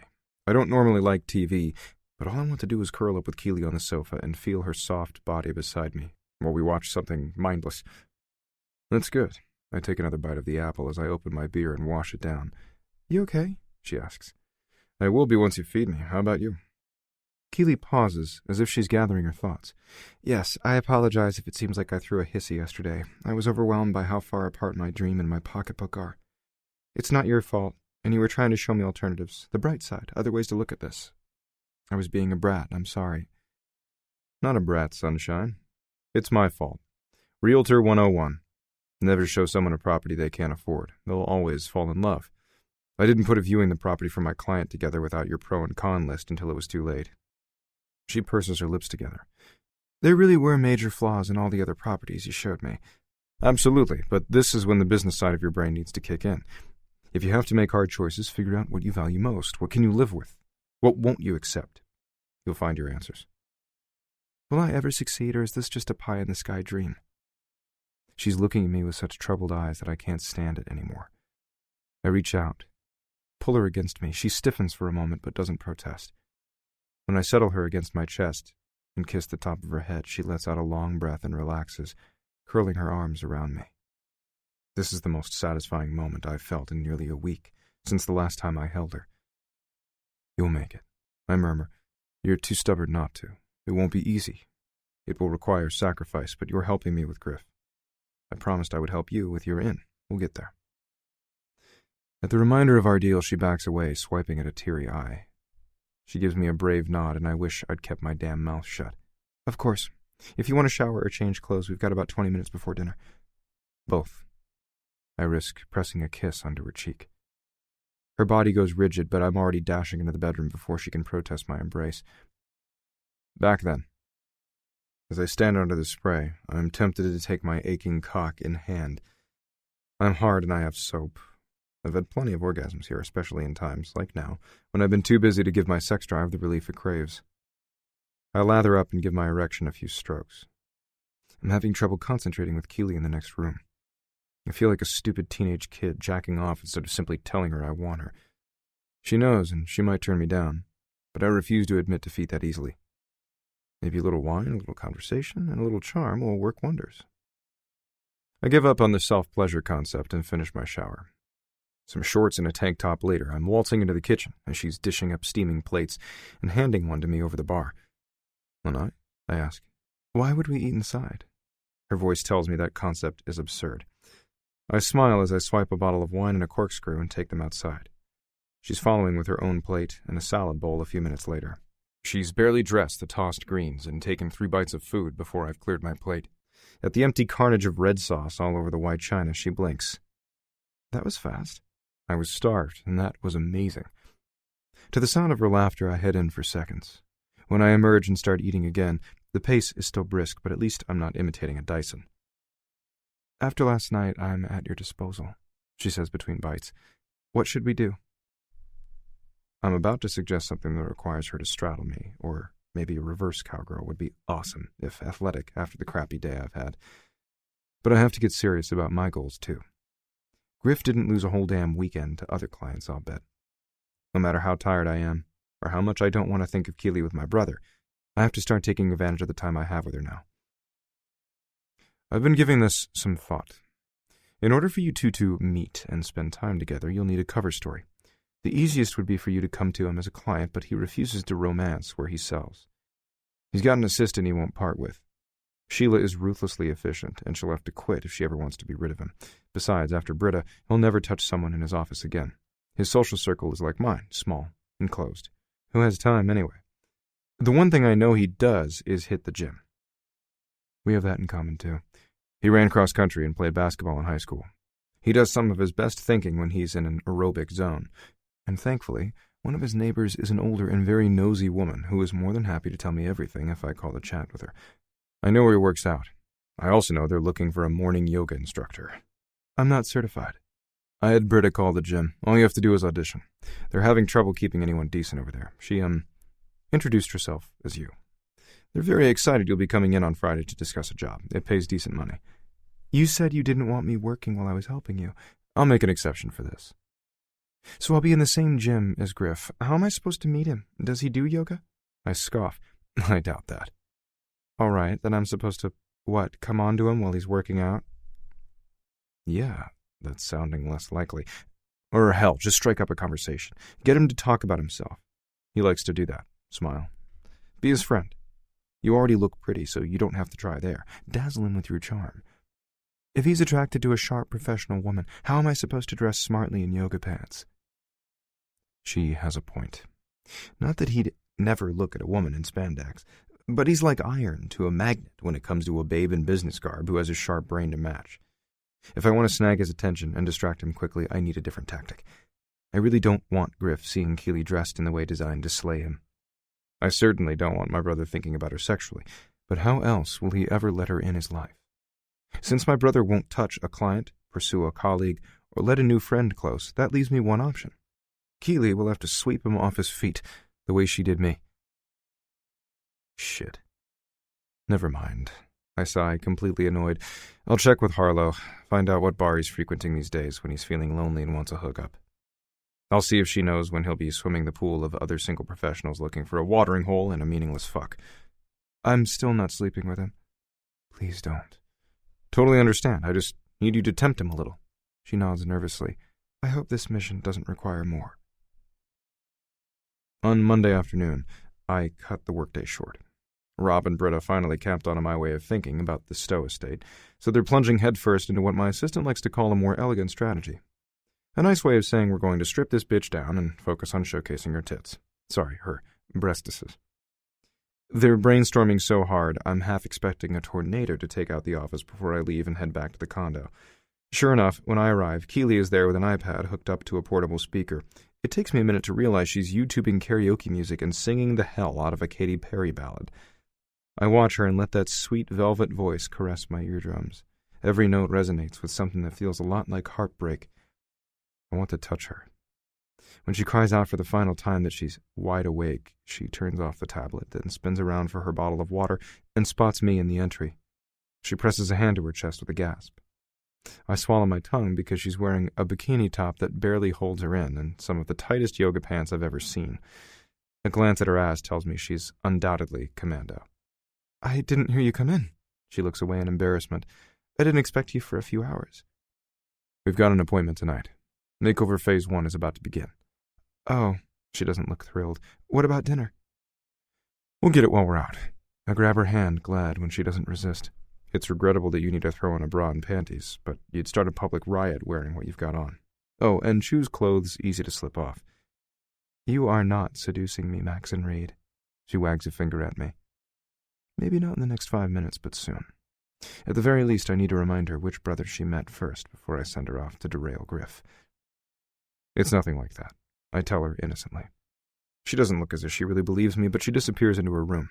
A few minutes later, she emerges in a pair of khaki shorts, a pretty crisscross blouse in some blue-green color that does amazing things for her eyes, and a pair of beige heels with studded straps around her ankles that attach to a matching band across her toes via a slinky gold chain.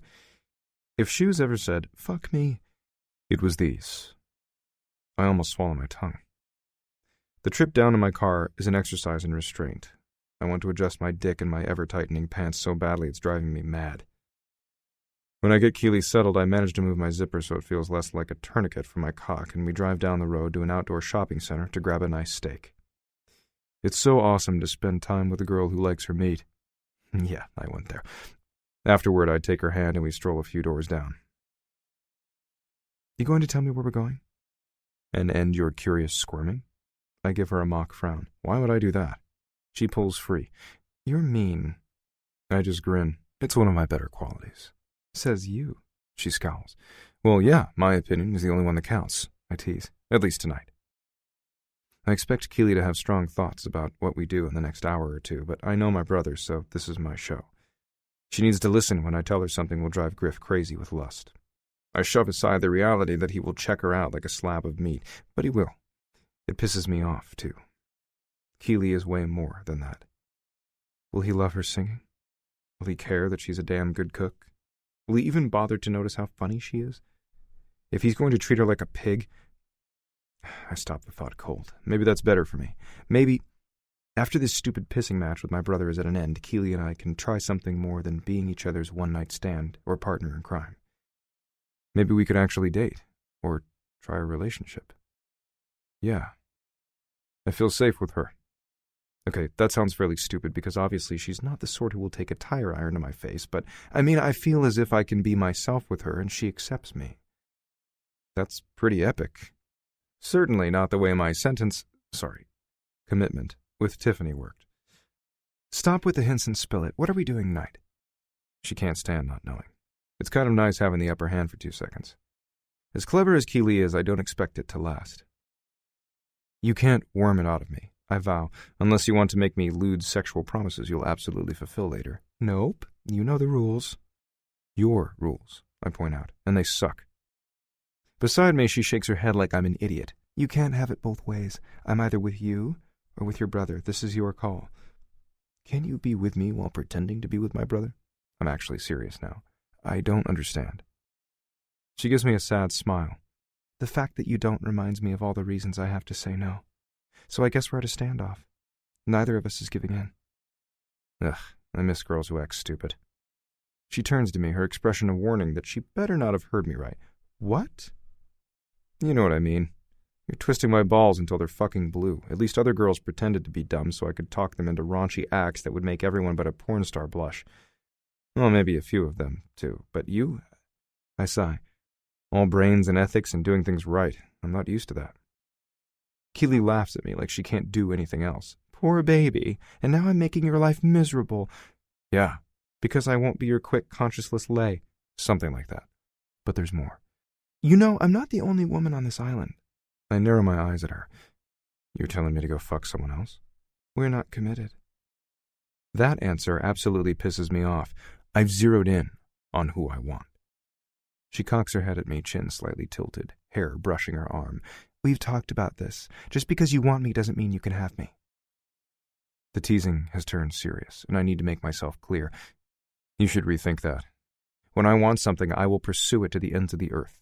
If necessary, I will still be reaching for it when I take my dying breath. I will obsess day and night until I have what I want. She tries to look unmoved, but I see a little shiver run through her as I stop in front of the door. That's our destination. I believe you, Keely assures. This crazy plan to sabotage your brother that you've dragged me into proves you're persistent. But you're forgetting something. You don't own me. Just like you're free to fuck someone else, I'm free to do the same. After tossing out that zinger, she tries to peek through the glass door. Why are we here? Wherever here is. This place closed 10 minutes ago according to their sign. Before I point out that she is not free to fuck anyone but me for the next 3 weeks, and maybe never, the door opens. A woman in her mid-40s greets us with a wide smile. Hi, Max and Reed? I hold in a curse. This is a terrible time for the sales associate to be helpful, but she's bending the rules for me. We have 2 hours to accomplish a shitload. I can't afford to waste a minute. I'll table this discussion with Keely. For now. Yeah, I shake the woman's hand. Thanks for seeing us after hours, Jennifer. You have what I asked for? Absolutely, come on in. She steps back to admit us, then locks the door. Keely peers around curiously at the tasteful upscale boutique of ladies' clothes. Most of it is resort casual with a few evening out pieces. I see shoes, belts, bags, hats, all kinds of stuff artfully placed on the walls surrounding the racks of clothes. What I don't see are the sorts of garments I requested. Where? In the back. Have a seat, she invites with a smile, gesturing to a stuffed chair she's dragged near a fitting room. Once I comply, she smiles. You must be Keely. My pretty accomplice nods cautiously. I am. Excellent. She scans Keely up and down. Size 8? Mostly, sometimes a 10, depending. She shrugs. I like food. I do too. Jennifer pats her slightly rounded stomach, but really, for a woman at least a decade older than me, she's definitely fuckable. The me of a couple of weeks ago would totally have done her. You look great, and I have plenty of things that should fit perfectly. Size medium underwear? Yes, but... And you're Jennifer cuts in and dissects Keely. I'm guessing a 34C? In the neighborhood, sometimes a D, she says, turning a bit red. I don't know why she's blushing. She sounds hot. Hell, she is hot. I've handled all the goods. Not as much as I'd like to. Not as much as I plan to, but Keely has absolutely no reason to be embarrassed. Good. Sit tight. I'll be back in 2 minutes. When Jennifer disappears into the employee-only area, Keely whips her gaze around to me. You're dressing me from the skin out, including lingerie? Yes. I growl just loud enough for her to hear me. And let's get one thing clear. You are not free to fuck anyone else when you're with me. She holds up her left hand, wiggling the finger beside her pinky. Until someone puts a ring on this, I am. And I know that someone will never be you, so I am free. Choose your battles, Maxon. You're not winning this one. If you want me to wear this button-up Betty garb, I suggest you focus on that fight. Before I can reply, Jennifer emerges with a rolling rack filled with garments zipped up into dark, protective bags. The shelf at the bottom between the wheels holds something like 30 pairs of shoes. I meant to ask your shoe size. Most of my samples are a 6 or 7. Keely puts on a smile. I'm usually a 6.5. Jennifer lights up. Perfect. Then most of these should fit. Let's get started. After she unzips all the bags and hangs the clothes meticulously on the rack, I see the caliber of the garments she's brought, and I smile. Tailored, designer, impeccable. The muted colors aren't typical.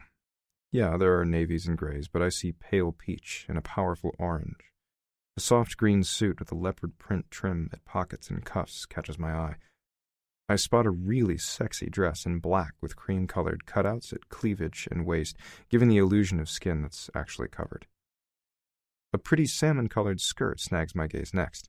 On the hanger, it's been paired with a silky white blouse and a taupe cardigan sporting just a hint of texture. This is a visual feast, and imagining how it will all look on Keely is making my aching cock press into my zipper again. I point to the classic pinstripe suit that looks designed to hug the body. The one deviation from tradition is that the lapels drape softly to ruffle down the torso. Let's start there. What goes beneath? It's actually designed to be worn alone. You can pair it with a shell, but it's not necessary. So, cleavage? Jennifer nods. Quite a bit. Perfect. Do you want my opinion? Keely asks me. I try to keep it diplomatic. She warned me to pick my battles. I intend to win the war. I want to see how everything looks, then we'll compare notes afterward. Fine, she huffs. Jennifer hustles her into the dressing room with several boxes of shoes and some lacy stuff that will no doubt make my heart race, dangling from her palms. We'll be back in a few minutes. I hear the ladies talking. Fabric rustles. The ever-helpful associate darts out from the little room to dash for her jewelry case. After a cock of her head, she reaches for several pieces, then hustles back to the dressing room. Another 2 long minutes pass before the door opens. Keely emerges looking a tad less than comfortable and confident in that pinstripe suit. I don't know why. She should be thrilled. It hugs her every curve, exaggerating the flare of her hips and the slender shape of her calves. Her feet look almost Cinderella dainty in the sexy black wedges with straps wrapped around her ankles a time or 10. I almost see the swells of her breasts. The chunky silver locket high in her throat is a distraction, but I'm sure if I look hard enough, I'm going to see tits. Only I don't. It's classy, yet sexy. Jennifer has even wound Keely's pink hair into a French twist behind her head. Overall, she looks stunning. I always preferred babes in bikinis or tight dresses, but now I see exactly what Griff responds to by lusting after women in suits. Oh my God, the thought of stripping away her power and getting her under me, hearing her cry out my name while I'm... Do you like it? Jennifer butts into my thoughts. Yeah, everything. Just like that. What else do you have? Let me show you. She proceeds to change Keely into the pale green suit. It's classic, but reminds me of springtime. It's paired with a black shell that highlights the animal print trim. She's even found matching cheetah shoes that should seem hookerish, but with such an elegant ensemble, it's perfect. Delicate jewelry, a thin headband to hold Keely's hair away from her face. Feminine and prim, with a hint of vixen. I want to dirty her up bad. Yes, love all that. Next. By the time we're done, we've chosen 4 suits, 3 dresses, 10 pairs of shoes, 4 purses, and a handful of accessories. I can't help but notice the 7 bras and matching panties she's sliding into a soft pink box, all wrapped in tissue paper. I wish to fuck Keely had modeled those for me. I'm hard just imagining what she'll look like in those transparent confections of silk. I pay Jennifer handsomely for everything she selected, and assure her that I'll call if I need anything else. Keely is quiet, and looking a little shell-shocked as I loop the packages over my wrist and drape all the hanging bags over the same shoulder.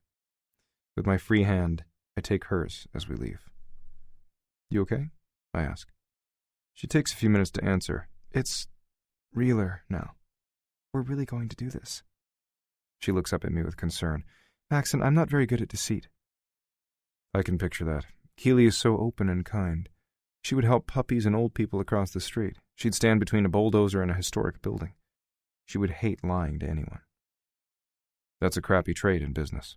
I squeeze her hand. But I like you that way. Just remember you're doing this to help me repair my relationship with my brother. I am, but you're not. My motives don't have to be yours, sunshine. Look, my soul is black. I'm perfectly happy with subterfuge and revenge. But you didn't get into this to hurt anyone, just help. You don't have to get down on my level, just do what you do. Slowly she nods. I have to be honest. If the opportunity to bring you guys together presents itself, I'll probably ditch the whole flirtation thing and just fess up. It won't, but I love the fact that she's not in a hurry to have sex with my brother. It's up to me to make sure she doesn't want to have sex with him, or anyone else. I'm not precisely sure why I'm feeling so possessive, but there it is. I'm not dissecting it now. I know, I murmur as we reach the car. I doubt Griff will ever let her into his soul enough to talk about family rifts, so it's a non-issue. I'm okay with you being you. More than okay. She lets out a relieved breath as I help her into the car. When I slide in beside her and we speed out of the nearby empty lot, she reaches across and grabs my hand. For what it's worth, I don't think your soul is black. I hope you see that someday. Chapter 10. By the end of the week, January has rushed into February. I feel my days with Keely slipping away. In fact, my time with her is almost half gone. She's the first person I talk to in the morning and the last person I think about before I go to sleep. I want her, yeah, but it's more. I want to be with her all the time. I look forward to coming home to her at night. What will I do when the month is up and she moves out? Maybe I should convince her to stay. That sounds great. But how? The worry makes me tense as I shower and get ready for a long day of showing an overseas client who's flown in some properties around Maui and Oahu. I would rather spend my day with Keely, but I've made other plans for her, important ones. Now that we've managed to have all her clothes altered with the proper nip and tuck to suit her petite frame, today's endeavors represent the last of our preparations. Keely has practiced the body language on me so much now I'm perpetually hard. She knows enough about Griff not to step in shit, but not so much that she'll have to feign surprise as they're talking. I'm so close to implementing my plan. I should be thrilled, excited, ready to bring a bastard down. All I can think about is that beating Griff might mean losing Keely. Trying not to ponder that thought too hard, I don my suit and tie, then grab some of the sprouted bread with almond butter that Keely keeps around for breakfast. Different, but not bad. When she's gone, I'll miss the food, too. I'll miss her laughter. I'll miss the way she loves my lanai. I have to stop sounding like a maudlin limp dick and buck the fuck up. Our arrangement is temporary, and I was doing all right on my own, kinda. Sorta. If I want something more with her after all this is over, maybe we can renegotiate. After I wolf down my last bite of toast and toss my plate in the sink, I tap on Keely's door. Sunshine? Nothing. It's 7:15. I'm surprised she's not up. Slowly, I ease her door open. I don't want to wake her, but I need to let her know about her appointment this morning. As my eyes adjust to the shadows in the room, I spot her. My body tenses. My heart starts thumping uncontrollably. She's sprawled across the bed, face down, stark naked. A sheet covers her luscious ass and shapely legs, but it's thin. In this light, I almost swear I can see through it. Probably wishful thinking, but I want to believe I can discern the outline of her hips, the soft line bisecting her backside, the slight spread of her legs that almost reveals her bare sex underneath. I must be fixated on her because I've been 2.5 excruciating weeks without sex. I could have ended my torture last night with someone else, and I chose not to. What's wrong with me? At midnight, I got a call from Milan, a not-quite friend who wanted benefits. I turned her down flat. We've exchanged favors not so infrequently over the last 2 years. The phone call wasn't unexpected, really. We're busy professionals with needs. Neither of us have time for a relationship, and we both like dirty sex. I've never minded scratching her itch in the past. I just didn't have any enthusiasm for the concept last night. Keely shifts, absently brushing her pink strands from her face before settling back into slumber. A foot peeks out from beneath the sheet. Her black toenail polish is chipping. I suspect I'm staring at the reason I had no interest in Milan. Fuck. Sunshine. I call in hushed tones so I don't startle her. She barely manages to crack her eyes open for a moment before they slide shut again. Normally she's a morning person, but after the long week of exams and the bottle of wine we drank on the lanai last night, I think she's wiped out. Actually, watching her sleep is kind of cute. Up until the point where I want to rip the sheet away from her body and fuck her until she can't think. Time to get up, I murmur. Sleeping in. You're not. The Ritz Spa is expecting you at 8. You've got 2 full days of pampering. She cracks one eye open. Seriously? Why so early? I tisk at her.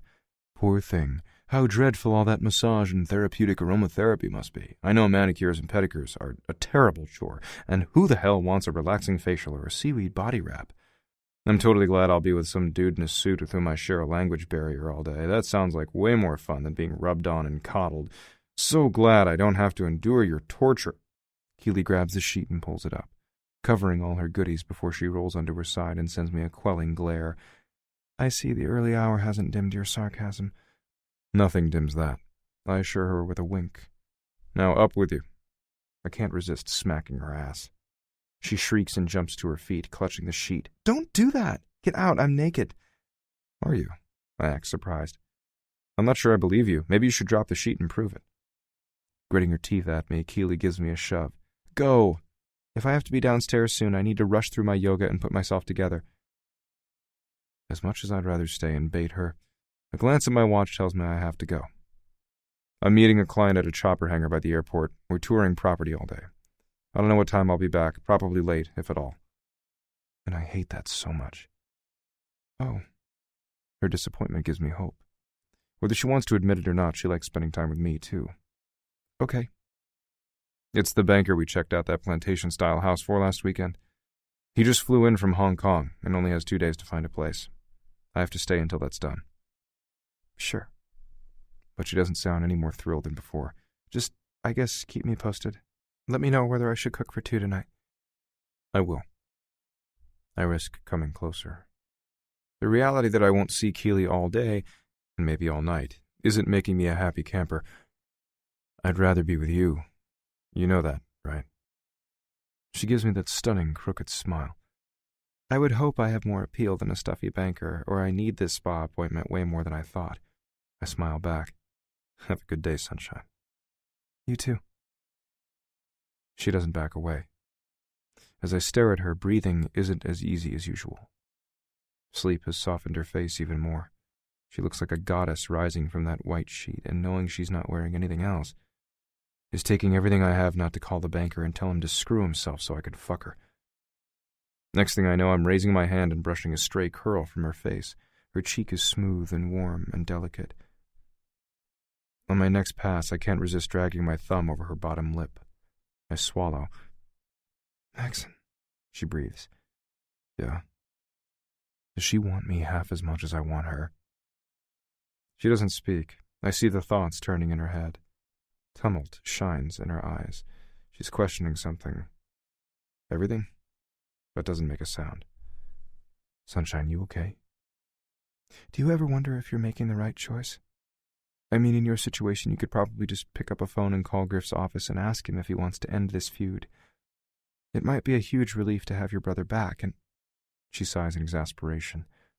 Don't shake your head. It's possible. It's not. I'm stubborn, I admit, but Griff is a fucking immovable object. Once he's made up his mind to cut someone or something from his life, it's absolute. Harlow says he's changed, but I think she wants to believe that more than it's actually true. I wish like fuck she was right. Not having my own flesh and blood as a mortal enemy would sure be easier. It would probably make me happier, too. Being friends with him again, nothing would thrill me more. If it could be like the good old days. But it can't. I've accepted that.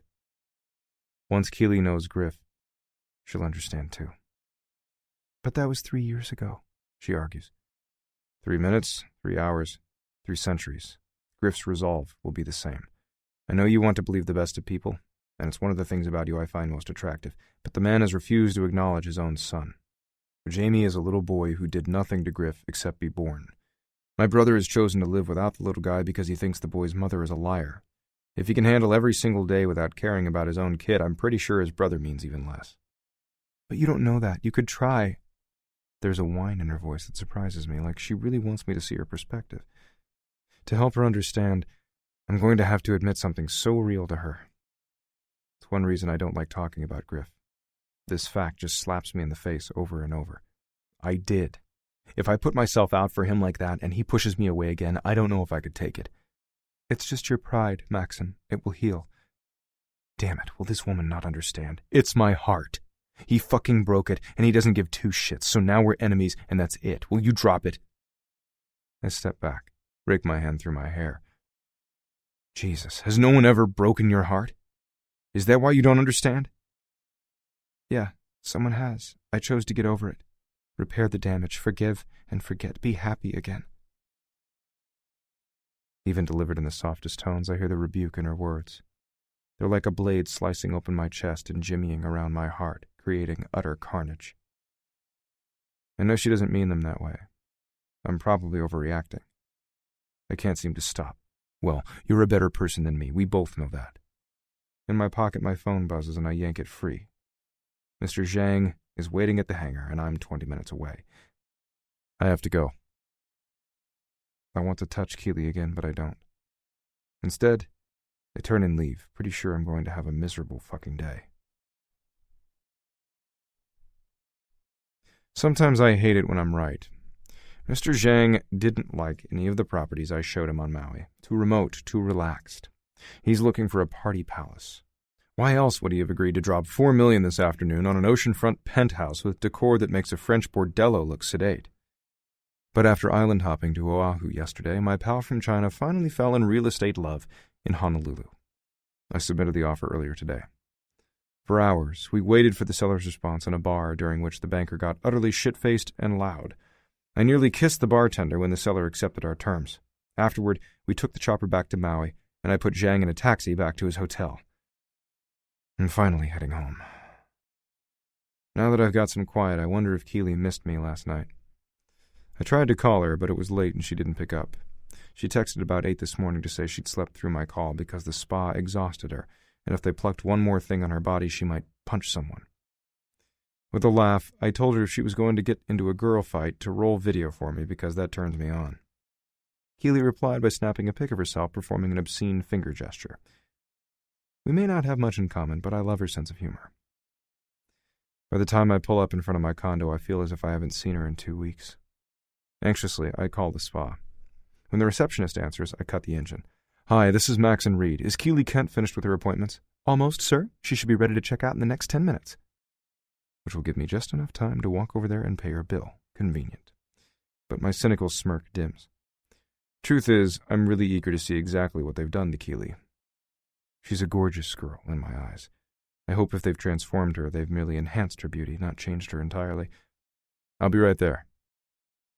The afternoon is quickly becoming evening as I walk the winding garden path past the main pool, then between a few buildings on the far side of the property. Behind buildings 3 and 5, I spot the spa. As I push my way past the front door, I enter a cool oasis of calm music, tropical tranquility, and dim lighting. The receptionist behind the counter smiles. I wonder how she sits there all day and listens to the waterfall without having to pee constantly. Not my issue, thankfully. She wears the usual severe bun that signals her efficiency and kills all hint of sexiness. As she rises in greeting, I see she's wearing head-to-toe black like everyone else in this place. I've seen livelier outfits at a funeral. Is management intending to send a message to patrons with their color scheme? Hello, Mr. Reed. What's her name? Ashley? Annie? Avery? Something like that. I make small talk with her when I come here for the occasional massage, so I should probably know. She often flirts. I expect she'd do me if I asked, but I'm not interested today. I'm beginning to wonder if I ever will be again. Hi, if you've got the bill ready, I'll settle it and wait for Keely. Of course. Whatever her name is clicks around her computer. The nearby printer spits out a long list of treatments. She glances it over, then hands it to me with a grin. I'm sure she intends to be professional, but looks slightly manic. Uh-oh. 2 full days of spa services is going to cost me a fortune. I glance down at the total and try not to choke. Yep, expensive as usual. I could feed an entire village in a third-world country for a year on this amount. At least the Ritz is consistent. Grabbing a pen, I add gratuity and sign, then sink into a nearby chair to wait. They need to hurry this show up. I'm eager to clap eyes on Keely. I'm sure she's going to look great, but right now I just want to be with her. I missed her more than I thought I could. I'm glancing at my phone and scrolling through Facebook. One of Griff's ads comes up in my feed. I tamp down my annoyance and look through analytical eyes. Griff obviously wrote the text because the verbiage sounds exactly like him. Overall, it's good. I've already toured the property he's pushing, and the post makes even me want to see this place. I wish again that I had his knack for making the emotional connection with buyers and sellers. Keely was onto something when she helped me to better understand the Stowe heirs. I need to think more like that about people. with emotion, even if the concept usually gives me hives. Max. Keely. I recognize her voice. I jump to my feet, pocketing my phone, then turn to face her, and I freeze. Oh my God. The woman has haunted me since I last saw her, but this version of her is fucking glamorous. Polished, poised, perfect. I recognize the pale green suit that hugs her body perfectly, along with the cheetah pumps she's wearing. Yeah, it's definitely Keely. So much about her now is lovely and familiar, but the trappings are all different and mind-blowing. Her hair is shorter than when she sported pink tresses. The loose, beachy curls now hang just over the tops of her shoulders, but the current color is what has my eyes popping out most. Red? Not just any red, a dark, rich russet. The color looks absolutely stunning on her. It sets off her pearlescent skin. It frames eyes that now look so intensely blue I wonder if I could drown in them. The words running through my head are awfully fucking poetic, especially since my tongue is utterly tied over this woman. She is beyond beautiful. It's actually my natural color. Do you hate it? No. I breathe. I feel a lot of things, especially below my belt buckle, but hate isn't on the list. Good. She smiles uncomfortably as she shifts her weight from one foot to the other and bites her lip. So, you look amazing. I'm finally able to pull my head out of my ass long enough to set her at ease. She gives me a blinding smile. Whew. If you didn't like it, my spa adventure would be a huge waste of time and money. Not at all. I hold out my hand to her. A jolt that feels a lot like the first time we touched, but stronger, races through my body. Not even a little. Wow, I can't stop staring at you. A flush crawls up her skin. She looks away, but not before I can see how much my compliments have pleased her. The spa has done an amazing job of bringing out her natural beauty.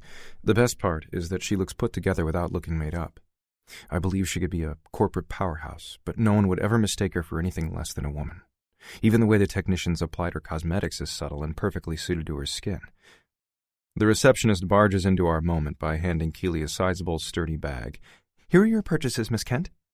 Thanks. Keely looks grateful for something to focus on beside me eating her up with my stare.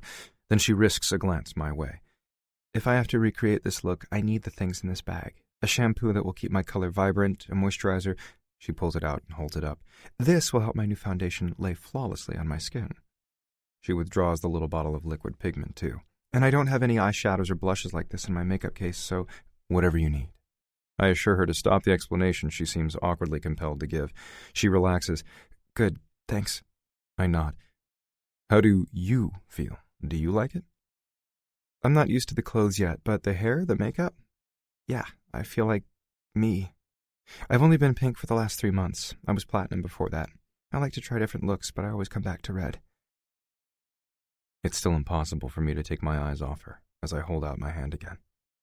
Something weird happens when she slips her palm in mine. It's as if her grip has squeezed around my heart, which is now beating like a tribal drum at a luau. I can barely breathe as I pull her close.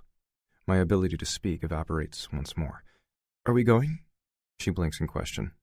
Yeah, leaving now. Dinner out? Please, believe it or not, being poked, plucked, prodded, and primped is really exhausting, so if I don't have to cook... Not a problem. In fact, I love the idea of going out and showing Keely off and keeping her close so that every other guy fucks off because it's obvious she's mine. Except she isn't. Soon, I'll have to dangle her in Griff's face like a tasty treat. I'm not thinking about that tonight. Nope, not happening. Right now, I'm just going to enjoy my time with Keely after the nearly 36 hours we spent apart. Yeah, I was counting. After a little discussion, we wind up at Pacific O, a romantic spot for seafood and sunsets. Dinner and wine are nice. Watching her turn every male head is gratifying. Her company is the best part of it all, though. She looks vivacious, like she's very comfortable in this skin. She has a renewed sense of self. Or maybe I'm finally seeing her as she actually is. I pondered that thought as the waiter sets down our check. Hey, she murmurs, do you have an early morning tomorrow? Not any more than any other day. What do you have in mind? I feel the smirk cross my face. I can't help it. I have a whole lot of ideas filling my head. I wonder if she'd say yes to any of them. She glances at her phone. I know it's already after 9, but I was wondering if we could do one more thing before heading home. Like? Keely already turned down dessert, so I can't imagine what she wants. There's this little pub around the corner that has a karaoke on Wednesdays and Sundays. I've missed singing. It's soothing. My knee-jerk reaction is a big hell no. I pause as I realize that she didn't ask me to sing. That's key. I don't understand her assertion that warbling in front of a bunch of strangers is anything but an exercise in trying not to nervous puke. But she seems really excited. How am I supposed to say no? As long as you promise not to drag me on stage. Totally. I just need to belt out a song or two.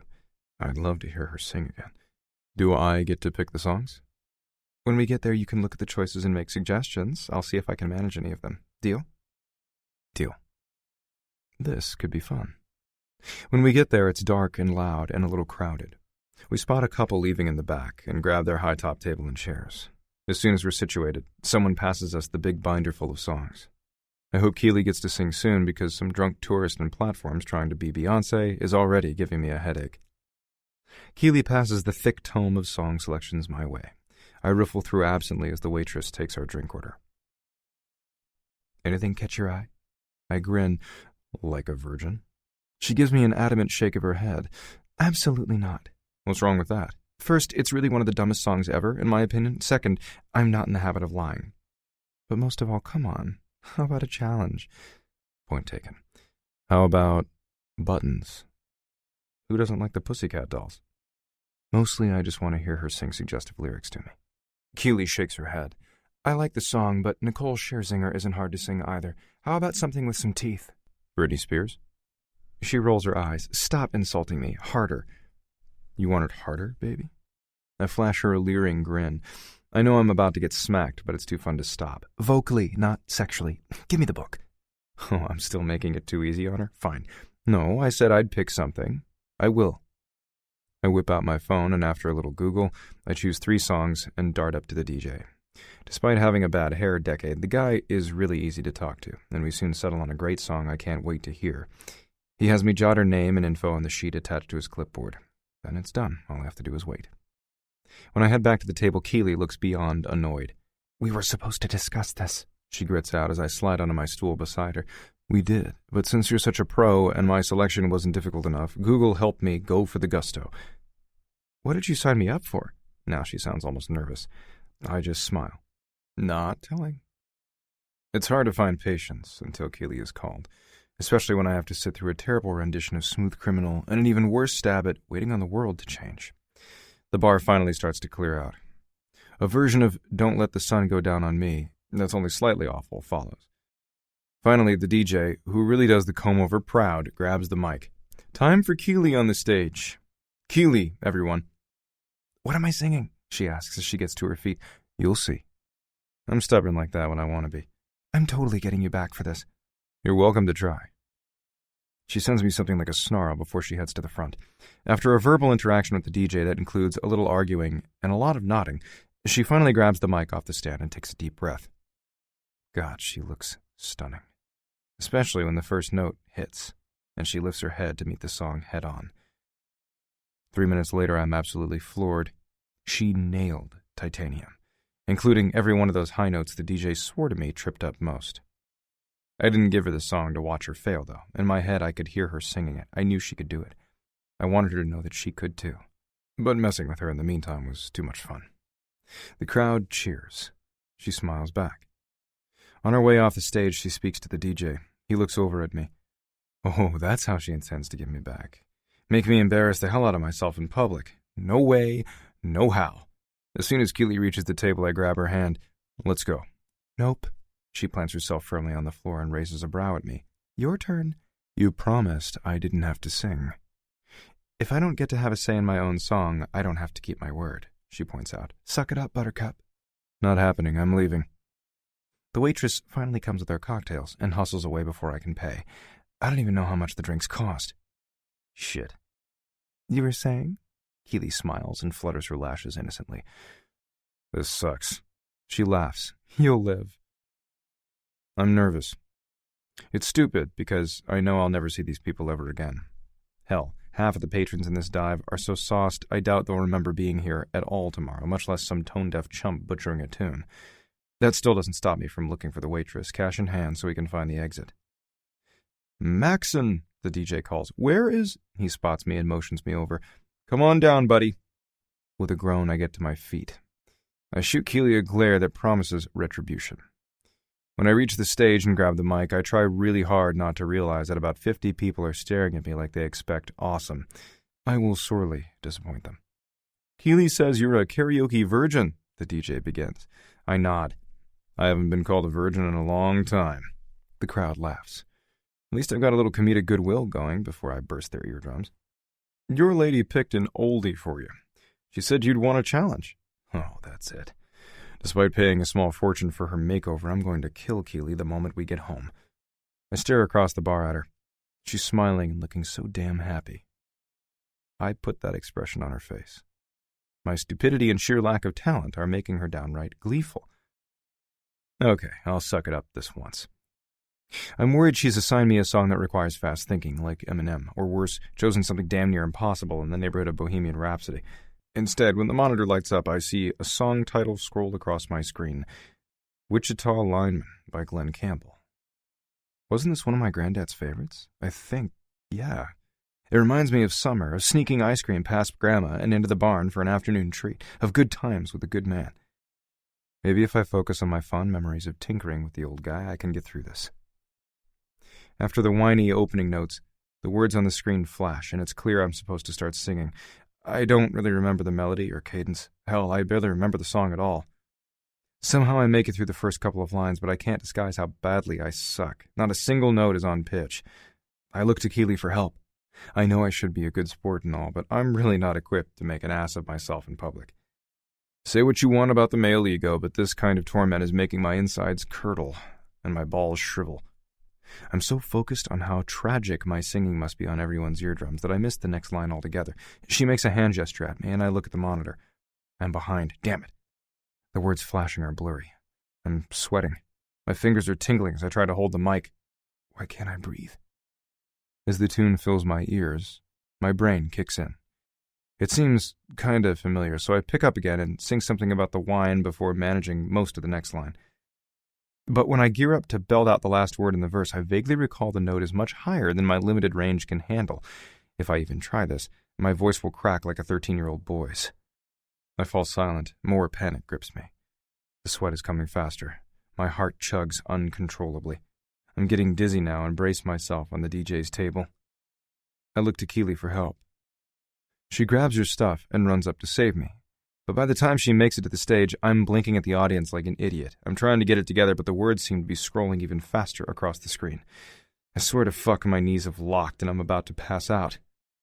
Suddenly, she's beside me, purse dangling from one shoulder, her other arm around my waist. She takes the mic from my hand and starts singing about needing and wanting me for all time. I always thought this song was nonsensical, but hearing it for the first time in easily 2 decades, with Keely's voice dripping emotion, I'm experiencing these lyrics through a whole new filter. When did this seemingly stupid cowboy song get so damn yearning and full of devotion? So poignant. Keely manages to salvage this musical train wreck, though singing an octave higher than I've ever heard the song. After another verse, I can finally breathe again. My vision is righting itself. She's solid beside me, a rock. I'm good. I even chime in a word here or there. Then the chorus comes around to rip my chest open again. The gut-churning lyrics roll through my head. Suddenly, the lights come up. I hear applause. The crowd is lauding Keely, but I feel enormously better that it's over. She grabs my hand and leads me back to the table, takes care of the drinks, and guides me to the car. Keys? I got it. You don't. Keely shakes her head. You look white as a polar bear. I open my mouth to argue, but stumble over my own 2 feet trying to reach the car door. Fuck. You were saying? With a huff, I hand over my keys. Do you know where you're going? Of course, sit back. She escorts me to the passenger side and helps me sit. A moment later, she's next to me, starting the engine. I had never been a passenger in my own car. It's not a feeling I like. As she pulls away, I'm glad the top to the SUV is down. The wind whipping across my face is both helpful and sobering. I don't know what happened back there. I think you had something between stage fright and a panic attack. That's ridiculous. I don't have panic attacks. It's nothing to be embarrassed about. My mom had them for the first few years after my dad died. You're just wound up and emotionally closed off. When you try to tamp your emotions down, sometimes the body can't adjust, and this happens. I want to call bullshit. I don't have emotions. On the other hand, this has happened before. One time, a few years back, I even woke out of a deep sleep feeling like I couldn't breathe, or must be having a heart attack. I called 911, and the paramedics took me to the hospital. I was shocked when they told me nothing was wrong with me. I had an episode, whatever that means. They prescribed me a few tablets of something I couldn't pronounce. I was supposed to take one if it happened again and call if the symptoms persisted. I didn't need another pill for months. Then, one night I was on the couch watching a horror flick. I got wound up. It had to be the movie, right? I thought so, and I took a pill, but it made me so sleepy I was conked out for 12 hours. The hangover the next day made me feel like a zombie. I flushed the rest of the prescription down the toilet. I don't want to talk about it. Her face softens as she grabs my hand. It's not abnormal. There's nothing wrong with you. You just need to be aware of yourself. And I hate to sound like a broken record, but meditation would help, really. I shake my head. I'll be fine. Keely doesn't seem thrilled by my pronouncement, but lets it go. I give you a lot of props for getting on stage and trying it all. The first time I sang in public, I was so nervous my voice shook. I thought I was going to throw up. Despite the awful night, having Keely beside me is soothing me. Her story lightens my mood. I relate. Sorry I put you in a position to be uncomfortable. You poked. I teased back. I didn't think it would upset you. I hear her sincerity. I squeeze her hand in return. Thanks. I, missed you last night. The admission comes out of nowhere, and before I can cover it up with a joke or try to change the meaning, she glances my way. I missed you too. Hell, I think she's serious. Suddenly, the employer-employee barrier that she put in place a couple of weeks ago isn't so impenetrable. I sense her breathless thoughts, almost as if they're a tangible thing between us. Silence stretches across the next 2 minutes as she pulls into the lot and drives toward my unit. Some invisible tug is pulling us closer. I'm fantasizing about the moment I have her upstairs alone, behind my closed door. I'm so ready to be with her in every way I can. Keely presses the button to lift the top on the SUV, then rushes out of the cab. I do the same, and she locks the car door. We meet again at the front of the vehicle and stop, stare, breathe. Does she feel this weird rush too? Like she can't wait until we're alone? Like she's impatient for me to hold and touch her? Like she's eager for me to strip her down and make love to her all night? I could swear she does, and I can't take the weight anymore. I tug on her hand and dash for the stairs. She's right behind me, heels clacking as she runs up the flight and sprints down the hall with me, all the way to the front door. With trembling hands, I shove the key in the lock. It takes a few tries, but the door finally opens. I fling it against the wall and nudge her inside. As I follow, Keely tosses her stuff on the bar. I secure the door behind us. Then I turn to her. Her back is against the wall. Her breaths are heavy between us. She's staring at me with hunger, eating me up with her eyes. Fuck yeah. I come closer, one deliberate pace at a time. I feel this moment in every nerve of my body. I've been waiting to touch her for what feels like an eternity. I've fallen asleep to memories of her taste on my tongue, her cries in my ears, her naked body filling my head. My chest tightens. My gut clenches. I'm so focused on Keely that nothing else registers. I don't give a fuck if this building burns down around me. I want this woman more than I've wanted just about anything or anyone in my life. There's a gravity in the air, tense and sharp. As I press against her, brace my forearm on the wall above her head, and cup her hip with my free hand. Her head falls back as she meets my gaze. I hear her panting breaths. She wants me too. Thank God. You going to stop me? I ask. This isn't smart. Probably not. That doesn't answer my question. She licks her lips nervously. Everything in my body clenches at the sight. Try me. See what I do. I don't even know what she's conveying. Just that she's all but dared me to kiss her. I can't let that pass. I refuse to stop trying to take her for my own. I tug on her hip. I lean my entire body against her. She holds her breath, waiting. Her lids slide shut. Her lips part. I'm toast. As I finally lay my mouth over hers, a groan slips out. Fuck me, she's every bit as soft and sweet as I remember. I crush my lips against hers, but that's not enough Keely for me. I need more, I need deeper, I need everything. So I nudge her mouth open, slip inside, and I lose myself utterly. This woman is going to be my downfall. Right now, I just don't care. No one has ever felt this perfect to me. She tilts her head to offer more of herself and grabs my shirt. As she clings to my shoulders, Keely yanks me closer until her every curve is plastered against my body. She sucks in a breath, and I feel her heart racing in time with mine. The sound is gonging in my ears. She's potent, and I'm high on her. I don't ever want to come down. Her tongue slides against mine, a dance, a tease, caress. I hear her little catch of breath, followed by a desperate moan in her throat. I want to hear more of that sound. As I'm sliding inside her and telling her how beautiful she is. Yeah, I want that now. Screw all pretense of being cool and in control. I slide her skirt up her thighs, then hoist her up, bracing her against the wall. I spread her legs and fit my body between them. Heat radiates from her pussy. Her panties are damp. I want to tear them off so badly I'm about to lose my mind. She clutches at my hair and grips me tightly with her thighs as the kiss goes on. I feel as dizzy as I was on stage, but it's all good now. The sensation is totally swarming my head, sweating, blood jetting, heart chugging, the works. But no anxiety, just full throttle, unstoppable arousal. I lift my head long enough to catch my breath and make sure she's with me. Keely, sunshine, tell me you want this, that you want me. She has to confess. I need to hear her say it. Slowly, her lids open.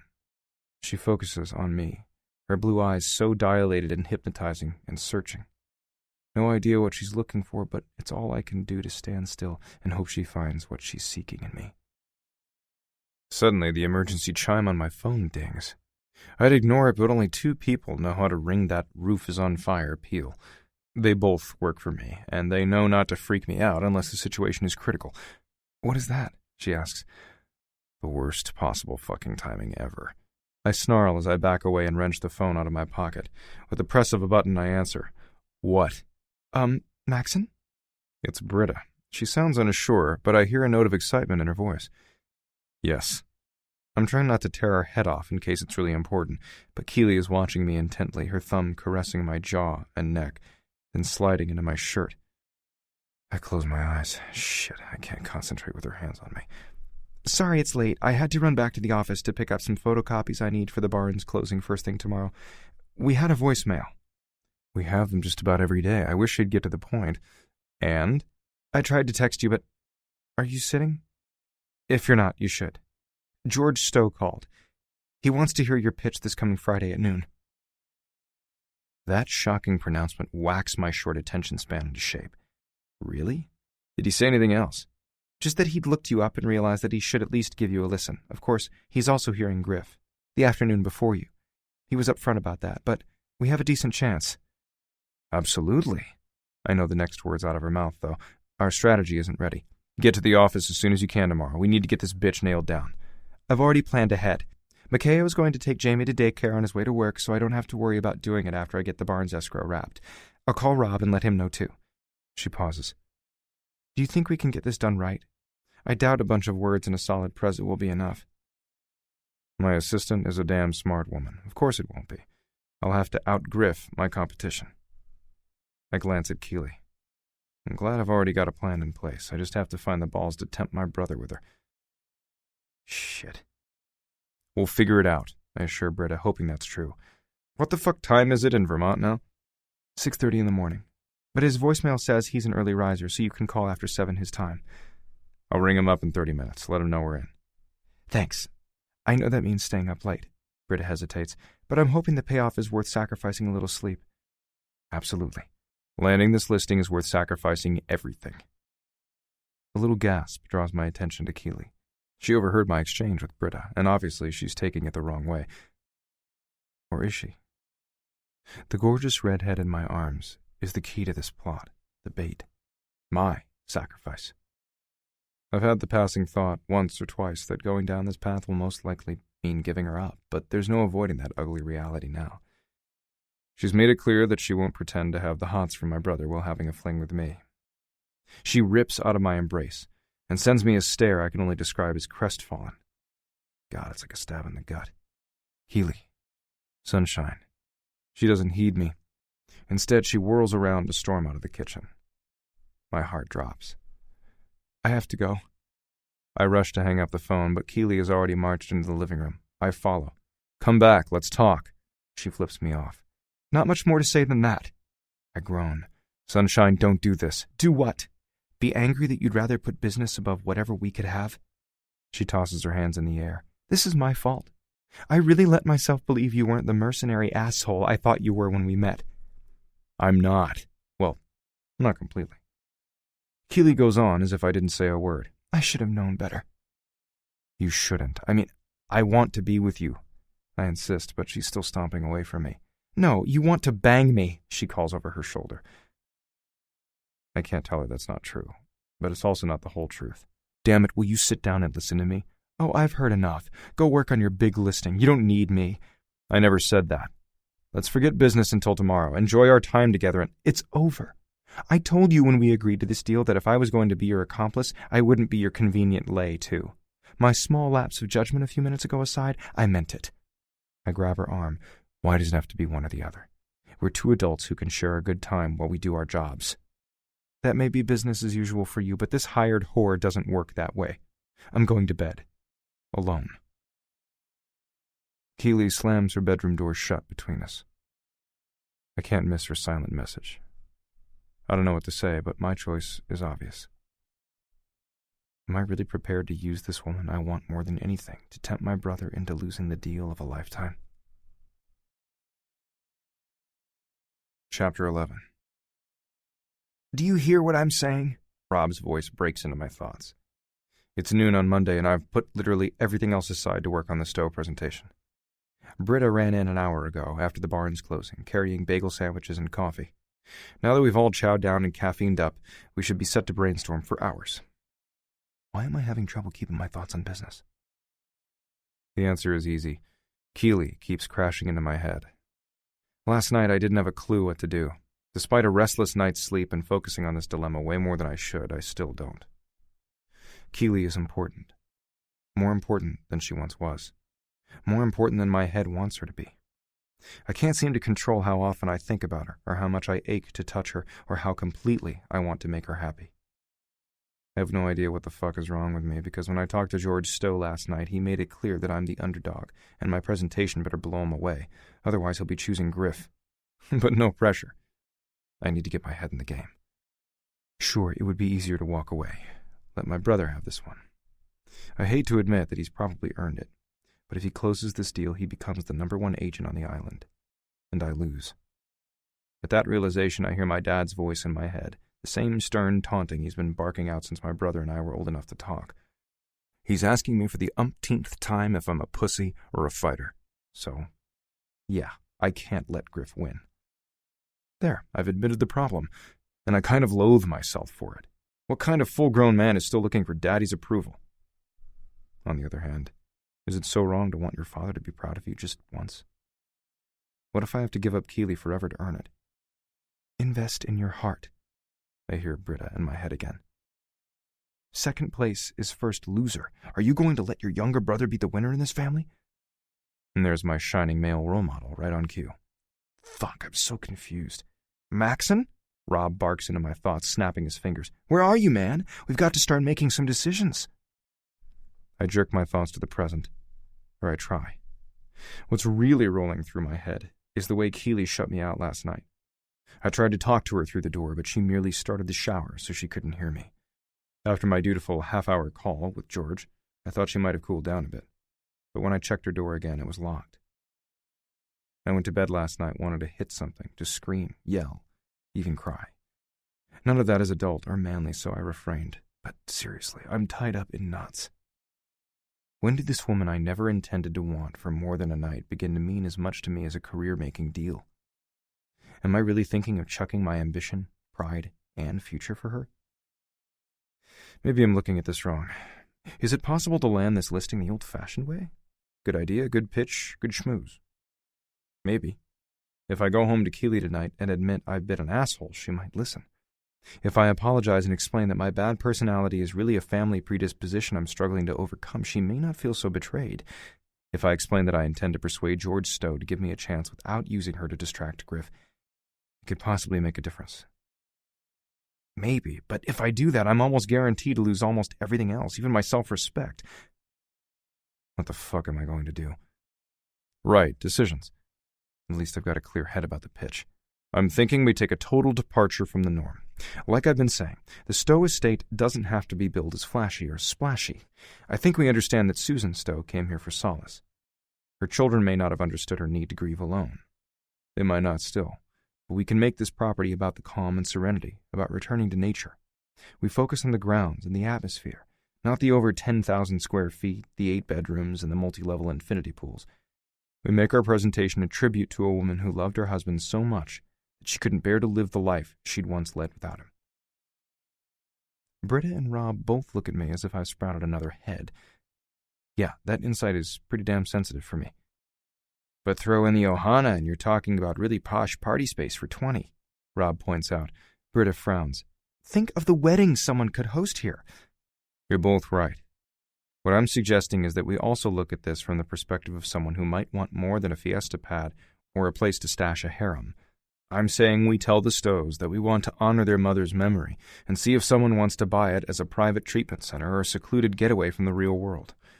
This place doesn't have to be just about the big shindig or showing off wealth. It can be about recovery, rebirth. My team sits back for a quiet moment, digests what I've said. And you think the Stowe heirs will hear that more than crap like internet TV commercials, skywriting above a sporting event, or whatever the hell Griff has planned? Rob muses. Exactly. You know, I think you're onto something. Britta nods. I like it. Me too, Rob adds. What's our next step? After an afternoon of hammering out our most specific approach yet, making a few phone calls, and beginning to flesh out the presentation, I'm surprised when I look up to find dusk fast approaching. I glance at my phone.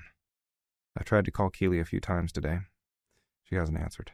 I've left texts. She hasn't replied. In a voicemail, I even gave groveling my best shot. Nothing. No doubt, she's pissed. On the one hand, it's good. She must feel something for me, or she wouldn't care that I might want to use her to divert my brother's brain from work. On the other hand, she was pretty clear that she feels used. I hate that. Not only is she smoking hot and sex with her is beyond phenomenal, she's like a friend. I've told her some of my darkest secrets, and she listened, just squeezing my hand. No judgment, no platitudes, no bullshit. She gets me. That's rare. So why is she having trouble understanding that what I want and what I need are diametrically opposed? If she'll try to understand me just a bit more, she'll get that wanting her and wanting to screw my brother over don't have to be mutually exclusive. After all, I'm not plotting to hurt her. Damn it, why won't she call me back? After Britta flies out the door to try to reach the daycare in the next 15 minutes before they close, Rob grabs his stuff and heads for the exit. So, hey, what about your little side plan with Keely? I didn't ask in front of Britta, but how's that going? Subtext, you're not wussing out, are you? I don't know what to say. The logical success ladder climbing side of me knows that if I don't give every angle my all, I might as well concede to Griff now. But everything from shoulder to shoulder, between my neck and my navel, seizes up. That part of me is already doing a million emotion march against the concept of letting Keely anywhere near my brother. I'm rethinking. Why? You know your brother will go mental when he meets her. She can charm him right out of his sanity. Is she backing out? You found the leverage to bend her into this agreement, right? If so, you need to remind her. No, that's not the problem. I'd rather not tell Rob my personal situation. He'll only roll his eyes anyway. Then what is it? Do not tell me your conscience has decided to get uptight. Okay, that's annoying. Don't you think it's a shitty thing to do to a woman? Imagine how she feels. Who cares? She'll be gone in 2 weeks. He curses. Christ, when did you grow morals? Rob's tone makes it clear he thinks I'm an idiot. Maybe I am. Last night after I kissed her with a wholly new passion that stemmed from somewhere other than my dick, then all but blurted that I'd give her up to beat my brother, the devastation on Keely's soft features nearly took me out of the knees. Don't be an asshole, I snapped at Rob. I have to think about this. She means something to me. Since when? Have you even fucked this girl again? I remember all the times Rob and I swapped morning after stories. At one point, I knew every sexual partner he had in the last 3 years. I also knew whether they were a screamer or if they liked their sex kinky. I was pretty good about reciprocating, even with Tiffany, but Rob's question now infuriates me. That's none of your business. In other words, no. Grow up and get laid. I mean this as a friend and as a business associate. Don't fuck this up. You asked Stowe for a shot, and we're going to pitch to him. Yeah, blindfolded with one hand tied behind your back. Why would you do this halfway? Why throw Keeley under the bus for ambition? For fuck's sake. Your feelings are going to cost us a lot of money, like 6 figures each. I need that money. Britta does too. Why don't you tell Keeley you like her and give her a cut of the payoff to play along? I tried, more or less. She won't. Rob rakes a hand through his hair like he can't believe what I've said. Persuade her. You fucking sell things for a living. You have this whole plan in place. You've been working it for 2 weeks. Now 5 feet short of the goal line, you're going to pack up your gear and quit? Who are you? That's a good question. I'm not even sure I know the answer anymore. I don't feel happy without Keeley nearby teasing or scolding me. I don't run right when I don't know where she is, if she's happy, or whether she'll be home when I get there. I'm so fucked. Get off my back. Give me a reason to. I came to work for you because you never failed to go for the kill. I would have sworn you'd stab your own mother to get ahead, and now you're giving up your chance to catch the biggest deal of your career for some fucking broad you met in a bar 2 weeks ago. He shakes his head at me. When did you become the guy willing to fuck me out of a paycheck so you can get laid? Get your shit together, or I don't think I can work for you anymore. Before I can say anything else, Rob is gone. I honestly don't know if he'll be back. He's an essential part of my team. He knows how to make sales faster, and he knows where all the bodies are buried, so to speak. This sucks. I curse and grab my gear. Rob's tirade aside, I know I have a hard decision to make. I have to talk to Keeley. Somehow. We need to work this out. No matter what happens with Griff, in my head she's mine and she's going to stay that way. I can't say I'm in a great mood when I climb into the car and tear out of the parking lot for home. Yes, I've known for a long time that Rob is a complete bastard. Frankly, it's one of the reasons I hired him and why we worked well together. Birds of a feather and all. Sometimes I have to be charming for clients, but I could always count on my marketing manager to be ruthless. His shit tonight was way over the line. I get that my indecision has thrown him for a loop. Since he gets paid when I get paid, I realize that if I don't reel in the Stowe estate, I'm costing him a lot of money. He should also know I'm going to do my best to succeed and make things right for him. If he's calmed down tomorrow, we can try to work it out. If he continues to be an asswipe, I may be hiring a new staff member. My phone rings, butting into my thoughts. There's just enough glare left in this sunset that stabs my eyes through the windshield. I can't see the display on my Range Rover. But my insides torque up at the hope that Keeley is finally not pissed enough to talk to me. I grope for the button on the dash and stab it. Hello? Keeley? Sorry, it's Harlow. Hey, sis. I try not to sound disappointed. She laughs at me. Tell me how you really feel? Give it a rest. You got it bad for this woman, don't you? Yeah. I'm not sure what that means yet or how it's going to play out in the future. The not knowing is making me antsy. Did you want something? Well, I called to tell you a few things, but since you're so riddable right now, I think I'll keep the good stuff to myself until I've had my fun. I sigh. Why aren't you taking your frustrations out on your fiancé? Is he still in London? No, he's flown on to Athens. He's very important. Harlow says in a voice that makes me worry she's questioning her own importance to him. You okay? Are you? She counters. How's it going with Keeley? I'm a smart guy. Usually. I am definitely intelligent enough to realize that I will never understand the female mind. Harlow isn't much like Keeley, but she's closer than I'll ever be. I'm not sure. Good 1 minute, not so good the next. I fill her in on last night's unhilarious comedy of errors. What are you going to do? I don't know. What do you think I should do? You have never once asked my advice with a woman. By the way, if you had, I could have told you Tiffany was a selfish whore. Thanks for the FYI, I figured that out. Finally. Look, you're obviously tied up in knots over this girl. Are you in love with her? I've never been in love. How the hell should I know? Maybe. Harlow laughs without humor. You sound so clueless. It would be funny if it wasn't so sad. Gritting my teeth in frustration, I bite back a curse. Are you going to make fun of me or help? She hesitates, and I wonder how much she's enjoying my torment. She's not usually cutthroat like the males in our family, but she's also no slouch. My little sister learned from some of the most ruthless assholes ever, and she can keep up. I'm actually worried about her answer. Neither, she says finally. Look, there's no redeeming Dad, so I gave up on him a long time ago. You and Griff, it's been a toss-up which side of the fence you two would fall on, but I'm starting to have hope for you. You seem like a better man with Keeley. I want to be a better man. I even feel like a better man. I don't want to let that, or her, go. But I don't want to give up the Stowe estate either. It's not just a property or a payday. It cements my future. What are you saying? That you need to figure it out? I could tell you how to play this, but if I do, whatever move you make won't be authentic. Keeley sounds like a smart cookie. I'm guessing she'll see right through any choice that doesn't come from your heart. Most likely. I don't know how to choose with my heart. I have 3 chromosomes, X, Y, and asshole. How do I change that? Stop making excuses and decide what you want most. I only called to drop a little knowledge on you. Tonight, Griff is going to some place called Lalani's Beachside Grotto. He should be there about now. So if you want to proceed with your original plan to introduce Keeley to him, here's your chance. My breath seizes up. My heart pounds so hard I swear it's going to bruise my rib cage. I have to decide now, right this minute. There's still a little part of my brain screaming that I'm an idiot if I don't follow through. But all the function in my body seems to be coming from my chest these days. It's telling me that my head needs a fucking vacation. Thanks, I managed to mutter. And he's still not seeing anyone? No, but something is going on. I talked to him today. He sounds really wound up. He's probably on edge about the Stowe estate. The end of the week is going to creep up on both of us. Maybe. What's the other reason you called? I mean, besides the chance to talk to your amazing elder brother. I try to joke. It falls flat. Harlow gets quiet, sober. My gut starts screaming. Mom picked up and left yesterday. What? What happened? I don't know exactly. Dad called me in a huff this morning. Mom didn't come home last night. She didn't call. She didn't say she was going anywhere. She just left. She also took her Mercedes, a suitcase, and half their checking account. Damn it, that move sounds as if Griff, that fucker, has been giving her pointers. You think she's gearing up for a divorce? Apparently, she called a lawyer. She's done that before. I rationalize aloud. She usually backs down. True. Harlow lets out a troubled breath. But something tells me this time will be different. As soon as I hang up with my sister, I call Keeley again. Still no answer.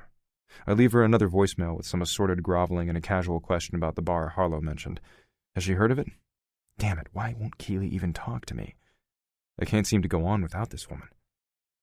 How can I soothe her anger so we can have what do shrinks call it? Yeah, a dialogue.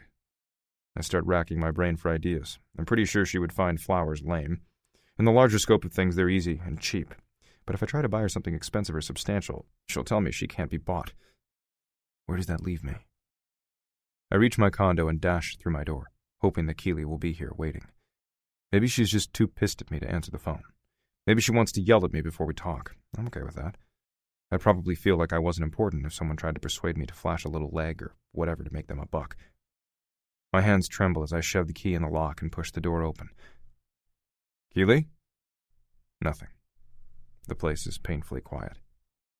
As I glance inside, the kitchen looks completely spotless, so I have no idea whether she even stayed for breakfast, nor has she set anything out for dinner. That worries me. I toss my keys on the bar and scan the family room. Nothing of Keeley's is lying around. No book, no glass of half-imbibed water, no rumpled pillows on the sofa. My gut starts to clench with dread. Keeley? I call again. I can't stand that she's not here, not responding to me. I swallow as I dash to her bedroom. Please tell me she's not gone for good. The minute I hit the threshold, her absence is palpable, but the bedroom smells so much like her it nearly drops me to my knees. A pang for her obliterates my composure. I imagine her skin. I see her smile. I can almost feel her heart. Keeley Kent would never use or sell me. She would never put her job first. If she loved someone, she would never betray them, hurt them, or leave them. I have fucked up so badly. Every cell in my body aches with that truth. The worst part is, I don't know if the damage I've done is repairable. Taking 4 giant steps across the room, I rip open the closet door, and I breathe an audible sigh of relief. Her clothes are still hanging. Her shoes are still lined up along the bottom of the closet. I work a lot of long hours, so I don't always think about the fact that my condo could be tidier. But Keely not only tucks everything away, she has this knack for arranging items around the room, so they're both clever and functional. I've noticed recently that she's completely turned my kitchen upside down, in a good way. Same is true of this bedroom. It used to be a spare space for guests to crash. Now she's brought in pictures, throw pillows, and knickknacks. The space actually looks homey. What the hell do I do if she decides not to come back? Will she send me a Dear John letter asking me to return her stuff while telling me to fuck off? Those thoughts pelt my brain over and over as I change into pajama pants and head for the sofa. Absently, I turn on the TV to wait. I text her to say I'm home. No reply. With a sigh, I tune out the news. Politics, don't care now. Economic data, whatever. I usually listen to the housing info, but I can't even pretend to give a damn tonight. The program drones through the local news and special interest stories. Still no Keely. I call once more just in case. She ignores me utterly. My stomach goes from tight to nauseous. The clock tells me it's past time to eat dinner. For maybe the first time in my life, I'm way more worried about someone else and how they feel than what the fuck is going on in my life. Food will come later, once I know what's up with Keely. 8 o'clock rolls past. Stupid sitcoms with bad laugh tracks can't hold my interest. 9 o'clock comes and goes. I don't even know what Keely is doing, where she's gone, if she's trying to teach me a lesson. I think I've learned. Finally, my phone rings. I pounce on it, fumbling with the answer button. But the display tells me it isn't Keely. Britta? Yeah, I just wanted to check on you. I finally got Jamie in bed and thought I'd call. As I backed out of the parking lot at the office, I thought I saw through the window that you and Rob were arguing. Everything all right? I need to get control of myself. Stop this man period I'm having. I have to not freak out. Deep breaths. It doesn't help. I'm good. You don't sound like it. Britta chides gently. She's not stupid, and I shouldn't treat her that way. He threatened to quit. He what? I hear the shock in her voice and grimace. That man has devoted years to you. What the? Everything seemed all right when I left. It was. And now that I've opened my big mouth and started talking, I don't have any other way to explain our fight except the truth. Keely isn't just the woman I'm hooked up with right now. I was grooming her to distract Griff so we would get the Stowe listing. I explain everything, including the fact that I have no idea at all what to do next. When I'm done, Britta says nothing for an unnervingly long time. You still there? I ask. My voice croaks with nerves. How dare you? My assistant doesn't yell or scream. I wish she would, that we could get into a knockdown drag-out and purge her anger. But no. She says the words so softly I have to strain to hear them. I know Britta's temper well. Silence is bad. Because I'm stupid? I'm hoping that's the right answer. When I explain my scheme aloud again, that's how it sounded. Maxon, you are 33 years old. You need to learn that you don't always get your way. Actually, I feel as if I'm figuring that out damn fast. Yeah. I'm only going to admit this once, and if you ever tell anyone, I will deny it until my dying day. She pauses. I hear her swallow. I love Griff. I will always love him. I think about your brother every single day. I see him every time I look at our son. I think you know that. I do. So how could you betray me like this? It's one thing for Griff to troll bars and pick up tourists and bimbos. I can tell myself they don't matter to him, but Keely is different. You're teaching her to be everything Griff could ever want and shoving her in his face. You're giving him a woman to fixate on. You're guaranteeing he never looks at me again. I thought we were family, and that you would never hurt me. Something that feels a lot like shame liquefies my guts. I didn't mean to hurt you. Maybe. But you didn't tell me earlier because you knew the truth would cut me deep.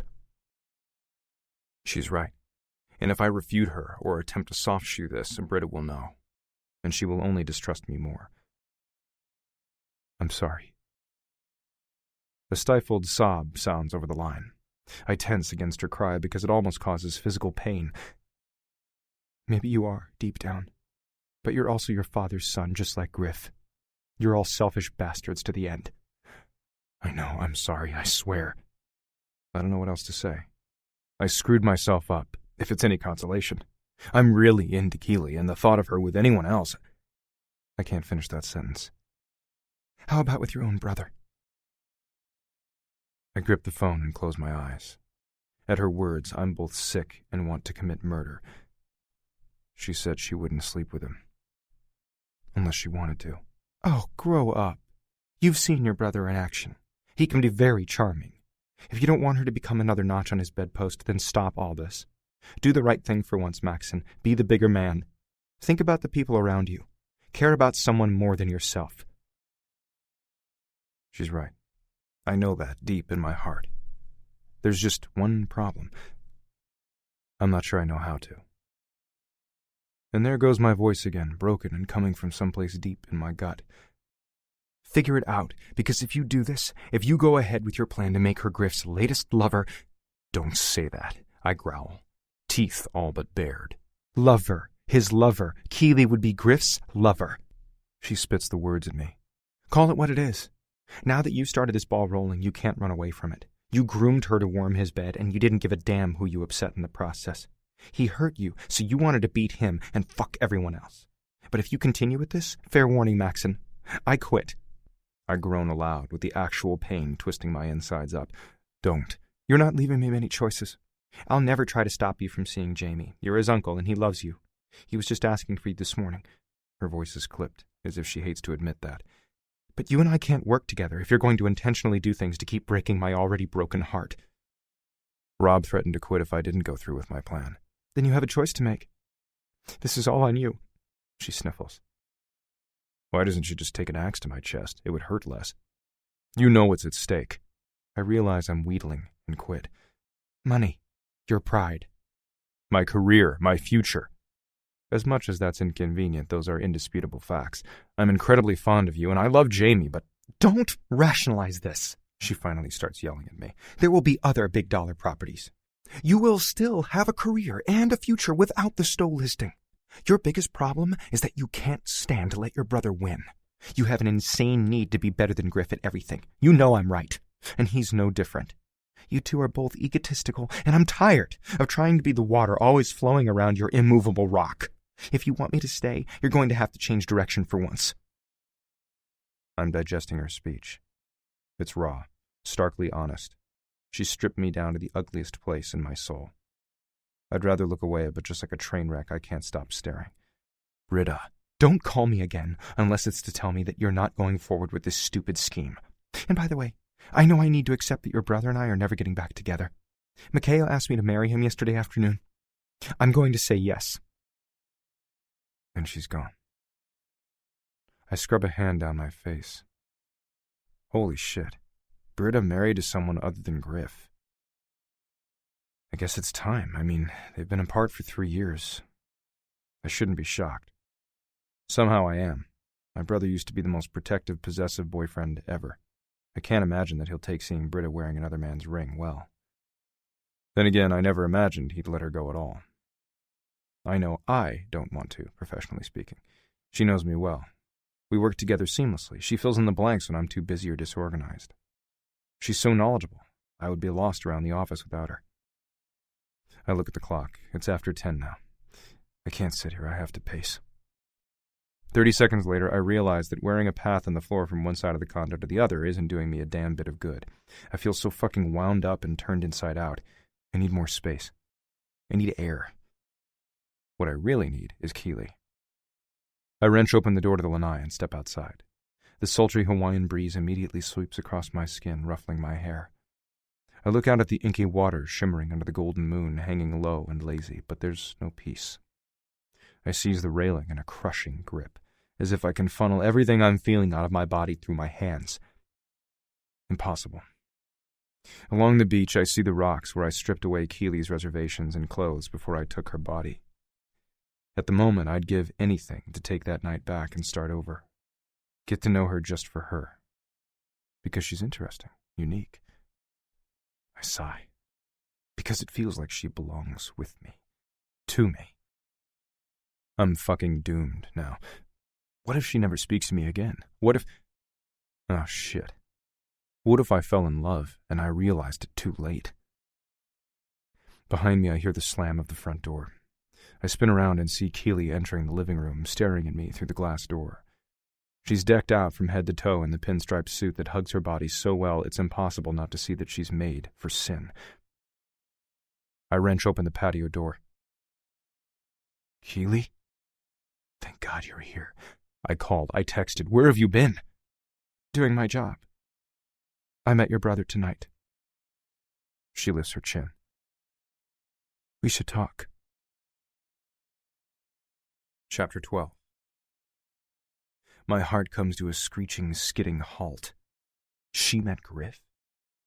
Why do I have the sinking feeling that I'm even more fucked? Because my brother goes out for drinks about 7. Keeley is breezing in about 10:30. A lot could happen in 3.5 hours. I try not to imagine what. My feet feel like blocks of lead as I enter the condo, shutting the lanai door behind me. You went outside? She sounds surprised. Yeah. I nod nervously as my heart decides to wage an all-out war with my chest. The battle is so loud I hear it in my ears. You were right. It's nice out there. I'm babbling. I wipe my sweaty palms on the soft cotton of my pajama pants. I want to touch her so badly, but her face is unreadable. I don't know what to say. She nods and kicks off her pumps. Do you want to know about my evening with Griff? Yes and no. Mostly no. I wish like hell I had any idea what was rolling through her head. I stand there mutely, a boiling pot of emotion melting my brain. I blink. She looks beautiful. There's really no way my brother didn't see her, zero in on her, want to know everything about her before he saw every inch of her. The thought is killing me. I'm not sure. She softens a little. Sit. Keeley chooses the corner of the L-shaped sectional. I sit one cushion over, going through the motions of breathing so I don't freak out. This makes no fucking sense. 20 days ago, I didn't even know this woman. I would have passed her on the street and stared before I shrugged and walked on. Now I'm seriously thinking of surrendering my future to her, giving up the only sense of self I've ever known for her. Did you talk to him? I finally ask into the protracted silence. Yes, he's like you, and not. He's smart and ambitious and interesting. You've got that in common, but he's more serious, more intense. Griff is. He always has been. I wonder if it's because he has a chip on his shoulder about being the younger brother, if he always feels like he needs to dig deeper to keep up. What happened? What did you talk about? I got your message with the name of that bar that Harlow passed on. I thought I'd go over there and see if I could figure him out just by observing. I was on my stool about 2 minutes when he came over to me, drink in hand and swagger in full swing. Knowing he studied her and sized her up as a potential nightly fuck makes me want to both curl into the fetal position and beat him senseless. Breathing is hard again. I'm wishing I had booze or a punching bag, something to bleed off my growing fury. Griff looked at her, damn it. The worst part is, I have no one to blame but myself. What did he say? Not much. We made small talk, exchanged names and a little info. We joked about our favorite drinks, then made a pointless bet about whether the new waitress would drop a huge tray of drinks. He won, by the way. She wasn't practiced enough to handle all that. We mentioned where we were from, where we'd gone to college, and the fact that we're both single. Technically, Keeley is single. I know it in my head. The rest of me is shouting a big fuck no. That took 3 hours. She raises a brow at me. It's a subtle warning that I don't own her. We took our time. We ended up finding a booth and sharing appetizers. We talked about business. I gave him a cover story. He thinks I work retail, but I'm thinking about going into real estate. That opened him up to talk about his business. He spoke in veiled terms about the Stowe deal. As much as I hate the cozy picture her words paint, it doesn't sound as intimate as I feared. I let out a pent-up breath.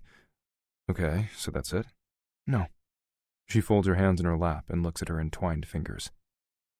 Is she trying to collect her words, or hide her guilt? And? I demand, hearing an edgy note creep into my voice. I can't stand being on tenterhooks anymore. The not being able to draw in a deep breath, along with the sharp perpetual tensing of my gut, is killing me. The pain bolts down my sternum. We talked about family. He mentioned you. She taps her thumbs together and pauses again. Spit it out. He hates you. I guessed that. The feeling has been unspoken for something just north of 1,000 days. But Keeley's soft words makes everything inside me crater. Not knowing the truth for certain was easier. Fuck, one deal tore up my family. This one is going to rip up my heart. God damn it. Yeah. And he loves you. He didn't say that, but I know it. My heart nearly implodes. I love him too. I shut my eyes and feel tears sting like acid. I miss that stupid motherfucker so much. Maxon? She prods at me. I refuse to cry. It's been an absolutely terrible day. Not the first. It won't be the last. I clench my teeth together. I will not lose my composure. I am fucking going to hold it together so I can hear the rest of this. Yeah? I drag in a shuddering breath. So, where did you leave things? He asked me to dinner tomorrow night. Jesus, motherfucking son of a bitch. My stomach tightens so much, it's one giant ball of ache. What did you say? She looks past me out to the lanai, biting her lip. The tension is killing me. Finally, she nods. I told him this week was hell on my schedule, and I'd have to juggle my schedule to make it work. He gave me his number. I'm supposed to call him tomorrow afternoon. Where does he want to take you? That will tell me a lot about how interested Griff is. Nowhere. He wants to cook for me.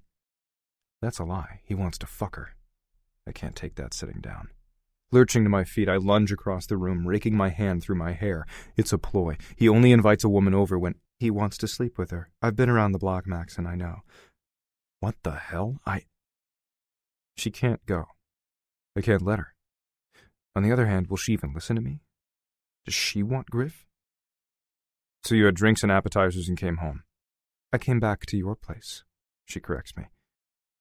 It's not home to her, right? I swallow as I turn to face her. Did he walk you to your car? Yes. Did he kiss you? Yes. I stagger. That one word feels like the sharpest blade buried right in my heart. Before I can wrap my brain around her reply and insist that she's never seeing him again, she cocks her head and speaks. When do you want me to go out with him? I have a feeling I can undo him in a night. I gape at her like she's lost her fucking mind. Less than a week ago, you were preaching kumbaya bullshit about repairing the relationship between me and Griff, and now you're smacking lips with him and willing to help me tear him down? Once I realized that you were never going to care about more than business, that didn't leave me with many options. I can either keep forcing a peace on you that you don't give a flip about, or I can live up to my word. You want to destroy your own family? You're the one who will have to live with the consequences. Why am I standing in your way? You've painted Griff as a man who abandons his loved ones and doesn't care about the son he's never met. As far as I can tell, you're both getting what you deserve. When you approached me with your plan, I naively believed that everyone has good qualities. That deep down, all people are capable of love. Yes, even you. I was sure you wanted happiness. I just had to show you the way. But most every choice you've made since I've known you has been selfish. I wince. She's right. Keely. No. You brought us to this place, so now you're going to listen. You don't know what love is, and it's clear to me that you don't have the first clue how to be happy. So if you want to know why I'm all in with your stupid plan suddenly, it's because I want to get this over with and move on to a less toxic situation. Griff's pitch is Thursday. Isn't that what Britta said last night? Yeah, but there's no but here. That doesn't give me a lot of time to work, but since you're willing to sacrifice everything to win, I won't feel bad about being really fucking charming to your brother over the next 2 days. It's not like Griff is hard on the eyes. By the time you pitch to George Stowe on Friday, he'll have a muddled head. And you should have a clear path. I tear across the room, torn between violently pounding the wall and clutching Keely to me like a sobbing boy until she swears she won't let me go. No, fuck no. You swore that you didn't intend to sleep with him, that I couldn't make you. You didn't want to be a whore, and I respected that. You accepted it because I forced you to, but it's my body and my life. It's just sex. She shrugs. No big deal. I grab her shoulders and lunge in her face. It is a big deal. Huge fucking deal. You can't date him. You can't touch him. She tilts her head, raises a brow. Somewhere in the back of my brain I know those are warning signals. I try to slow down my outrage and fear. Somewhere under that I feel logic lurking, trying to reassert itself. But at my head's insistence that maybe she's right, my emotions shove those thoughts down. Why? She asks softly. I'm used to animated Keely, the one who teases and cajoles while she's trying to get me to see the best in every situation. That woman lightens me, soothes me, balances me. I've grown so attached to her that I'm thinking, yeah, maybe the whole love thing isn't a crazy hoax. But the Keely in front of me now is cool, almost calculating. She's willing to blow up everything between us. Fuck, this is exactly how she felt when she seemingly overheard me giving her up for my ambition last night. Unimportant, confused, destroyed. Why, Maxon? She prods. Why shouldn't I go distract your brother? Because I love you. The realization rolls through my head. It jets blood through my veins. It envelops my beating heart. She thinks I don't know what love means, but suddenly I understand. Absolutely. Totally. I would kill for this woman. Die for her. Do anything to make her smile. I cannot live without her. I cannot release her from my life. I cannot give her to Griff. Do I tell her? Will she believe me? Do I give her that kind of power over me? Will she even care? Too many questions pelt my brain. As I'm sorting through the tangle, tough to do when I'm dizzy, shocked, and grappling with how much Keeley Kent has changed me, someone starts pounding on my door. This isn't a polite knock, but a nonverbal demand that I open up now. Damn it, talk about the worst possible timing. Who the fuck is that? I snarl under my breath. No one ever comes to my place except Britta and Rob. I don't have any other friends. Come to think of it, I don't have anyone I can really talk to. Except Keeley. I'm going to ignore this unwelcome visitor. If I don't answer, my staff will assume I'm not here or that I'm busy. If it's a solicitor or a religion peddler, they'll go away soon enough. Everyone else, I don't give two fucks about. This beautiful redhead in front of me is definitely at the top of my give-a-fuck list. In all ways. But whoever is outside is clearly a persistent ass, as the beating on my door resumes, even harder than before. Whoever you are, go the hell away, I shout. I'm focused on the most important person in my world. Open up, you stupid snot. I brought you into this world and paid for your overpriced education. I've come a long way. Show me a little fucking courtesy and let me in. I know that voice anywhere. Keeley gapes at the door. Dread fills my belly before it drops to my toes in a sickening rush. Is that? She frowns, as if she can't quite believe what her ears are telling her. She's about to see me at my very worst. No way she'll ever love me after this. And there's not a fucking thing I can do but watch my demise happen. Yeah. Fucking son of a bitch. That's my dad. With a curse, I pull away from Keeley. This will probably be ugly. Go to the guest room and shut the door. If Dad has come all the way from San Diego unexpectedly, this won't be good. She pauses, and I expect her to run to the safety of the bedroom. After all, he's already shown his usual charming stripes. To my surprise, she shakes her head. I may be mad as hell at you right now, but from the sound of things, you'll need a friend. She's right, and that something soft lurches in my chest again, as if it can get closer to her. I would love to have her hold my hand while my dad, just by being himself, drives me crazy. But my need to protect Keeley is stronger. I can already guess how her interaction with my father will go, and I want to spare her. I would feel better if you didn't get in his path, please. A million reasons crowd my head, but Dad starts pounding again. I don't really have time to relay all the terrible crap between me and this man. It's impossible for her to understand the decades of our complicated relationship, even if she saw each moment in real time, much less to blurb it in 10 seconds. Keeley looks as if she's going to resist, and I grab her hands. Please. I promise I'll get through it. After a lifetime with him, I'm a pro. If he pisses me off, I'll come talk to you afterward. He'll want privacy. If he doesn't get it, he'll be an even bigger asshole. Go. When I nudge her toward the guest bedroom, she drags her feet a bit, but finally nods. I'll be here if you need me. I nod her way. Then, when she's safely ensconced in her room, I slump toward the front door. Dread is digging a hole in my stomach as I turn the lock. I haven't clapped eyes on my father in over 3 years. Hell, I barely talked to him. But he's come from San Diego on the spur of the moment and insists on seeing me. Every moment I keep him outside is just another moment for him to get more irritated. Knowing I can't put it off anymore, I wrench the door open and step back to admit him. Damn, he's aged. Before he left Maui, his hair was still salt and peppery. Now he's completely silver, even his beard. He's sporting a summer tan in early February, which tells me he hasn't stopped being a regular at a tanning booth. He's fit, as always, but his shoulders are slightly slumped. His jawline isn't as firm as it once was. He's wearing glasses now, a weakness I never thought he'd bow to. He'll turn 62 this year, so maybe I shouldn't be surprised that time has changed him. He no longer appears invincible. When I was a kid, my dad was always larger than life to me, and seeing him look more like an old man is a shock. Hey, Dad, I finally managed to say. He scowls at me, nothing new, as he barges inside, dragging a huge suitcase on wheels behind him. His overstuffed briefcase dangles from one big hand. Took you long enough. What are you doing, jacking off? No, nothing you'd care about. Welcome to Maui. This is unexpected. Does your sudden visit have something to do with Mom leaving? Your mother? That ungrateful bitch, he huffs, then plops himself on the couch. I fed, clothed, and supported her for 35 years. I bought her a lavish house, took her on extravagant vacations all over the world, gave her designer everything. She had 2 responsibilities, 2. Throw good parties, something she's never managed without a caterer, and to give me a good-looking family for corporate Christmas cards. You and Griff were exactly what I had in mind, but she had to get knocked up a 3rd time. I want to butt in that it takes 2 to conceive, but clearly he thinks the responsibility for getting pregnant rested solely on my mother. Never mind that he's both the aggressor and the one with the sperm. What a dick. He hasn't changed a bit. But fine, whatever. Dad tosses a hand in the air. Harlow was a cute kid. Her fucking wedding is going to cost me a fortune. But Linda couldn't even manage to raise you kids while I worked my ass off without constantly wanting my input or for me to straighten you boys out. How fucking hard is it to change a few diapers and drive someone to soccer practice? My father gives me a disgusted sneer. Can't imagine why I'm stunned. He's never hidden the fact that he wants nothing to do with his kids.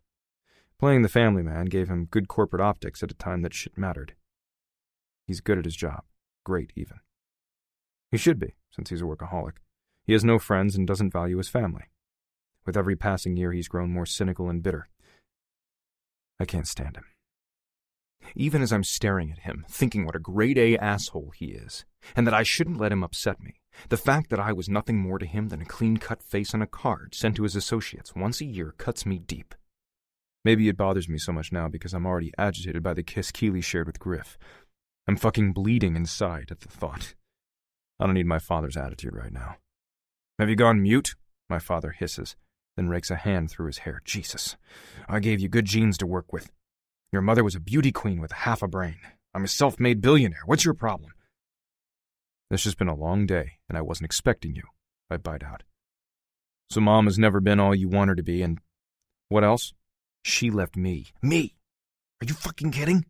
What did I not give that bitch? My 35 best years? A fortune? You didn't give her love. I cut in, vaguely aware that I'm sounding like Keeley. Then I swallow because I know Dad won't understand a word I've just said.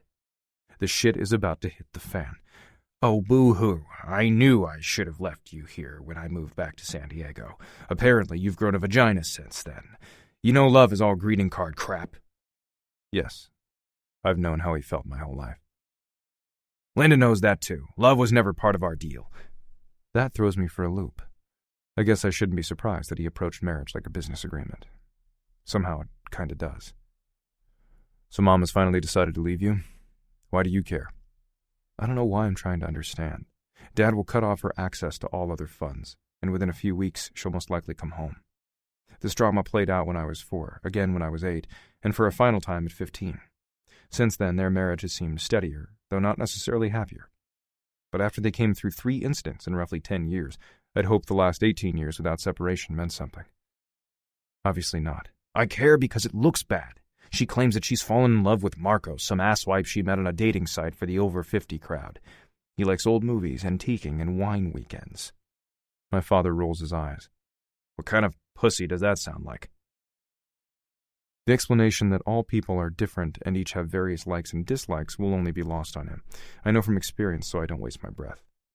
But Dad's explanation still manages to shock me. Mom is dating someone else? Yeah, she says she's moving in with him. Apparently, she's been seeing this bastard for almost a year, and fucking him that long, too. Good for her, finally getting some on the side. Did her decision have anything to do with you finding another new mistress? I suppose. He slumps down on the sofa, almost pouting like an overgrown kid. I never hid them. Your mother and I had an understanding. I pulled her out of her dirt-poor farming town in Nebraska, and she performed the 2 wifely duties I outlined. She never liked sex much, so our arrangement worked. She lost her mind when I told her that Amanda was pregnant. Amanda? My most recent mistress. He sighs. She's due in April. I'm too fucking old to be a father again. My world is just tilted on its axis. Now I have to sit down too. How old is this woman? He doesn't meet my gaze. 25. I hate to be judgmental, but I'm grossed out. I never imagined that my old man gave up his mistresses, but I'd hoped that they had somewhat aged with him. She's Harlow's age. I don't think about it like that. Amanda looks fucking hot in Victoria's Secret. Or she did. Now I'm even more grossed out. How did you not take precautions to ensure that Amanda didn't get pregnant? She said she was on the pill. Hell, I've seen her prescription since I spent half my nights at her apartment in the city. You could have gotten a vasectomy years ago. You should have if you didn't want more kids. He rears back and stares at me like I'm stupid. I know that look well since I've seen it all my life. I actually know what he's going to say before he even opens his mouth. No one is cutting off my balls. Besides, Amanda conceiving was a fluke. She seemed equally mortified when the doctor confirmed that she was knocked up, but she refused to have a damn abortion, even when I offered to pay for it. He waves his hands at me. Before you unleash whatever blah blah bullshit I see all over your face, she and I are over now. He shudders. Never could fucking stand a pregnant woman. Big bellies and leaking tits. Ugh. I try not to roll my eyes. The universe has always revolved around him, at least in his mind. Why shouldn't a woman growing another human being in her womb keep her pre-pregnancy shape for dear old dad? So, you two broke up. Has she asked you for child support? You know she has. He sounds cynical and pissed off. I'll be DNA testing that kid the minute he pops out. It's another boy. If he's not mine, I'm going to rip Amanda a new asshole. Because that's what every new mother needs. Why can't he just thank his lucky stars and move on, since he doesn't want the baby anyway? I shake my head at him because I really don't know what to say. And if it is yours, now you'll have 4 kids. 6, he grumbles. What? I stare at him like I don't even know who he is. Honestly, I probably shouldn't be shocked, but I can't seem to help it. I have 2 other half-siblings? Dad hems and haws and does his best impression of a bobblehead while stalling. Finally, he sighs. I have a daughter named Bethany, who's 6 months younger than Griff. Evan, my other son, was born 3 days before Harlow. Both kids have different mothers, but I've paid for everything. So what? They grew up without a father. God, you're a selfish bastard. Forking over some cash doesn't excuse you from being an absent parent. You had a responsibility to those kids. And to the ones my mother gave him. When I stare at him, he's wearing his I don't give a fuck expression. A father's responsibility is to provide. I think I've done that handsomely.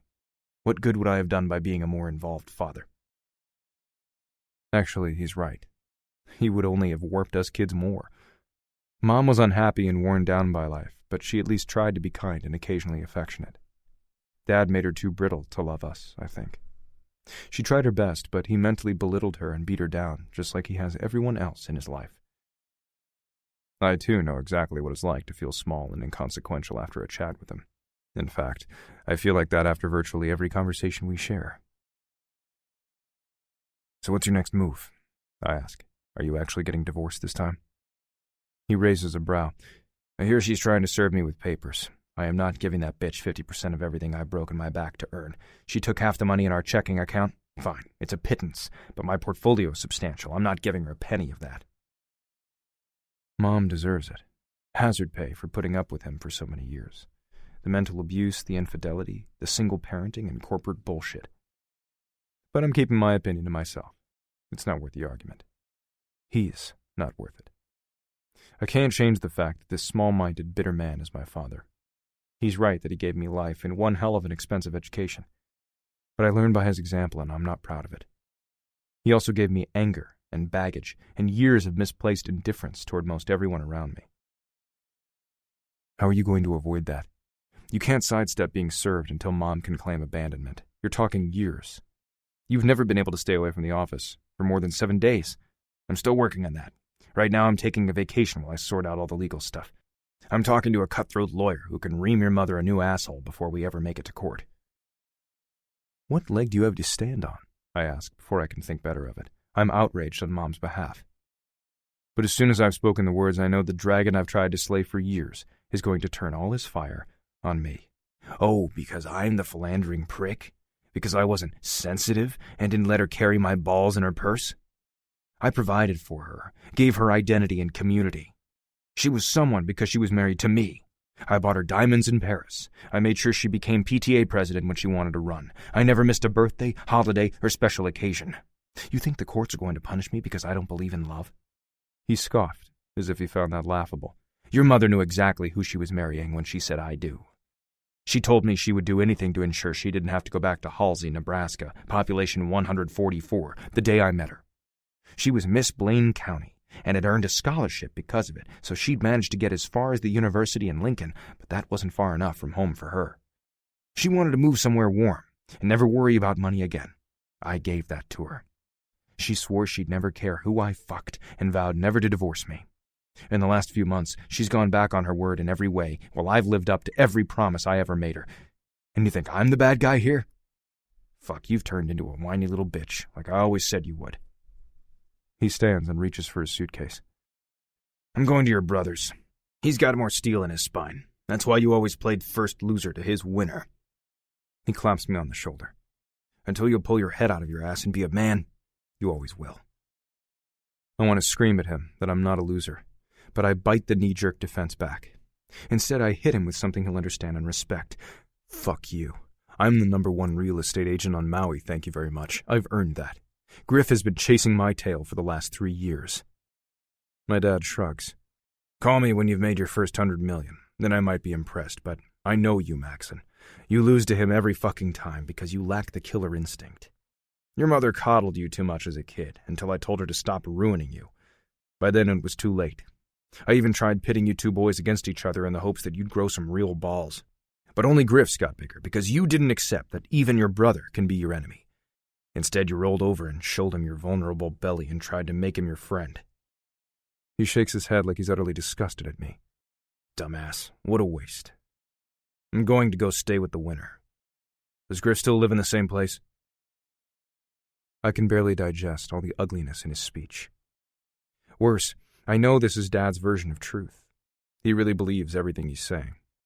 Mama's ungrateful because he did her one decent favor when she was 19. Never mind the ensuing 35 years of terrible. He really doesn't understand why she's no longer kissing his loafers, just like he doesn't understand that Griff and I never wanted to be at each other's throats. My brother was simply better at hiding it, and half the time I let him win, so that Dad wouldn't berate him and tear him down. I could tell my father that, but he'd only respect me less, and he's settled on the reality that works in his head. I'll never change it. I don't know, Dad.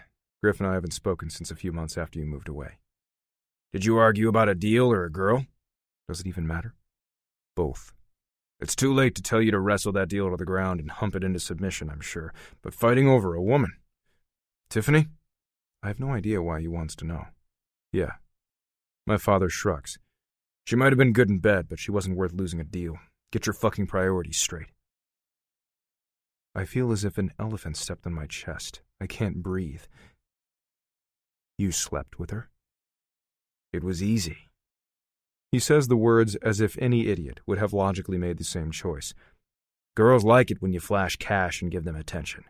She was more than happy to put out in return. Don't look at me like I just took away your toy. I didn't think you'd care. After all, I was willing to share my mistress with you when you turned 16. God, I'd blocked that out. When Dad summoned me to his office right after I'd gotten my driver's license, I'd hoped it was because he wanted to congratulate me, maybe finally tell me he was proud. No, he just wanted to introduce me to Danielle, his latest assistant/fuck doll. He told me that she was going to make me a man. The whole thing was both tempting and skeevy. I tore out of there, heading straight home. You were a pussy even then, he barks. When Danielle dropped her dress, you nearly pissed your pants, then ran home to Mommy. My father got me laid at 14, and I was damn grateful. So was your brother when I gave him your same opportunity with Annabeth a few years later. He was far smarter than you. I think he even came back for seconds when he thought I wasn't looking.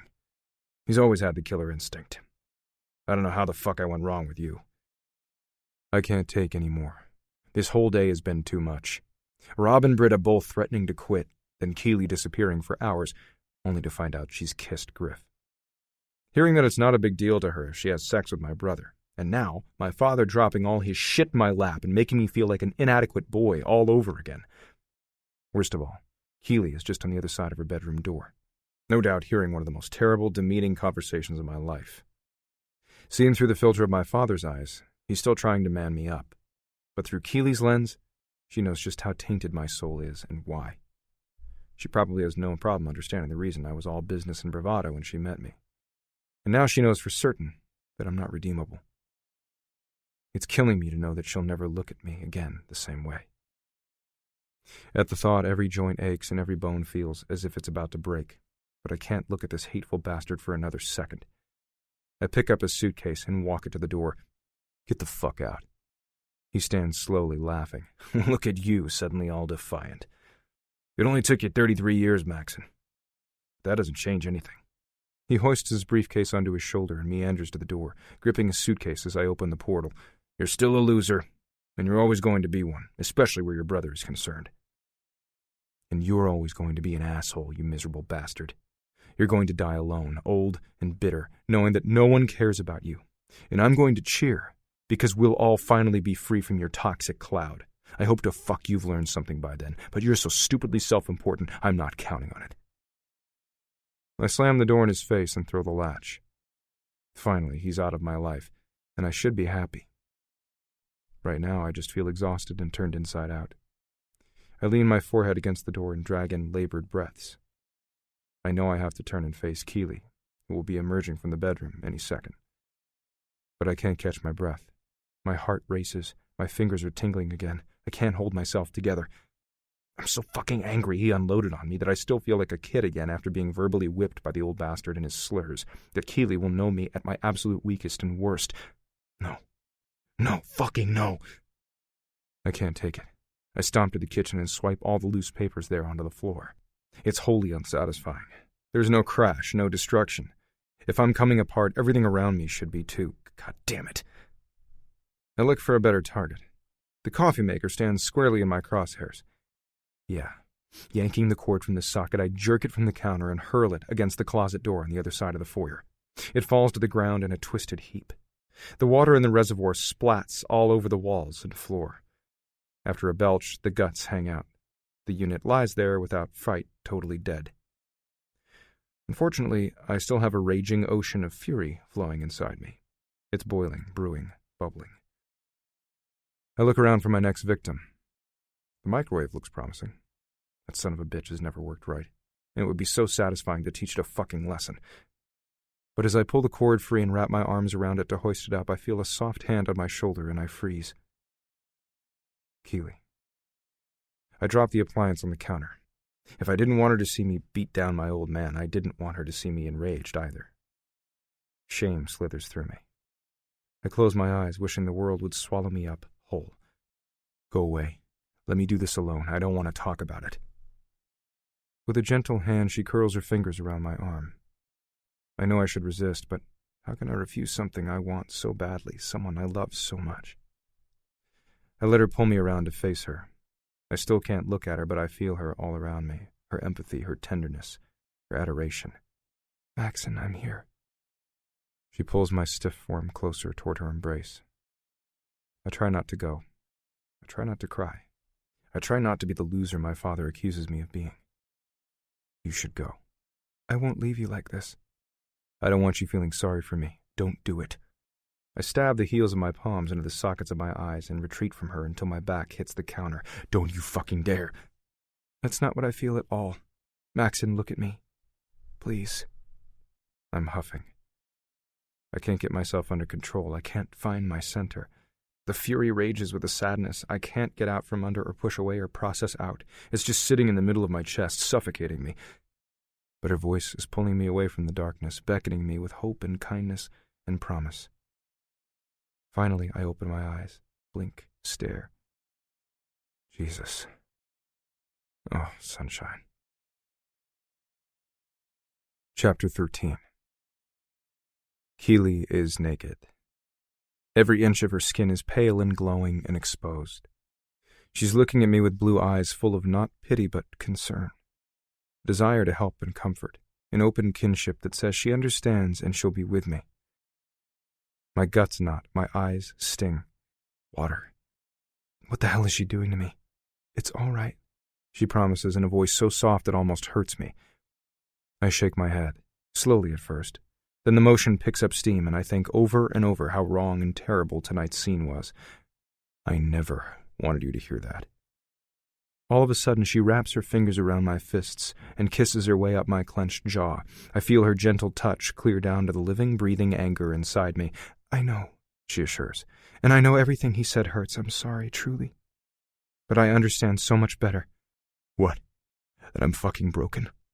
A tear slides down my cheek, even as rage keeps my heart pumping in a stomping rhythm. You knew that. Why the hell is it good that you've seen the gory details? As I mentally replay every word she overheard, mortification curdles my blood. My father's beatdown is a brand blackening my soul. He couldn't have found a more complete way to humiliate me. No, he's broken. You... I hear a shaking in her voice and risk a glance her way. Tears pour openly from her eyes as she cups my cheek. You've survived. I'm so proud of you. At those 5 words, my knees buckle. I've been waiting to hear them from someone my whole life. I choke back more tears and try to modulate my voice. He's left me with a lot of scars. Of course he has, she says earnestly, right into my eyes with no shame for the emotion she's spending on me. But you're stronger for them, better, and softer in here. She places her hand on my chest. My whole body lurches. I grit my teeth. I don't want to be softer. It's not a bad thing. Her fingers graze my cheek. It's what separates you from him. He will never be capable of caring about the people around him, not even his own children. You're right that he'll die alone and unloved. He's reaping what he's sown. You have a chance to be different. When she reframes a situation like that, I see she's right. I absolutely can't rail about the fact that he doesn't give a rat's ass about anyone, then be afraid to care about people myself. I take a deep breath. Hang my head. I'm still wound up and turned inside out. And I'm doing my best to apply familiar logic to emotion, like if A plus B equals C, then A plus C must equal B. I know that isn't accurate, but when I fill in the blanks with feelings and opinions, it works. If hurt plus resentment equals egotistical bastard, then hurt plus egotistical bastard must equal resentment. Yeah, that makes total sense.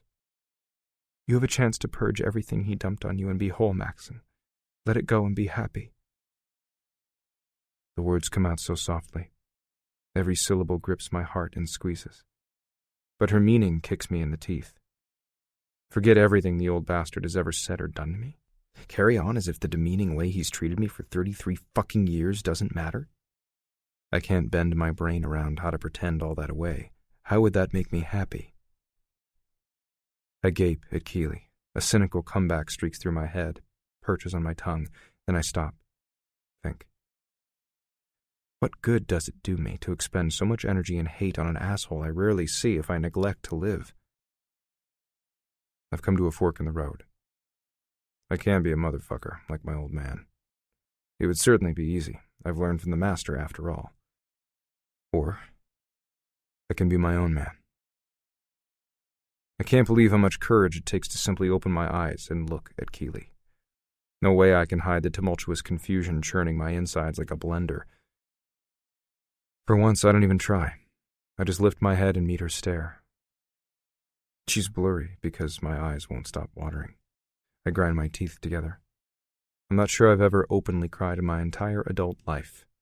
It's ugly, I'm sure. It's also like a runaway train I can't stop, especially when I see the empathy waiting for me in her blue eyes. It nearly fells me. I grab her shoulders to hold on. She closes the distance between us and wraps her arms around me. God, how fucking badly I need her touch, though it's unraveling me even more. My chest heaves. My breath is a sob. Another tear falls. The part of me that's resistant to change doesn't want this, yet I know I need it. I'm here, she vows. I'll catch you. Just fall. If anyone else were standing in front of me, I would scoff and insist they fuck off. But I believe Keeley. This woman is everything to me. In this moment, I'm pretty sure that despite everything, she must love me, too. Why else would she put up with my crying baby routine? Yeah, compassion and whatever. I have to believe she isn't comforting random people on the street. The fact that I'm special to her fills me with peace and warmth that smooth over so many of the wounds my father gouged out in his wake. I want more of her comfort. I need more of her caring. As I seize her in my arms, I crush her against my chest. I feel complete when her heart beats in time with mine. But it also turns me inside out. The shield around my soul is splintering apart with every quiet moment we're locked together.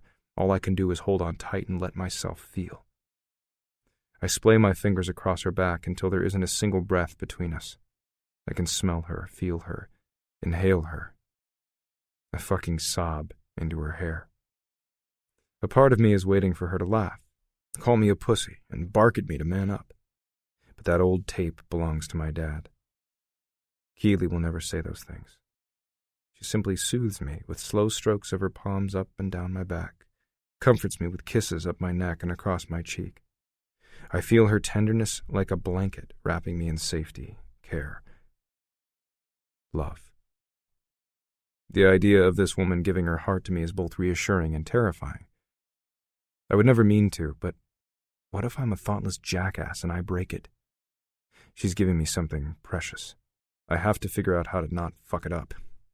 The fact that I have no clue terrifies me all over again. I shake as I try to rein in more sobs, but stopping them seems pointless now, so I'm rolling with it. Not like I have a choice. Her lips press against my temple. She breathes over to my forehead. I have to bend down so she can reach me, but the effort is worth the payoff, especially when she eases back to look into my eyes. Better? Yes and no, it's confusing. I don't know. She sends me a smile of soft understanding. That's honest. Why are you here for me? Why do you give a shit what happens to me? I've been an inconsiderate asshole. I've tried to make you do things that go against your grain. Don't forget that you've consistently tried to get me into bed, too. But under all that, I see you. Not the cocky but likable douchebag you project to everyone else. I see the boy who was neglected and hurt, so he never learned to trust his heart. I see the man dying for someone to not only care for him but give him undying devotion and love. He's strong, but he's so afraid to ask for what he needs most. I choke out a groan and drop my forehead to hers. I sound pathetic. I could call you a lot of things, but that's not one of them. She brushes her hand through my hair. Maxon. I hear the shift in her voice. It beckons me to search her face again. I see not just tenderness there, I see invitation. Yeah? In case it's escaped your notice, I'm naked. I want to be with you. She caresses her way down my nape. Make love to me. My heart stops. Is she serious right now? I've waited and ached for Keely for interminable days and endless nights. And she wants me when I'm sniffling, red-eyed, and too raw to have a filter? It's official. I will never understand women, but I'm grateful for this one. You sure? I croak out. Keely smiles at me, nothing but assurance in her big blues. You've been trying to hustle me into bed for nearly 3 weeks, and now you're hesitating? I want you to be sure. I don't have a single doubt. That's all I need to hear. Keely believes in the concept of soulmates. I never have, but I'm wondering if they're real and if she's mine. I bend and lift her against my body, cradling her in my arms. She wraps herself around me, curling her legs about my hips. The glance we share steals my breath. I can't stay away from her for another second, so I plunge into her mouth. Tonight, she's mine, and I want her to feel it. I'm thrilled when she melts against me with a moan. Though I'm drowning in her taste, I somehow manage to stumble through the maze of the kitchen and foyer. I'm thankful I keep my living room uncluttered. When I hit the threshold of my room, I have a clear path to the bed. With one hand, I tear the duvet down. Pillows topple and scatter. Pristine white sheets beckon. I lay Keely in the center of the bed. She looks perfect because she belongs here. I've fantasized about having her in my bed so many times, rolling to me in the night for pleasure, cuddled up to me in the morning for warmth. But she's looking at me now as if she wants all that and more. She wants the things I've never been willing to give anyone, my heart, my soul, my promises of tomorrow. A week ago, I doubted I'd ever be capable of giving anyone all that. Now I'm seriously considering whether I could share every moment with her and, maybe for the first time ever, be happy. I brace above her, drinking in her beauty. I have no idea how she saw past my inner asshole and decided she likes me anyway. The only explanation is that I got lucky. Her fingers climbing up my arms and curling around my shoulders distract me from thinking. When she winds her hands around my neck and tugs me down, I don't fight the urge to plaster myself over her bare body and sink into her mouth again. As my naked chest settles against hers, I groan. In the past, women have felt good. Women have felt dirty. Women have never simply felt right. Keely does. I lose myself in her. She's sweet and soft and open beneath me. Her thighs part and I slide between them, deeply resenting my pajama bottoms. I could shove them aside, reach into my nightstand for a condom, and be inside her in less than 60 seconds if I want, which I do, but I don't.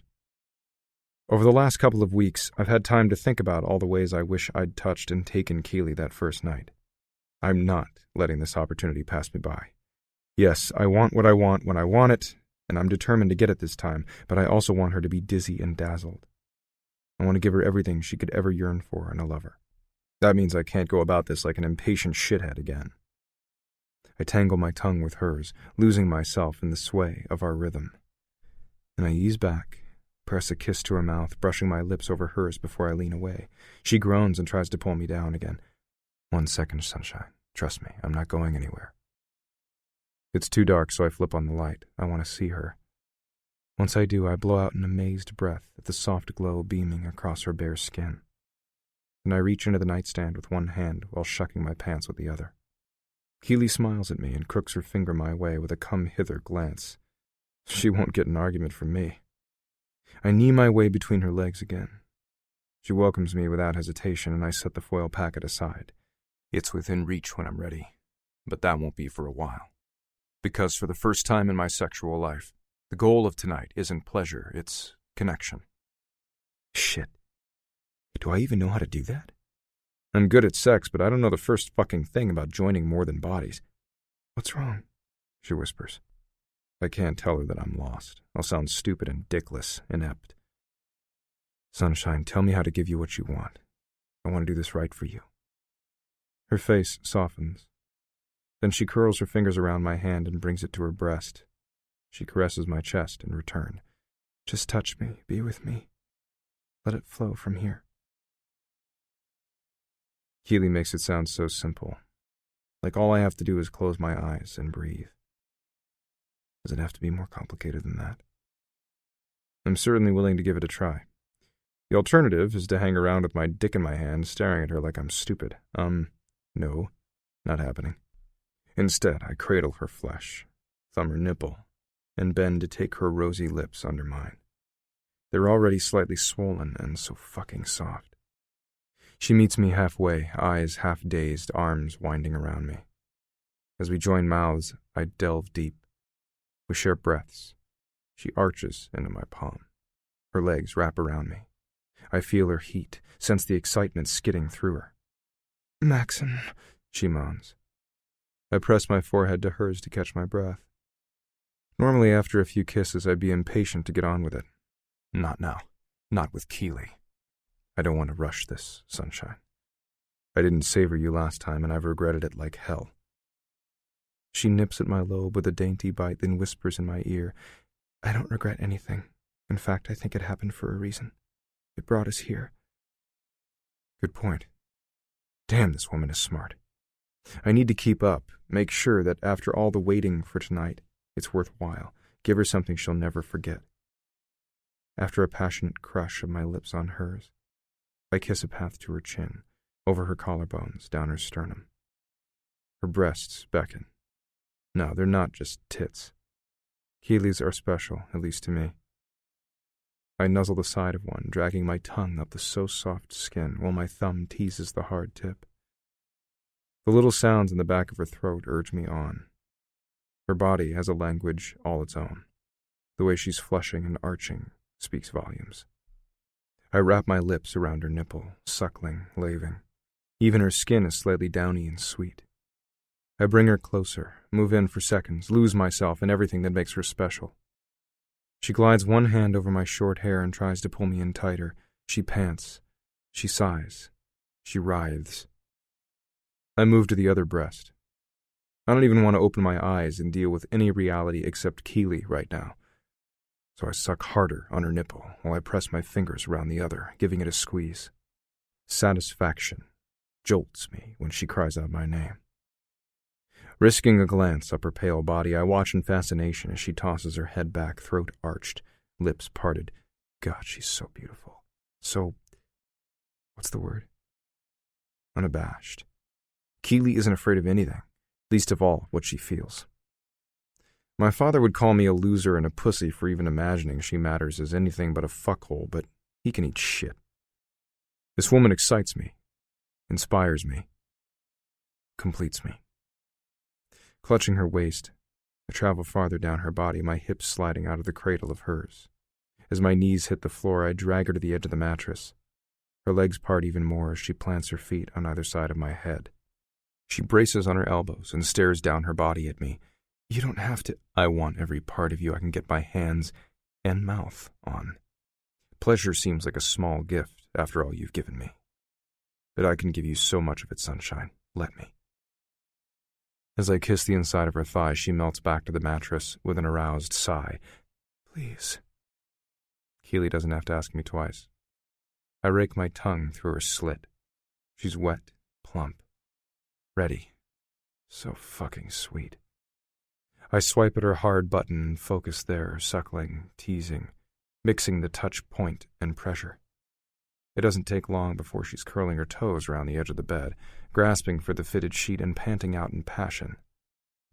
I love watching her unwind and give herself over to me, even as her body tenses in anticipation of the climax I'll give her. I slide a pair of fingers inside her, almost groaning, when her flesh closes around them and clamps down tightly. Once I thrust inside this hot heaven, I won't last long, but she's going to get a thrill first. And I can always give her oral seconds, right? Yeah, I'm digging that idea. Her body jerks, bringing me back to the now. She's flushing, she's close, and she's a stunning sight to behold. That's it. Give it to me, sunshine, I murmur as I stroke my thumb over her clit, only to replace it with my tongue again. Her knees fall even farther apart, and Keely opens herself utterly to me. She keens out her surrender as her hips buck in need. Almost there. I give her one last nudge with my tongue, then suck her clit deep, and she's gone. Screaming in a long, hoarse cry, she seems to soar up in pleasure and sail in weightless ecstasy before she shudders her way back to earth and into my arms. Keely in climax has to be one of the most beautiful sights I've ever seen. Maxon, she sighs in satisfaction, and holds out her arms to me. I'm Johnny on the spot, vaulting up the bed to scoop her into my embrace, taking her deeper into the soft cocoon of sheets with me.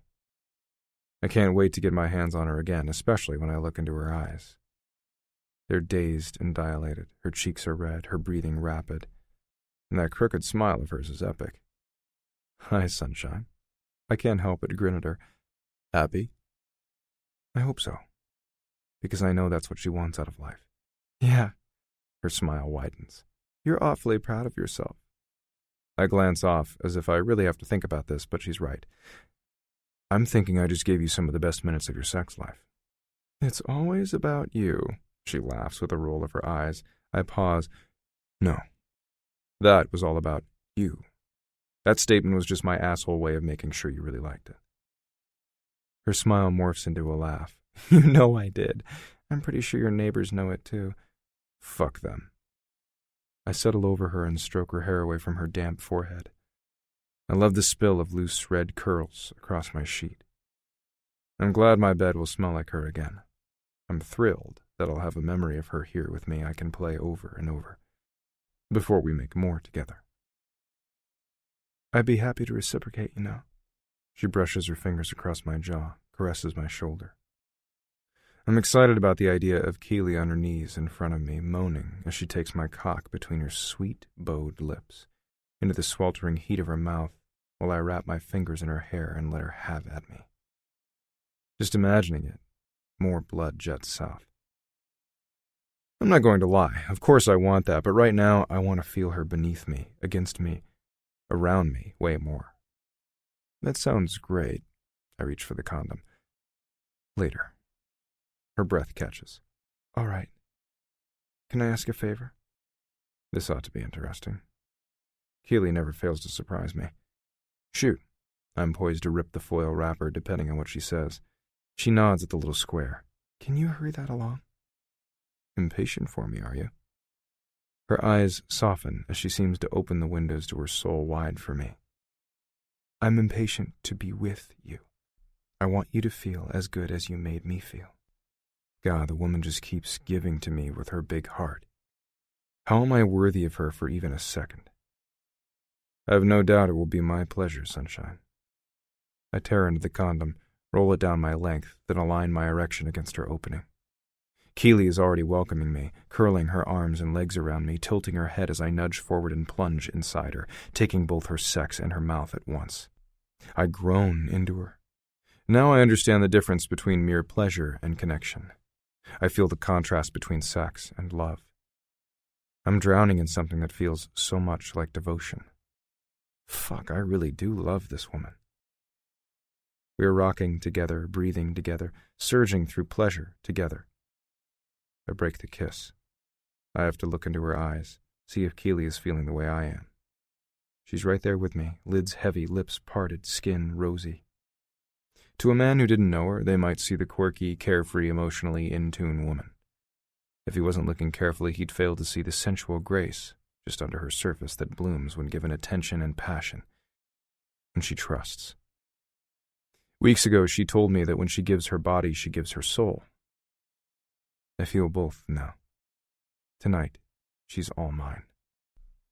I lay my face over hers, foreheads and noses touching as I thrust deep again. I'm looking right into her eyes, so blue and available. Everything about her reaches inside and rips me wide open, guts, chest, feelings, and spills them out between us. My personal number is probably embarrassing.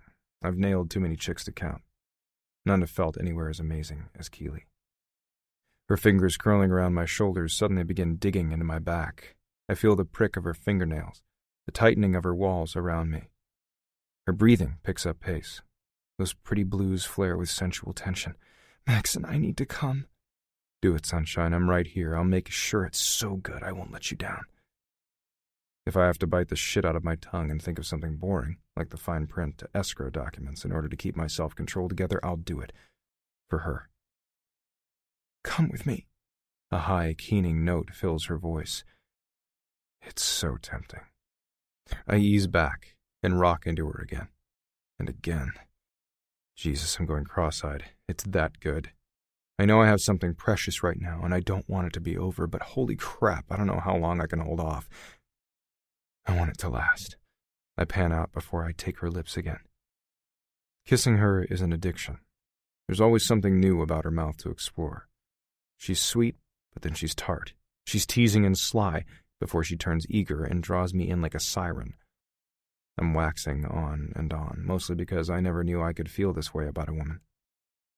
Keely eases away, and her lips drift up my neck until I shudder with a whole new ripple of excitement. My blood boils. My head is hazy. I don't even have words to describe how hard I'm working to ignore the ache in my balls. We have all night, she murmurs in my ear. We could do this again, you know. We could. We will. I'm planning on it. It's so good, sunshine. I don't know how you'll ever keep me away from you. I'm always going to want more. Know what I thought about the first time I saw your lanai? From her tone, I'm guessing it's not about the pretty ocean and that my dick is going to like it. No. I wanted you to touch me out there. I wanted to lean on the rail wearing one of your shirts and nothing else, while you sauntered up behind me in just your pants and filled me. No one else would know. It would be our secret. But we could move like the waves of the ocean while we watched the sea crash. Oh, fuck, that sounds good. That sounds amazing. Next time around, I'll make that come true. I nuzzle her neck, breathe against her skin, squeeze one of her nipples. Her entire body tenses around me. Can't wait, she breathes. Neither can I. She's so close, and I'm right behind her. At first I resist, but I see the future. I can make her come now and later. I can make her come tomorrow and the next day. I can make her come for the rest of our lives. I slam deeper into her, grinding against her to put pressure where she's most sensitive. She gasps, reaches out to me like she needs me to steady her. Her eyes go wider. Yeah, I got to her. I do it again. Her pussy clenches on me so tight I could barely move. With a grin, I roll to my back and take her with me until she's straddling my hips, hands braced on my shoulders, swaying over my body. Her hair grazes her arms as her breasts bounce, and I surge up beneath her, deep into her, hitting the one spot that should coalesce all the tingles and aches into an eruption she can't deny. But leave it to my Keely to change things up on me. She doesn't sit passively above and wait for me to make her come. Of course not. She surges with me, gliding, sliding, slamming, until there's really no stopping the runaway ecstasy from taking over. Her cry of unrestrained pleasure fills my bedroom. The sound sends me over the edge. I lose all hint of composure. Some grunt that's low and dark and shocked by the force of my climax spills from my chest in a guttural roar. I empty out my balls, my energy, my fucking heart, until I'm lying beside her spent and gasping and wondering what the hell hit me. Is this what love does? Wow, she sighs.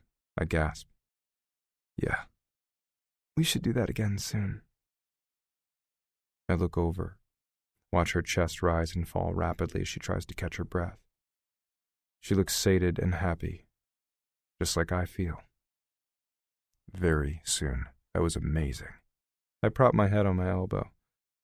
You may laugh or not believe me, but it's never been like that for me. She smiles like my words please her as much as my touch does, and she gives me a wry grin. So I'm better than your usual good time? I lift her hand, press a kiss to her palm. You're the best. I want to tell her I love her. I think she'd be happy to hear it, I hope. I think she loves me, too. But what if I'm wrong? What if she says it's too soon? What if she laughs? This should be simple, right? Why does it now feel so complicated? You okay? Your face got serious all of a sudden. I swallow. I have to grow a pair.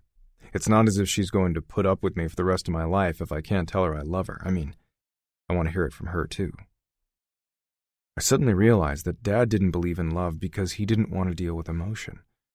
Too inconvenient, and didn't care enough about anyone else's feelings enough to try. Too much effort.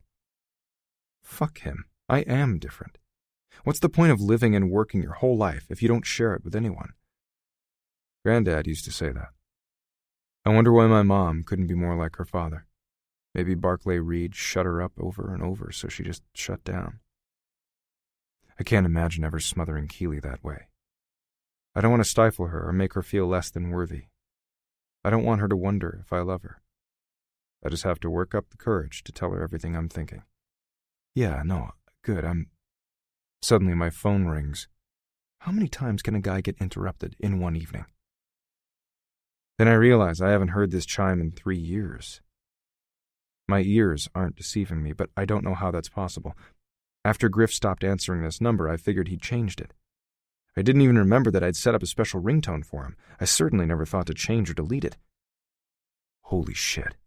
Keely groans. Who is that? I rise from the bed and snatch up my boxers. The chime sounds again.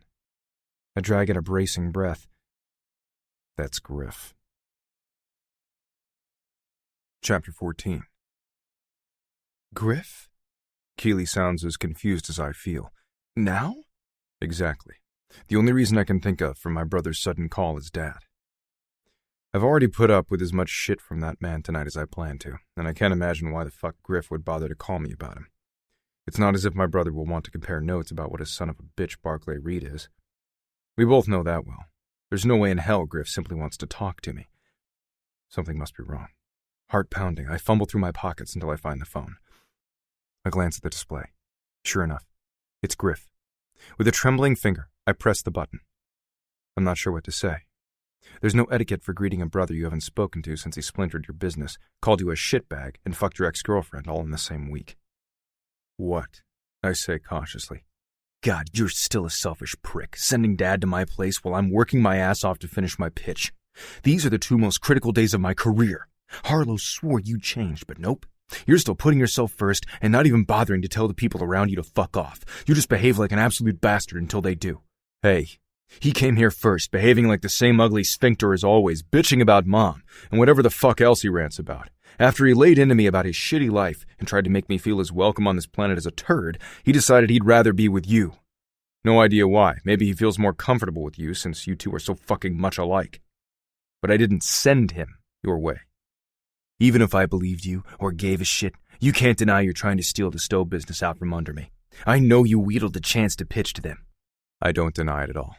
George and Vivian are going to list that house like any other owner.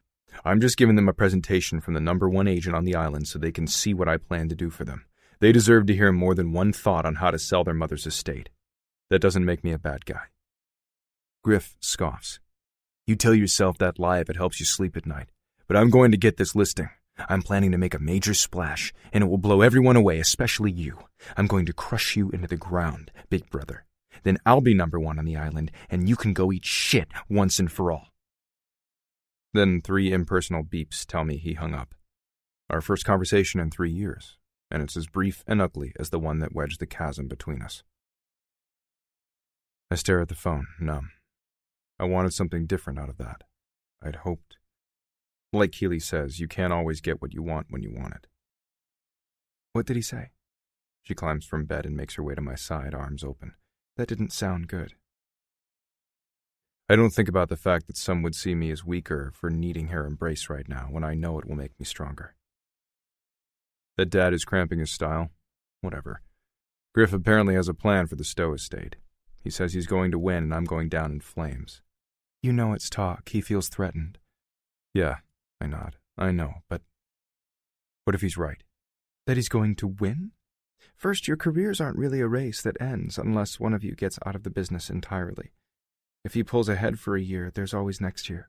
You two push one another to make the other work harder. That's not necessarily bad. No, in fact, that's probably true, but what I mean is, what if he's right about strategy? He's going in big, like it's the real estate equivalent of a Super Bowl halftime show. I don't know if he's got dancers and marching bands or what, but he sounds so smug, like he knows something I don't. I drop the phone on the mattress and begin to pace. What if my simple strategy looks like I've been slacking in Loserville to the Stowes? Maybe I did this all wrong. We talked about your pitch. Her touch is so gentle and earnest.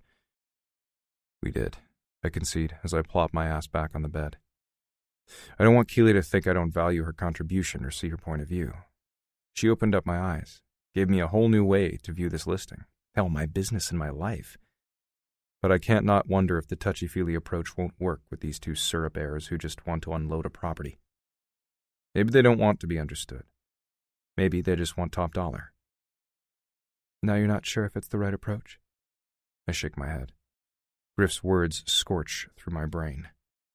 My dads aren't far behind. What if I've fucked up because I'm always going to be first loser in this family?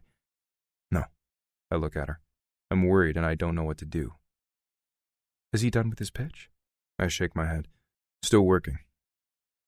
Keeley is quiet for a long minute. She meanders to the kitchen and fetches a water bottle from the fridge. Absently, she unscrews the top and sips. I have an idea, and I hate myself for it. What are you thinking? I ask. She shrugs. He asked me to dinner tomorrow night. I know. At his place, where he could be alone with her and try to sweet-talk her into bed. We're both silent for a long time. I know we're thinking the same thing. I could ask her to finish the task I lured her in to start. I cringe at the thought. My guts shrivel. It was easy to think about her spending time with Griff when I barely knew her. Now, everything's different. But it's also not. I'm still stuck in the same years-long feud with my own goddamn brother. My dad still thinks I'm a pansy-ass failure. I'm still struggling to feel good enough for both of them and searching for the life I want to have. With a sigh, she settles beside me and takes my hand. Tell me what you want me to do. I'll do it. I know she will, even though she doesn't have a hateful, spiteful, or mean bone in her body. She would do something that goes against her own moral code because I need the outcome only she can provide. Yeah, she hasn't said that she loves me, but why would anyone do that for someone they aren't emotionally devoted to? My heart does a little dance at the thought, until I realize she's looking at me intently, waiting for an answer now. Do I keep her here where Griff can't touch her, or ask her to finish this one critical task for me? I chew the inside of my lip. I don't want Keeley to think I don't value her. After tonight, she knows everything is different, right? She must. I'm an emotional dolt, so if I feel our connection, a smart girl like her will totally know. We're a unit. We're in love. We have a future. As soon as I can put the past and this stupid rivalry behind me once and for all. I close my eyes. Hesitate. Once I open my mouth, it's final. I can't take it back. But I don't see another choice. Can you have dinner with him? I croak. You don't have to do anything but be a smiling, slightly flirty friend. She gives me a vague smile as she stands suddenly. Sure. I'll make sure you get what you want most, Maxon. Her words give me pause. I don't like the way she's phrased them. They're careful. They could have more than one meaning. I want you too, I assure her. I need you to know that. I do. But something about her demeanor still feels off. You okay? Keely breezes past me, strolling out to the lanai wearing nothing but my shirt. She situates herself at the rail, letting the breeze ruffle the cotton swinging around her thighs, and tosses me a gaze over her shoulder. Of course. Maybe you'll come over here and give me what I want most? For me to make love to her on the lanai. Yeah. She loves me. She gets me. Everything is going to be great. If I can stop being paranoid. I grab a condom from my nightstand drawer, then saunter up behind her. I cup her thigh, then lift my hand up to her bare pussy, urging her legs apart. As I kiss her neck, I shift my cock out of my boxers and roll down the condom. Keely arches back to me, and I smile against her skin, breathing her in. You want to fuck out here, but you don't want anyone to know? Yes. The word is a whisper, uttered on a catch of her breath. You're a screamer, sunshine. And I'm not going to go easy on you. You'll have to figure out how to keep this our secret. Because I don't give a crap what my neighbors think. I don't even pause a second so she can decide how she's going to manage that before I slam deep inside her. I'm so damn grateful and blessed that we'll have the chance to do this every night for the rest of our lives. We just have to get past the next 48 hours. Despite that thought, something is bugging me. And when Keely turns to me over her shoulder, lips pursed in silent pleading for mine, it's crazy, but I find myself wondering if I'm kissing her for the last time. My day drags on. Keely texted me this morning to tell me that she got in touch with Griff, who invited her over at 7. No emojis, no hearts and kisses or LOLs. I frown. It's possible she's nervous. It's also possible she's pissed. But when I ask again if she's all right, she sends back a vague, fine.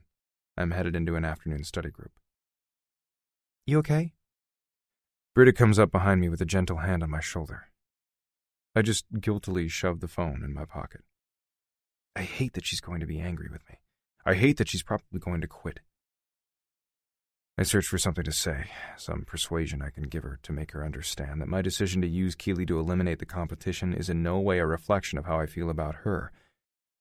Britta really is like a sister to me. Damn it. I'm all right, just a lot on my mind. Friday is coming up fast. Yeah, she blows out a breath. My nervous stomach feels that. So does my mouse hand. As she shakes the appendage, I smile. The graphics you've created are great so far. Thanks for making the phone calls to those nonprofit organizations you heard about. She nods. I'm glad I remembered reading that article last night about how some of them keep their portfolios solid by buying real estate. I'm excited that United Way, Catholic Charities USA, and Goodwill all said they'd be willing to look more closely at the property next week.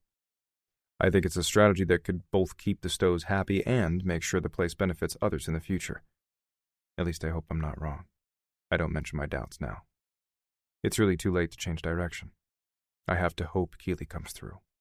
Exactly. One of the organizations talked about using it for corporate retreats and donor gatherings, which isn't my favorite but a necessary evil, I guess.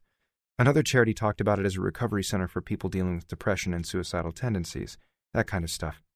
I've only seen pictures, but I think this estate would be perfect. I agree. Anyway, great job. She looks around the office and sees Rob ducking into the bathroom. Did you decide what you're going to do about Keely and Griff? My gut tightens.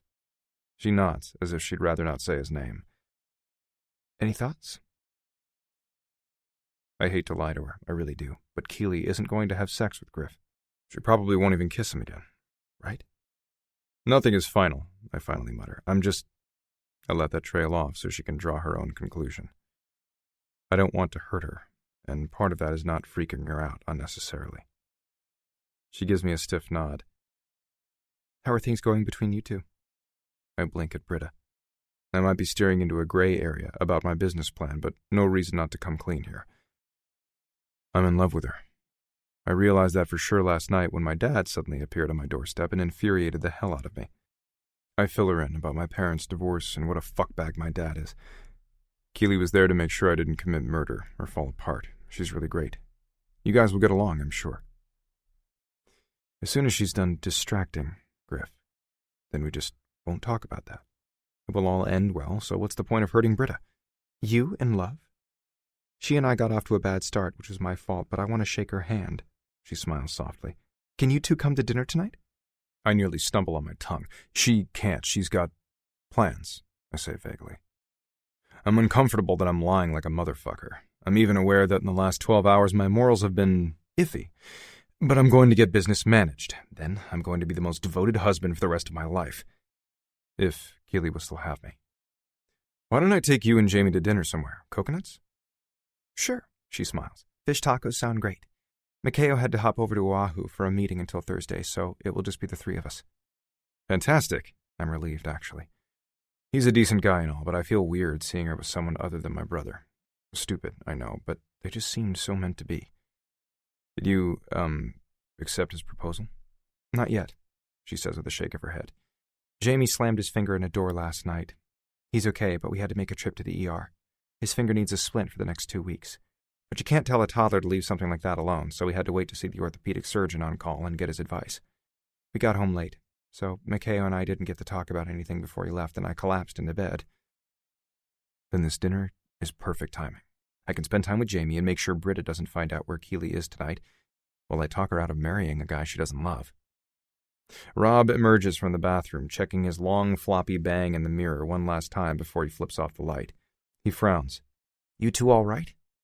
Fine. Britta checks her watch. Actually, if you're happy with our progress on the presentation, I'm going to scoot out a few minutes early to pick Jamie up. I told his pediatrician that I'd swing by so she could look at his finger too. She'll probably set his entire hand and forearm in a cast until it heals. 7 o'clock, okay? Perfect. She shuts off her computer and retrieves her purse. I'll pick you up. Seconds later, she dashes out of the office. Rob watches her go. The second the door swings shut behind her, he turns to me with an expectant stare. I know what he wants. God damn, he's always been a pushy bastard. I more than slightly resent his interference. Keely's having dinner with Griff tonight. I lied to Britta, and I feel like a heel. Back off. Suddenly, he's all smiles as he claps me on the back. I knew you'd come to your senses. You're not the kind of man to put pussy before profit. I snap. I don't know why. He's made similar statements in the past, and his point of view made sense to me back then. Now it just pisses me off. Without any conscious decision, I find myself picking Rob up by his shirt and shoving him against the wall. Shut the fuck up. Keely is not just a pussy. She's a woman. She's smart. She has a big heart, and she deserves respect. You know, maybe you're not married because you treat women like interchangeable whores. What the hell is up your ass? Because let me remind you, you're no better, Chief. I don't know what kind of special magic this woman's cunt has, but it's addled your brain. You're being an asshole. Get your hands off me. I let go, but I don't step back. I'm opening my eyes. I'm seeing the value of women as people, and I feel like a prick that I didn't do it sooner. But I had my old man as a role model, so it took me extra time to pull my head out of my ass. What's your excuse for being a miserable misogynist? Fuck you. He pushes me away. I respect women. I'm great with clients. I've never treated Britta as anything other than my peer and my equal. I actually can't fault him there. He's golden to clients. He's been pleasant, kind, deferential, even fatherly at times with Britta. He's helped her assemble a swing set for Jamie, rescued her when her car got a flat in the rain, and helped look after her when she sprained her ankle. I know he's not in love with her or anything. To him, women are either Madonnas or whores, no in between. That used to be me. I see that now. I feel like an asshole all over again. I'm thankful once more that Keely came into my life. See if you can extend that to the other women around you. You threatened to quit yesterday if I didn't all but whore out my girlfriend, love? I can't say fiancé yet. Well, Keely.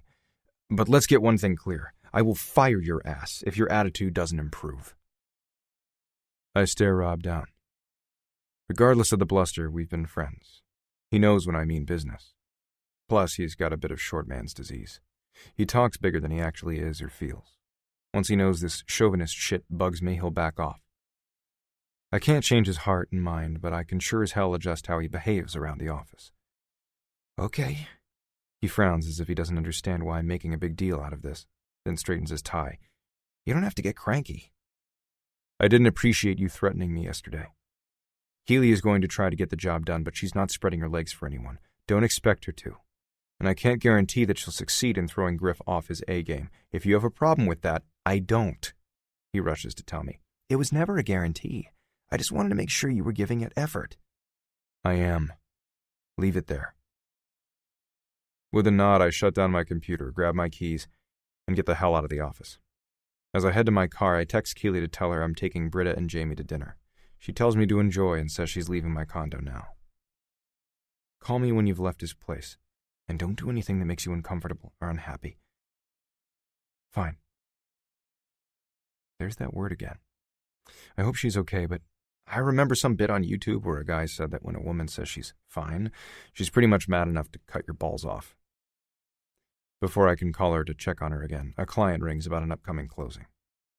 I slide into my car and assure him that everything is going smoothly while I walk him through the process and paperwork. 30 minutes later, I'm sure she's already close to Griff's. I guess I'll have to wait to talk to her until later tonight, so I pick up my dry cleaning. By then, it's too late for me to swing home before going to Britta's. It's fine. A few extra minutes with Jamie will be nice. When I arrive, my assistant is changed into a casual sundress. Jamie comes running to give me a big hug. I don't see the little man as often as I should. Wow, he's growing so fast. I'm painfully aware he needs a father figure, now and in the future. Since Griff is still ignoring his own son, I realize that someone in Jamie's life can either be Mikhail or me. Nothing against the banker Britta plans to marry, but Jamie doesn't have the Reed surname. He needs to have some of the Reed swagger, though only the good parts. I picture myself trying to semi-parent and wonder if I'm crazy, but at least it doesn't scare the shit out of me. I've actually learned something since I met Keely, enough to know I'd like it even more if she and I were raising our own son or daughter together. Now I sound like a sap, but what the hell? For the first time in my life, I think I finally understand what it means to be happy, and why Keely would want that above all else. I'm going for it, too. Hey, Jamie. How you been, big boy? He tugs me toward his toy trucks. With a few grunts and small words, I get the gist that he's setting up his own racetrack. As we play together, he bangs his new blue cast on the nearby hearth. Obviously, he's not digging the constraint. I ruffle his hair and take a few snapshots on my phone. He really is a cute kid. My obstinate brother has cut away the best part of himself. If I wasn't so attached to Keely, I'd tell her to dive into his head and make him acknowledge his son by any means possible. But she's mine, and Keely being super close to Griff will only lead to sex. That isn't what either Britta or I want. I hope Keely doesn't either. Still, in a weird way, I wish things could be different. After a quick plate of fish tacos, we head south down the coast to Lappert's for some Hawaiian ice cream. Jamie's evening is complete, and by the time I take him and his mother home, the tyke is half asleep. After an abbreviated bath and a bedtime story, Britta tucks him in. All the while, I'm checking my phone. It's getting close to 9 o'clock. I guess I shouldn't be too worried yet. Still, I am. I'm just about to shout down the hall that I'll leave them to their evening. Of course, I'll just go home and pace. That sounds terrible, but hanging around here where there's no hint or trace of Keely is unsettling me. I can't say why exactly. I keep remembering my last face-to-face with her, and the notion that I've really fucked up again keeps plaguing me. Sorry that took a while, Britta says as she emerges from the hallway that leads to the bedrooms. He's having a hard time settling in with his cast. Since he couldn't play in the tub as usual, he wanted an extra bedtime story. I nod. Poor little guy. Coffee? Nah, I should head out. Can you spare me 10 minutes? Britta and I talked pretty in-depth earlier. She's not any sort of shallow party girl, but it's also unlike her to drag me into multiple serious conversations in 1 month, much less in 1 day. Sure. She gestures me to the sofa, then sits in the chair beside me. Why did you lie to me? I freeze. What do you mean? Britta has always been soft and sweet, and a little quiet, very feminine, but right now she's giving me a mean bitch glare that's making me shudder. Don't act like you have no idea what I'm talking about. I believed you this afternoon when you hinted that you'd given up your idea to flash Keely in Griff's face. I even bought that she had a prior commitment. But all night you've been checking your phone every 2 minutes. It's not like I can tell her that I'm expecting a call from a client. She'd ask which one, and know I'm lying. Frankly, I'm tired of deceiving Britta anyway. I probably need to tell her the truth and let the chips fall. Keely would want me to. All right, I admit it. I blow out of breath. The thing is, Griff called me last night. At that, Britta sits up straight, looking beyond shocked. I don't blame her. And? He just wanted to yell at me about Dad. He said some ugly things and I reacted badly. I'm really beginning to regret asking Keely to go tonight. I have this gnawing worry. You should. You know your brother. I do, a devoted man whore. Except when he'd made Britta the center of his world. Fuck, I haven't heard from her. I drag my phone into my palm again. Still nothing. Britta stands, wraps her arms around herself. I can't believe you went through with this. And that you lied to me. I say the first thing that pops into my head. Don't quit. She whirls on me, betrayal in the tears pooling in her eyes. Why shouldn't I? Valid question. I have very few persuasive answers. I'm sorry, and I'll make it right. You can't, she sighs. Besides, I have to stop caring what Griff does. He and I are over. Suddenly I realize I played a huge role in that. My falling out with my brother was largely his fault because the stubborn fucker wouldn't even hear what I had to say about my secret royal client. But his split from Britta was at least partially my doing. I kept her in the dark, and didn't give her enough information to convince Griff that she wasn't involved. I also didn't do anything to force him to acknowledge his son. I told myself it wasn't my responsibility, that my brother didn't deserve to know Jamie if he was going to behave like an asshole.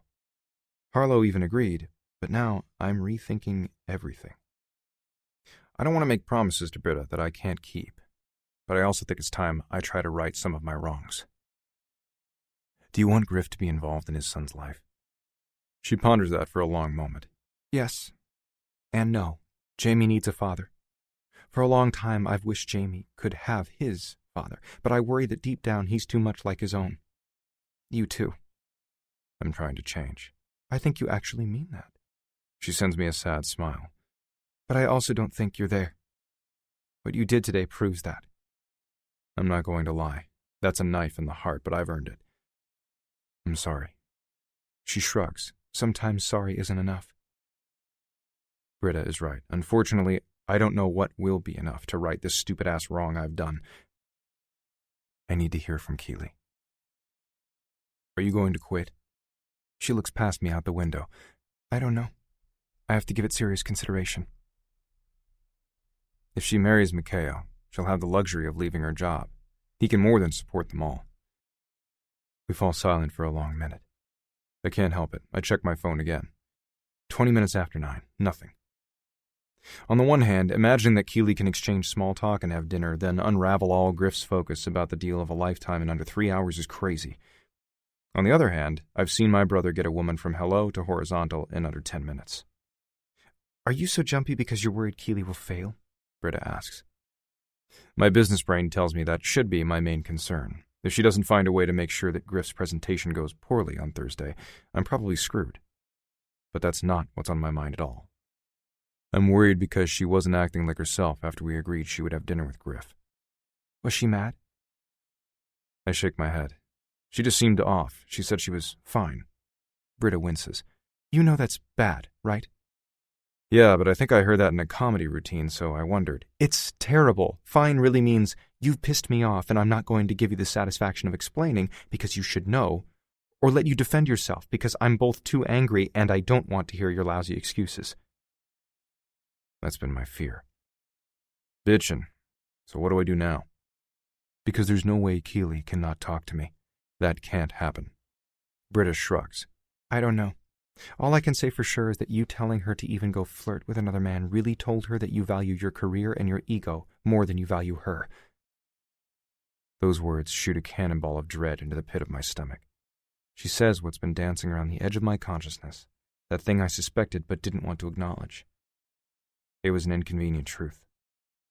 I'm worried I'm going to pay the ultimate price for ignoring it in favor of my own version. I swear that's not how I feel. I argue, nowhere near, actually. Uh-huh, she drawls cynically. I'm telling you, your words might be saying that, but your actions are giving her an entirely different message. I plop my head into my hands. Fuck. If she's still speaking to you and you actually do love her, I suggest you find some way to let her know that. From now on, she's first and always will be. That you value the relationship you two have more than business or money or this insane need you have to be better than your brother. By the way, it's the same problem he has. She's right, 100%. From grade school on, Dad made us compete against each other. For too long, we didn't stop to question why or whether we should. When we began the business together, I thought we were solid and determined to throw off the old man's yoke. But in a blink, childhood programming overwrote our goodwill. Maybe Griff acted before he thought. Maybe I wasn't much better. Not to excuse what either of us did, but isn't the first step to solving a problem admitting it? The real question is, how do I fix it from here? Do you want Griff back? I ask Britta. What? She says the word as if I'm speaking a foreign language she doesn't understand. I know she heard me perfectly well. If we're both going to get the truth out and be totally honest, then let's cut the shit entirely. Do you want him back? Britta purses her lips together and glances down at her bare ring finger. I think Mikhail has already picked out a ring. It's really just too late. And as she utters the words, she looks as if she's going to cry. She wants Griff back, but she's too afraid to admit it. I reach across the space between us and take her hand. Help me out of this mess, and I'll get him back for you. Tears are swimming in her eyes as she looks up at me, as if I've lost my mind. You can't make that promise. Actually, I think I can. Griff loved her once. Until her, he'd never loved anyone in his life. Not his parents, maybe not even me. He hasn't loved anyone since her, from everything I've heard. I think there's a damn good chance I can succeed. Then I'll sure as hell try. Just help me figure out how to tell Keely that I'm sorry, and I'll be putting her first for the rest of our lives. Britta pauses a long time. Sadness, agony, and regret haunt her face. It's so naked I almost flinch. Don't do anything to bring Griff back into my life. I've moved on. Jamie will have a new stepfather. It's basically done. But if you want Keely back, do the one thing your brother never did for me. Find out what she values most, and do your damnedest to give it to her. Not monetary things. She shakes her head. Meaningful things. What does she want out of life? I asked her that the night we met. More to make small talk and figure out how to coax her into bed. Her answer was so simple yet so surprising I didn't know how to interpret it at the time. She wants to be happy. What do you think would make her happy? Suddenly, I know. In fact, I know everything I need to do. It's obvious. I just didn't want to see it because it's going to be hard. I'll have to sacrifice, something I've admittedly never been good at. Finally, I think I'm ready. No, I know I am. Keely comes first. Somehow I'm going to convince that woman to admit she loves me. Then, if she'll let me, I'm going to spend the rest of my life making her happy. I glance at my phone. I just need her to call me and tell me she's coming home. Chapter 15. Keely never came home Tuesday night. No note, no return phone call, nothing but silence. When I arrived at my condo, I found the guest room empty. Every one of her things was gone. So was she. And clearly, she had no intention of coming back. I don't think I've ever felt such a gut punch in my life. When Griff and I first had our falling out, I didn't freak because he's family. I thought it was temporary. Keely's departure feels permanent. That night I texted, I called, I left apologies galore. No reply until 5 hours after her date with Griff began. At midnight, she sent one curt message. I'm making every effort to give you exactly what you want. Don't call anymore. My heart collapsed. As I suspected, fine didn't mean she was fine at all. With shaking hands, I messaged back and apologized like hell. Nothing. She hasn't spoken to me in any way since. It's been nearly 48 hours since she left. I still can't breathe. I'm a fucking wreck. When she left for Griff's house before their date, she knew she was leaving me for good. Is she living with my brother now? I don't know. Since she doesn't have her own apartment anymore, where else would she be? That possibility cuts me up. I can't even think about the woman I love in bed with him. I mean, I know Griff slept with Tiff. Honestly, I didn't care. Keely is totally different. Losing her is gut-wrenchingly terrible. Even worse, she's free to do whatever, and whomever, she wants. Why doesn't someone just stab me now? I'm miserable, I'm contrite, I'm nauseous at the thought of ever seeing her with my brother. I utterly and completely fucked up, and I'm definitely getting what I deserve. Since Tuesday night, I've practically been living at the office. I hate going home because I see Keely everywhere, in the kitchen cooking, on my bed looking up at me with welcoming eyes, on the lanai as she waits for me to pleasure her. The place smells like her. I can't sleep. I'm a goddamn disaster. What am I going to do with the rest of my life? As I enter my condo and toss my keys on the bar, I try not to let memories haunt me. I'm only here because tonight is the cleaning staff's designated evening to scour the office. When they walked in, they looked a little bit like they pitied me, and they avoided me as if I needed a shower. I probably do. With a sigh, I head to the bathroom and take care of that chore. I put on pajama pants and contemplate what I'm going to choke down for dinner and how I'm going to sleep in bed still rumpled from the last time I rolled Keely on those sheets. As I meander through the living room, I grab the room service menu off the counter. It all sounds like shit. I can hear her in my head talking about sodium and saturated fat and all the stuff I didn't give much thought to before her. Instead, I grab an apple from the bowl on the counter. She's already washed it. This is the last one. I bite down into it and remember the last time I ate one, talking to Keely after work. In some ways, I can still taste her kiss, her caring, her heart. Jesus, I'm becoming a weeper. I choke down the succulent bite, but all the while I'm fighting actual tears. I almost want to know when this feeling will go away. On the other hand, I don't. Once this heartbreak is less sharp, that will mean she's even further away from me. I've got it bad. I love Keely. The fact that I fell in love once is a miracle in itself. I don't expect it to ever happen again. Maybe that explains why my brother turned into such a miserable asshole after Britta. Frankly, it makes the fact that he's most likely boffing the one woman I can't live without even more infuriating. He knows how terrible having a gaping hole in your heart feels. I glance at my phone. Nothing. I should stop hoping to hear from her, but I can't. It's not quite 6:30. I'll fill up a few hours with pacing, cursing, wall punching, and regret. But really, what's after that? I'll have to face the bed eventually. Fresh air, maybe that will help me not want to slit my wrists with rusty spoons. At least now I know why people write so many songs about breaking up and heartache. They're real, and they suck. The last rays of the day beam through the glass doors leading outside. My lanai beckons, and I head out there. Immediately my gaze darts to the beach. I zero in on the rocks, where I first had sex with Keely. Everything was light and fun and easy that night. I wish like fuck I'd taken it, and her, way more seriously before it was too late. Yeah, I could say I'd never come close to really caring about a woman before, so I didn't recognize the symptoms. They crept up on me. Love is a sneaky bastard like that. I want to rewind time to that night. Was it really only 22 days ago? And start over. But I have to stop wanting what I want when I want it. It doesn't do me any good now. I can only go forward. And I'm not sure how. I breathe in the fresh air and watch the last rays of light disappear. The moon rises, its waxing gibbous. Granddad taught me moon phases, along with lots of other fun stuff. Miles Ambrose was good at so many things. He sure did love my grandma before she passed away, too. Why didn't I make him my role model and ignore my dumb shit father? Come to think of it, Granddad always disregarded Barclay Reed. I guess I had to reach 33 to get half as smart as he was. If he were here, he wouldn't tell me that feelings were pointless or stupid. He would tell me to feel them, and to figure out how to handle them so I can go about life like a man should, strong, confident, steady, with honor. I scan the lanai again, absently trying to decide which chair will give me the best view of the sea so I can contemplate. I spot Keely's yoga mat. She must have accidentally left it behind.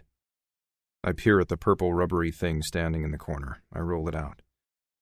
She always claimed that yoga centered her. Not precisely sure what that means, but I have a general idea, and it sounds helpful. Except, I'm staring at the mat with no idea what to do. There are poses, I know. I'm simply not sure what they're called or how to get into them. Reaching for my phone, I open an exercise app I subscribe to. I'm usually doing a weight-cardio mixture for men. Now I click the button for yoga. A few seconds later, a woman in a gray tank and matching spandex pants, hair neatly pulled away from her face, is giving me a too cordial smile I don't trust. She says her name is Chandra and welcomes me to the beginner's class. I have this feeling she's going to kill me. Immediately, she starts talking to me about blocks and blankets. Huh? All while assuring me I can do this. I'm physically fit, so I should be able to. Still, she scares me. The background music is both exotic and folksy. She tells me to do the easy pose. Thankfully, the visual lets me know she's sitting cross-legged. Why didn't she just say that? Then she instructs me to roll my shoulders and shake my head. After that, I'm supposed to put my head over my heart over my pelvis. What? I already have to contort myself? No, just sit up straighter. Okay. I can do that. I'm good. Until she says I'm supposed to come into the moment with integrity. What the fuck does that mean? Sighing in irritation, I decide to skip that part and press on. Mostly because I can see Keely doing this, which makes me feel weirdly closer to her. From there, it's a lot of breathing and a little stretching. I probably need it. I have to admit that the deep inhalations and exhalations are calming my head a little. At least I'm not trying to think about 50 things at once. It's taking most of my mental energy to figure out how to press my palms together in a prayer pose and lift my sternum to my thumbs. It's not so awful, until we shift. Suddenly, I'm sitting on my knees, back on my heels and curling my toes under my feet. That doesn't feel good at all. I'm relieved when she instructs me to get into a tabletop position. I follow along, then realize I'm on all fours on my patio, wearing nothing but pajama pants. Any of my neighbors or the vacationers in the unit across the pool can see me round and sway my spine like a cat in heat looking for a good time. Fuck whatever they think. This is for me. To better understand Keely. I'd rather pass on the downward dog stuff. Perched on hands and feet, my body in an inverted V shape, I kind of feel like a canine waiting for some random animal to come sniff my butt. Plus, my shoulders ache from holding up my weight for a few minutes while I stretch my hamstrings and calves like I'm made of rubber. I'm totally relieved when we switch positions again and finally do some standing shit. Warrior poses are more my thing. Then after a little more breathing and her telling us to take this grounded center through the rest of our day, it's over. I feel better and worse.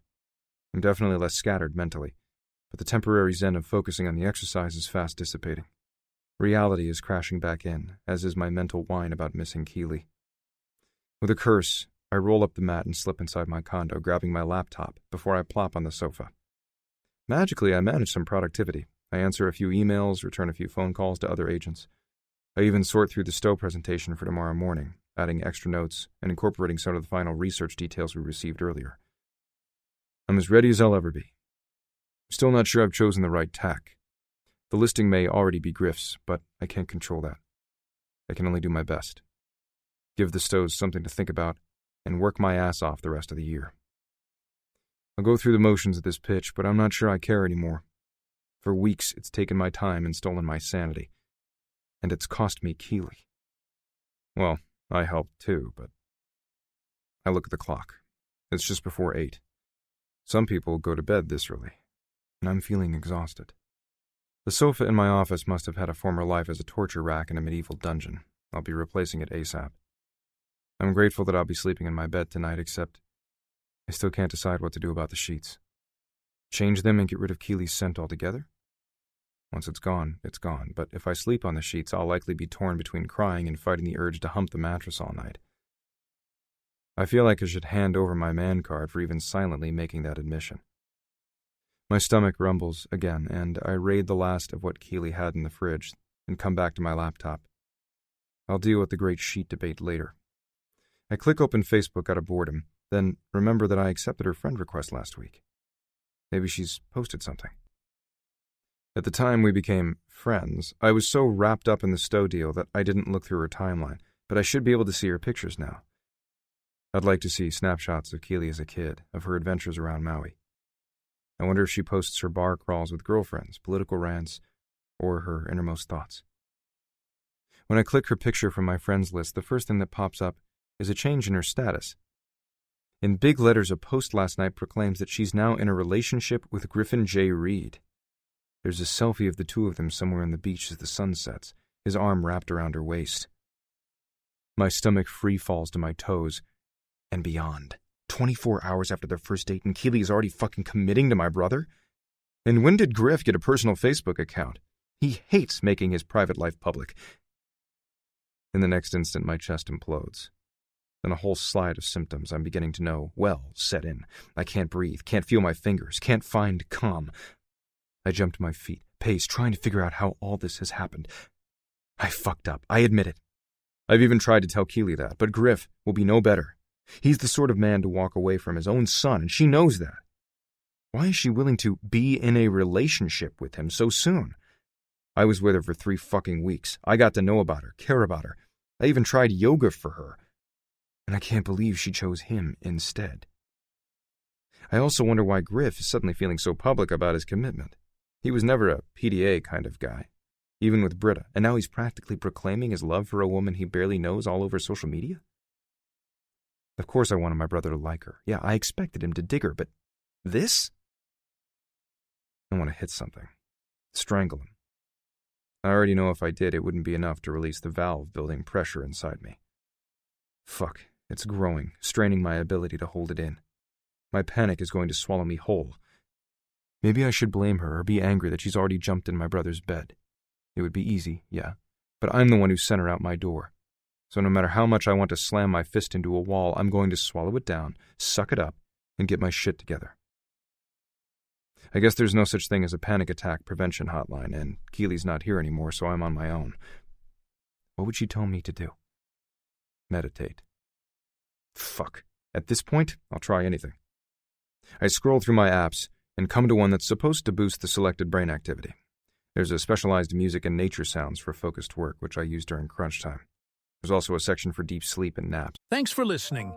Before we move ahead, take this peaceful moment to simply be. This free audiobook continues shortly.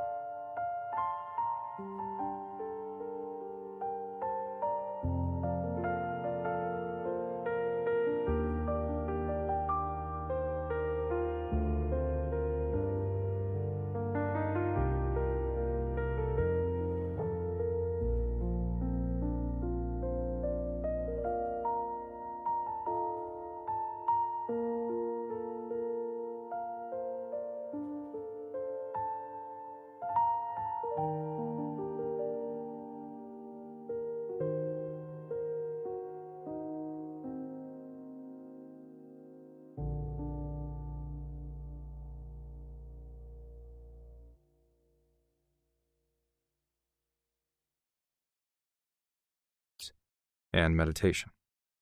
I tap on the button for the guided tour because what do I know about this shit? The dude tells me he's going to walk me through an effective technique I can use whenever I feel stressed or overwhelmed, like now. Good. Can I lie down for 20 minutes? Sure. It's not as if I've got anything better to do now that Keely isn't coming back. He's asking me to clench and relax each of my muscles systematically to release the tension and increase circulation.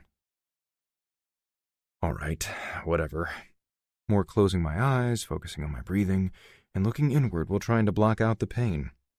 This guy wants me to think peaceful thoughts. I snort. If I could, I wouldn't be here. But he insists I should be feeling my body let go. I try to adhere to the spirit of his words, but my mind drifts. I think about the last time I saw Keely. I knew something was off. I recount my conversation with Britta on Tuesday night. My assistant is right.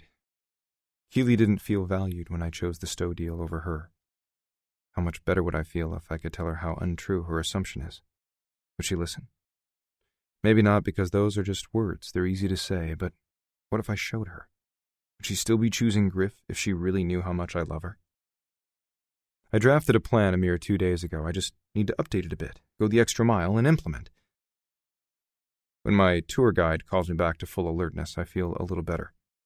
Meditating didn't necessarily make me feel as if I've had a spiritual awakening or a major hug with peace. The good news is I'm no longer going to lose my mind and do something stupid like hurl chairs over my balcony or hunt Keely down right now and insist she talk to me. But the better news is I'm dedicated to getting her back. Having a plan makes me feel more in control. I have a lot of action items to put in motion, but that's all right. I have ammo, and I have persistence. I will not rest until I make that woman mine for good. Suddenly, my phone dings in my pocket. It's probably Britta texting me again. For 2 days, she's been harping about 2 things, whether I'm ready for tomorrow morning's presentation and whether I know what happened between Griff and Keely. I don't really want to answer either of those questions, mostly because I can't. With a tired sigh, I pull my phone from my pocket.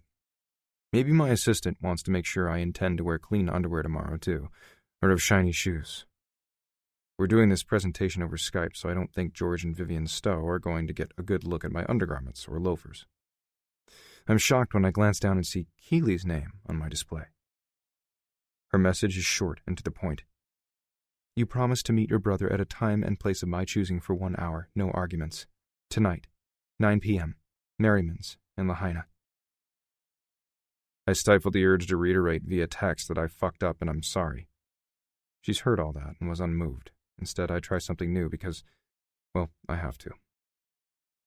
I value you more than my brother ever will. Where are you so I can tell you how I feel in person? No reply. She's a smart, stubborn woman, so I'm not surprised. I'm crushed to know that she's with Griff. Part of me is hoping that she's merely trying to teach me a lesson. A guy can dream, right? Yeah, I know I lost her fair and square. She must already have my brother wrapped around her finger if she's able to convince him to meet with me, something that nothing else, not even finding out he had a son, could accomplish.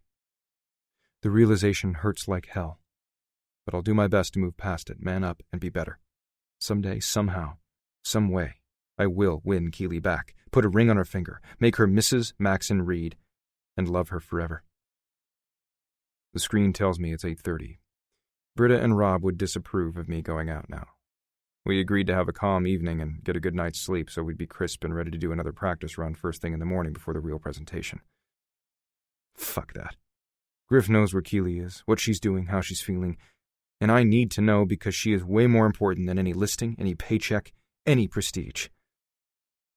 I'm going to prove that to her once and for all. After dragging on a clean shirt and a nice pair of pressed pants, I make my way to Merriman's. It's a classy place on a little peninsula, surrounded by ocean and overlooking Kapalua Bay. Lots of weddings and other special events are held here. When they lived on the island, my parents celebrated their wedding anniversary at this restaurant every year. Mom would always insist we kids come along, probably so she didn't have to be alone with Dad. At the time, I resented her because I would 10 times rather have been playing video games or hanging out with friends.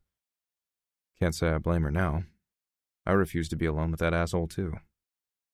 I wonder what prompted Griff to pick this place tonight. He never liked it much, except their pineapple and macadamia nut bread pudding with rum sauce. That was a hit with me as well. Technically, their dining room closed half an hour ago. Their sign says they should be locking up now. A native man in a subdued tropical print shirt and beige slacks is waiting for me at the door. He ushers me in and closes up behind me. Across the room, near the open doors leading to the deck and the ocean beyond, I spot my brother. He's looking right at me, jaw clenched. Not much has changed, except that he looks harder, angrier, bitter, closed off. Why the fuck is he mad? He got the girl, at least for now. We're the only patrons left in the joint, and Griff stands as I approach. Not out of deference, I realize. He simply doesn't want the psychological height disadvantage of me towering over him any more than I would if our situations were reversed. I didn't think you'd come. He gestures to the chair opposite him at the table. I proceed cautiously to my seat until he does the same. I promised Keely I would be here where and whenever she chose. I'm keeping my word. Where is she? He won't tell me, I'm sure, but it's worth a shot. She doesn't want to see you now. Those words make confetti out of my heart. Yeah, they hurt that bad. I suck in a breath, try to rein in the pain. Winning Keely back will be a marathon, not a sprint. I have to remember that. I have to hang tough. She left her yoga mat on my lanai. I'd like to give it to her. Griff raises a dark brow at me, silently asking me if that's the best I've got. I'll buy her another one. That grates at me, mostly because he can, because she's apparently chosen him. I'll return this one. Tell me where to find her. Seriously, she won't see you now, he reiterates, his tone more forceful. All I need is 5 minutes, which I can hopefully parlay into the rest of our lives. I don't beg my brother. If I thought it would do any good, I would blurt every bit of my regret and love. But I know better. Look, Maxon, you're a lot of things. A bastard, a son of a bitch, and a shitty-ass brother. But I know you're not stupid. The answer is no. I'll put it aside for now, but I'm not giving up. Why are we here? Isn't this place closed for the night? Griff nods. I sold the owner a new pad about 6 months ago. He told me the doors were always open for me. So when Keely insisted we have a conversation, I figured this was neutral ground. Apparently she thinks an hour is all it will take for us to patch up our differences. I snort. Did you tell her that's impossible? He reaches for a tumbler of whiskey I hadn't noticed just beside his elbow and cuts a stare at me. You think it is? Griff thinks it isn't? Does he want to make up? That would be a sudden change in tone. I sit back and study him, but I still can't figure him out. What does he want? Suddenly, a bartender sets a Grey Goose martini in front of me. My brother remembered my drink of choice? He should, I guess. We drank together for a decade, but it's still unexpectedly nice. A waitress approaches us next with 2 dishes of bread pudding and sets one each in front of Griff and me. The Haupia ice cream is already beginning to melt and mix with the oozing rum sauce. The bready confection is covered in candy nuts. It smells divine. I remember it as an orgasm for my mouth. But I'm not particularly interested in dessert right now. I stare across the table at my brother and drink my vodka concoction. If you and Keely are going to be in a relationship, then yes, it's impossible. He cocks his head, stares. The fucker is dissecting me. He's good at it, too. She means something to you. It isn't a question. I'm not ready to confirm his supposition. I've already given him way too much to use against me. Are you only here to make your new girlfriend happy, or do you have something else to say? Griff's mouth slides into a cynical smile. He doesn't answer for a long minute. I can't tell whether he's enjoying my suspense, or he has an outcome in mind and is trying to figure out how to get there. Just for grins. Let's say Keely's feelings have nothing to do with my reason for tonight's peace accord. As he digs into his bread pudding, I ponder his answer. If he's not here for Keely, I can only think of 2 other possible reasons why he's come, both equally unlikely. Well, almost equally. Your pitch today went badly? It must have. The even less likely scenario, that he's here strictly to repair his relationship with me, can't possibly be true. He hesitates for a long minute, his face giving nothing away. Finally, he gives me a slow nod. Disaster. I'm shocked he replied at all, much less that he was so honest. And you want my appointment with the Stows tomorrow to try again? That infuriates the fuck out of me. He used the feelings he must know I have for Keely to drag me here to steal my hard-won opportunity out from under me. I hustled, I sweated, I thought outside the box, and I prepared like hell. None of that matters now. He hasn't confirmed that's what he wants, but I lean across the table and glare his way. What are you willing to give me for it? I'm hoping like hell he says Keeley. Negotiating for a woman is a bit more underhanded than I'd like, but all Griff can give me is a chance to speak to her. I still have to win her back on my own. I didn't say I was in the trading mood. He leans closer too. We're almost nose to nose. He's wearing that amused smirk again that makes me want to rip his face off. You didn't say you weren't in a trading mood either. Touché. He shrugs, as if conceding the point. All right, I want something. But he won't tell me what. Suddenly, I'm tired of this cat-and-mouse game. Every minute we live out this stupid charade is another moment that Keeley is somewhere else, thinking that I love a fat commission check and my big reputation more than I love her. Come on, you bastard, spill it. What if you're right? What if I was willing to trade my knowledge of Keeley's whereabouts for your appointment tomorrow? I don't hesitate a second. Done. And happily. I don't care if Rob quits. I'll figure something out. Britta might still leave me too. I can handle that. For Keeley, I can handle anything, as long as I get her back. My brother raises a brow at me. You're serious? I've never been more serious in my life. I will trade you my appointment for the chance to explain everything to Keeley. You can have my notes and my goddamn presentation too. It's better than your verbal pyrotechnic and ticker tape parade crap. They want subtle. Suddenly he laughs. You're right. I didn't see that and I didn't listen. That's a huge admission for Griff. He hates to confront the fact that he's wrong, ever. On the one hand, it's gratifying to know Keeley and I were right. Not so much because I wanted to beat Griff, although it doesn't hurt. Mostly because I feel like I've learned something about being not only a better realtor, but a better man from this experience. She's helped me so much.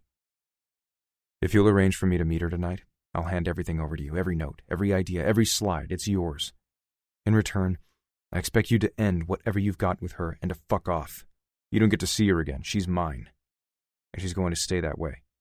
You will forget every minute of every day or night you spent with her. When my brother looks as if he's going to protest, I shut him down. Look, you asswipe. I'm potentially giving you $1.7 million for this privilege and the title of the #1 agent on the island, so I don't want to hear another fucking word. I wasn't going to object. I simply had a few questions. He probably wants me to paraphrase the presentation so he can be sure it's up to snuff. Fuck him. I'm going to sell the stoves. Don't worry about that. I'm not. He shakes his head. Do you love her? Why is he asking? First, I've already shown my hand in the most obvious way. Second, why the hell does it matter to him? Do we have a deal? Yes or no, Maxon, do you? I'm not budging until you answer me. I chug the rest of my drink and slam the stem on the table. Yes, of course I love her. I made a huge mistake the day she disappeared from my life. I know that. I've tried to tell her. I toss my head back and draw in a deep breath, looking for patience and calm. I've been a fucking mess since she left. Griff smiles. It's the first genuine curl of his lips I've seen him wear in, well, years. I should tell you a story. What? I just admitted that I'm falling apart and I'm completely in love, and Griff wants to blab out some tale? Now? He holds up a finger. It's relevant, I promise. You might eat your dessert before it becomes a puddle. I look down and see that my ice cream is rapidly liquefying. I'm not broken up about it per se, but the dish is in front of me. Wasting it seems a shame, and Griff is going to pontificate about something, so I might as well keep busy while he does. The first bite is heaven. The next is no different, just sweeter. I moan. This shit is good. Griff laughs. And it's almost like old times, hammering out how we're going to approach a client or a property over a meal. We did it so often when we were business partners. I miss it. I miss him. Even though I've spent the last 3 years thinking I hate him, I don't. I can't. I don't respect him for being a dick to Britta. And I'm pissed as hell that he even looked twice at Keeley, but that's my fault far more than his. Yeah. He finishes another bite of the dessert, then wipes his mouth. It's the only thing besides the view I ever liked about this place. Ditto. Too many memories of uncomfortable anniversary dinners here for me, too. All right. Tell me your story. My brother sucks in a deep breath and lets it out as if he's gearing up to say something major. When I left following the secret deal and your split with Tiffany, I had trouble sleeping and concentrating. 4 months later, I started seeing a therapist. I rear back, Griff stating that is basically an admission he's not perfect, something he's sorely resisted owning up to in the past. For the record, now that I have nothing to lose, I didn't stab you in the back over the secret deal. Griff rubs at the back of his neck. I've suspected that for a couple of years. I can't help it. I stare at him like he's the most ridiculous bastard on the planet. Why didn't you call me then? Honestly? I didn't think I could. I'd fucked up so big. I thought you would hate me forever, especially after I compounded one mistake with another by moving Tiffany in with me. She told me so many lies, that you cheated on her, that you'd been working that secret deal for months and hiding it because you wanted all the glory and profit, that you got her pregnant and threw her out. That fucking pisses me off. You believed that? It's utter bullshit. He holds up a hand. I know that. Now, why did you believe her at all? She came up with just enough paperwork to be persuasive. Somehow she copied the signature page of your listing agreement with that prince, which included the date, but none of the terms about confidentiality. She recorded a video of her pleading with the locksmith who rekeyed your place the day you threw her out. She even had a positive pregnancy test from her doctor. No idea how she manufactured that. He sighs. I think at the bottom of all that, I heard Dad's voice telling me that partnering up with the competition wasn't blending forces to make something better, just cooking up my own demise. Yeah, I've heard that speech of his about 10,000 times myself. I remember fighting the pull of his constant browbeating and brainwashing when Griff and I were kids and during most of our partnership. I believed in us. I grind out between clenched teeth. We were doing great things. He nods slowly. Amazing things. But I needed someone to help me get my head on straight. So you saw a therapist? Yeah. Dr. Wilson was useless. Couldn't stand her on her leading questions. It seemed like she talked more than she listened. But she had this receptionist. At first I noticed her because she would send me apologetic glances when I stormed out. Finally she started talking to me. Small talk at first. But she sounded so compassionate, you know? Eventually those chats led to longer discussions outside the doctor's office. She asked me questions that really made me think. It wasn't long before I realized that this woman who merely answered the phone was far more helpful than the woman with PhD after her name. So we started having coffee, walking along the beach. She listened. She played devil's advocate, and she refused to take a dime for helping me. That's pretty selfless. So, what did she want? Nothing. A friend, I guess. He shakes his head, as if he's still not sure. To help, that's who she is. Anyway, she told me I'd been wrong. She's been telling me that for over 2 years. He laughs at himself. She's the first beautiful woman I've ever spent hours and hours with, and didn't want to nail. Kind of like me with Britta. Yeah, platonic friendships with a woman are a mind-blower the first time you have one. Totally. This receptionist really opened my eyes. At first, we talked about my anger. Slowly, we started talking about my childhood. And we talked a lot about you. I'm suddenly wishing I had another martini. The tone of this conversation has been shockingly positive until now, but I can't stop thinking it can still take a turn for the worse. What did she conclude? He looks up at me, his hazel eyes full of gravity. That I need my brother in my life.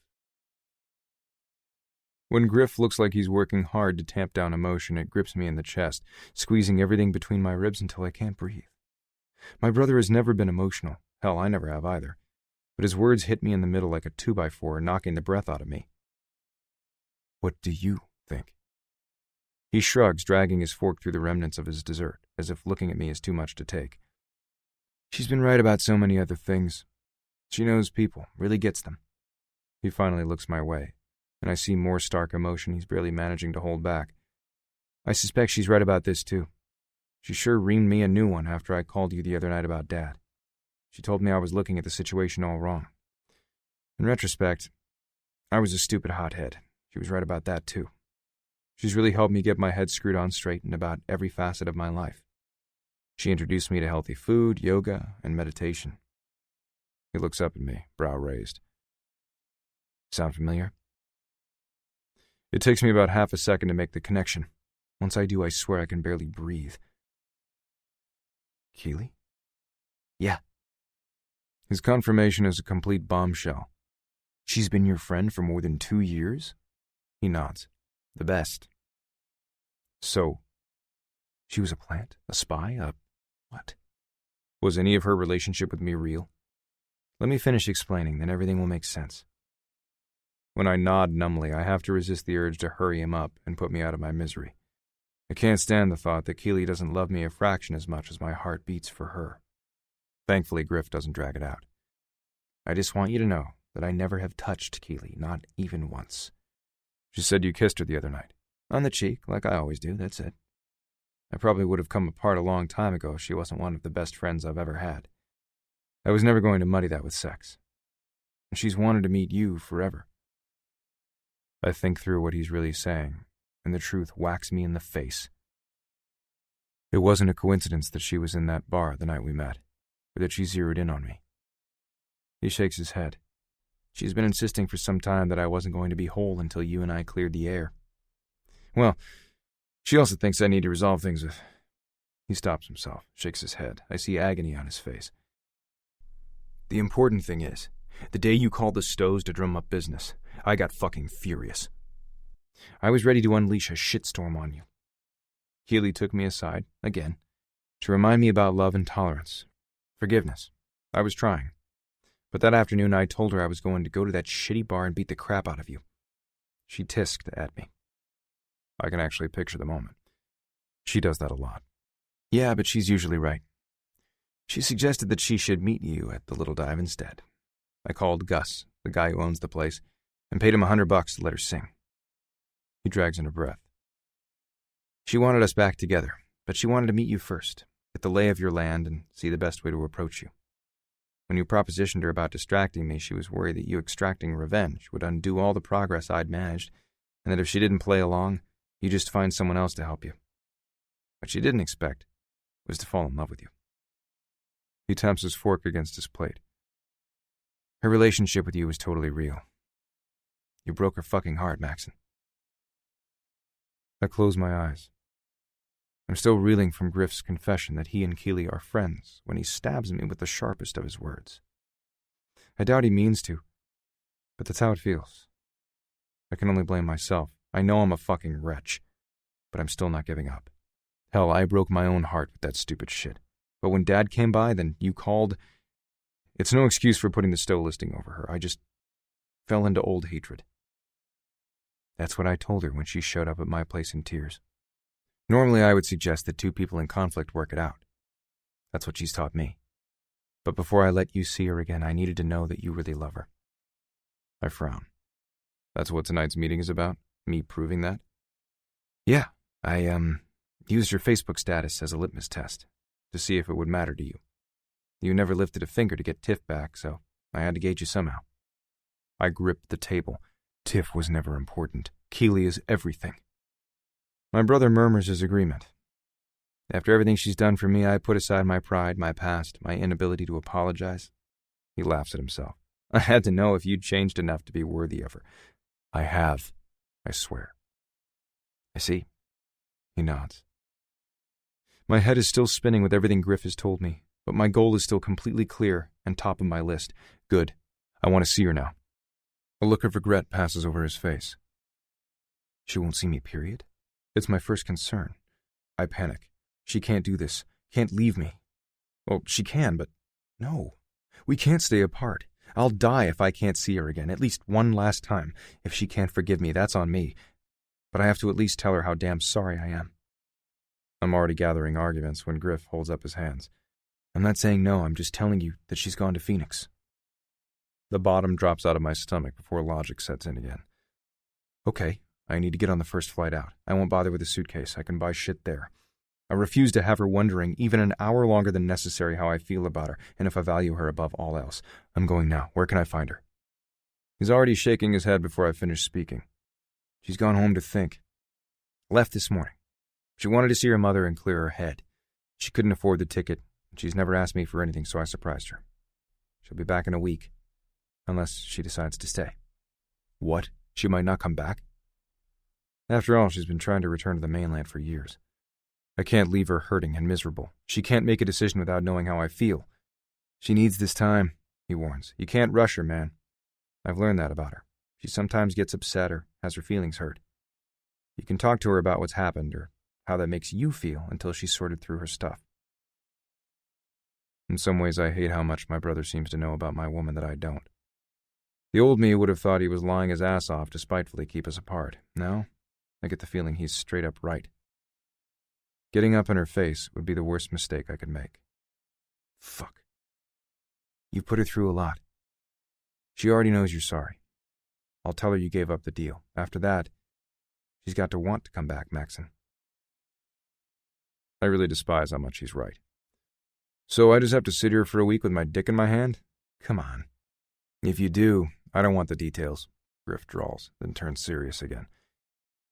Do you know what you want to say if you do see her again? I think so. It's been solidifying in the back of my head since I switched off the guided meditation and turned back into my own train of thought. Do you, Griff raises a brow at me. Getting these words out is going to be tough. Are you and I good? He swallows and looks away. You tell me. I'm the one who fucked up big. I nod. Getting used to the idea of not hating my brother again will take time, but now that we're here, and I'm sitting in front of him, and we're talking without shouting, I don't want to give up having him in my life again. Why didn't you even listen to me when I tried to tell you I wasn't stabbing you in the back? He closes his eyes. I was just so angry back then. Dad was on me constantly about the fact that I was letting you beat me at everything. I probably could have handled that, but things at home weren't right either. Britta was hiding something. She closed herself off, so when I found out about the deal and Tiffany told me her lies, I just exploded and I was stupid. I'm more sorry than you'll ever know. For my brother, that's a huge speech. He sounds like he's changed in a lot of ways. He's not perfect. Then again, neither am I. I'm still pissed at him for what he's done to Britta, but one problem at a time. I stand and wait until he does the same. Then I round the table and drag him into a hug. He crashes against me. We slap backs. It's all manly and shit, but it's also monumental and moving. And yeah, I find myself having to fight back tears. We're good, I assure him. He pulls back, looking like he's trying not to lose his composure, too. Let's do this Stowe deal together. I've already promised him my notes, my prezzo, my appointment. I'm handing them the opportunity on a silver platter. Are you serious? Yeah. I let a stupid misunderstanding screw up our business. Once I didn't have you as my partner anymore, working with you was one of the things I missed like hell. I vote we do this deal together. If it goes well, maybe we can think about making it permanent again. I pause. Think. In my head, I can hear our dad saying that I'm number one on the island and I'm demeaning my business to bother with Griff again. Then I remember how fulfilling it used to be. And I hear Keely whispering that she's happy for us. But I need him to answer one other question because I don't need history repeating itself. Are you letting Dad stay with you? He recoils at the mere notion. Fuck no. Still talking to him? I'm done. He came storming into my place all full of himself and ragging on you. I realized a few years ago that he's toxic, so I wasn't going to let him stay anyway. But when he told me about some of his conversation with you, it gave me some hope that you'd realized it too. Totally, I assure him. Let's do the Stowe deal. And think about resuming business together again. It would feel good. But I might need one more favor. When I outline my plan to convince Keely how much I love her, he smiles. It's perfect. She'll be the happiest woman in the world if you do that. As long as she comes back to Maui. I wish... Griff lets out a rough breath as he sits again. I wish things could have turned out better for me and Britta. I don't know what to say. He turned his back on his pregnant girlfriend when she needed him most. Of course, that was then, and this is now. I'm going to try like hell not to give my brother false hope. Britta says their ship has sailed. Maybe.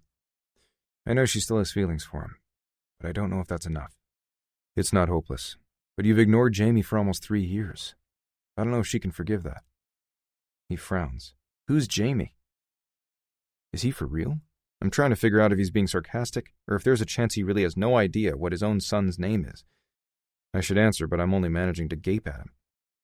Who is this guy? I saw her about a month ago at a restaurant with a Hawaiian dude who looks like a banker. They were pretty cozy. I wanted to rip his fucking head off. Is that Jamie? Okay, I need to take a step back and challenge all my preconceived notions. Like the one where Griff received Britta's letter advising him that he was about to be a father. I scrub a hand down my face and stare at my brother. Shit, I hope like hell I'm not about to betray Britta, but I think Griff has a right to know. Jamie is James Tucker. His birth certificate says he's a Stone, but it should say Reed. He's your son. He'll be 3 in July. I whip out my phone and scroll through my pictures until I come to the ones I took the other night of him smiling while he played with his toy trucks. Griff grabs the phone, looking stunned and stricken and so fucking confused. God damn it, I should have known that he wasn't the sort of man to completely ignore his own flesh and blood. Now I really regret not confronting him about this a long time ago. I've done both my brother and my nephew a disservice. My son? He's grappling for words, staring at the picture like he still can't fathom what he's seeing, fingers hovering over the screen as if he wants to hold his son badly. Yeah, he's adorable, smart, stubborn, loved. I swallow. Britta tried to tell you, I swear. She was pregnant when I walked out? He closes his eyes and shakes his head, rubbing at his temples and looking as if he's fighting tears again. I had no idea. Did she? I don't know. She told me about a week after you'd gone. I have to talk to her, now. Where is she? I know she moved after I walked out. I don't know where she went. She didn't have a choice. She couldn't afford the apartment you two had, I point out. And I can't help the scolding note creeping into my voice. Besides, Britta wanted a house with a yard for Jamie. I've been helping her with rent since she found this place. He stands and throws $50 on the table. Thanks. I have to go. Where can I find her? Please. Tell me. I'm helping you with Keeley, man. Don't shut me out. This isn't necessarily a quid pro quo situation. When you didn't respond to her news, I didn't know, he insists. But in her eyes, you just didn't care. You left her to give birth and raise a child alone. She says she's moved on. I don't know this for sure, but I'm pretty sure she got engaged tonight. Griff slaps his hands on the table between us, looking somewhere between agonized and enraged. Where is she? I think hard. I keep coming back to one conclusion. Britta loves him. And it looks a whole lot as if he still loves her too. At the very least, a son deserves to know his father and decide for himself whether he wants the man in his life. Besides, if Griff hadn't been willing to come forward to talk to me about Keeley, I'd still be a miserable son of a bitch. Sighing, I whip out a pen and one of my business cards. I write an address on the back and hand it over. Go gently, you broke something in her. She's not the same woman, and I doubt she's alone. Griff snatches the card out of my hand and claps me on the shoulder as he runs for the door. Thanks. I'll call you early in the morning. I pick up my phone from the table and pause over my open iMessage.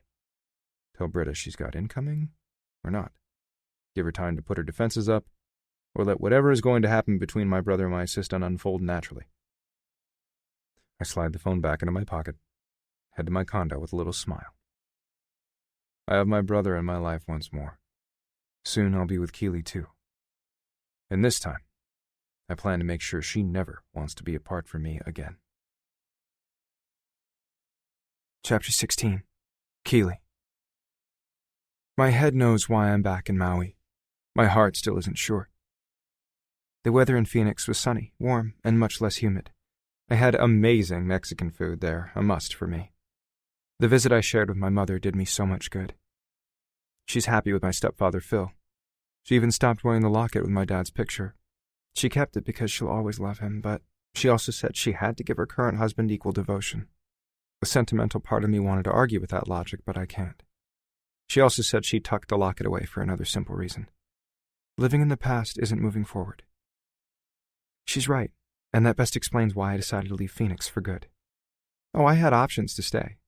Mom and Phil claimed they were traveled out for a while after their amazing South Pacific trip and offered to let me live in my childhood bedroom until I got on my feet. The day I arrived, I was convinced I should. I could be permanently closer to family and my roots. I could even see some friends from high school. It wasn't as if I'd always planned to live on Maui for the rest of my life.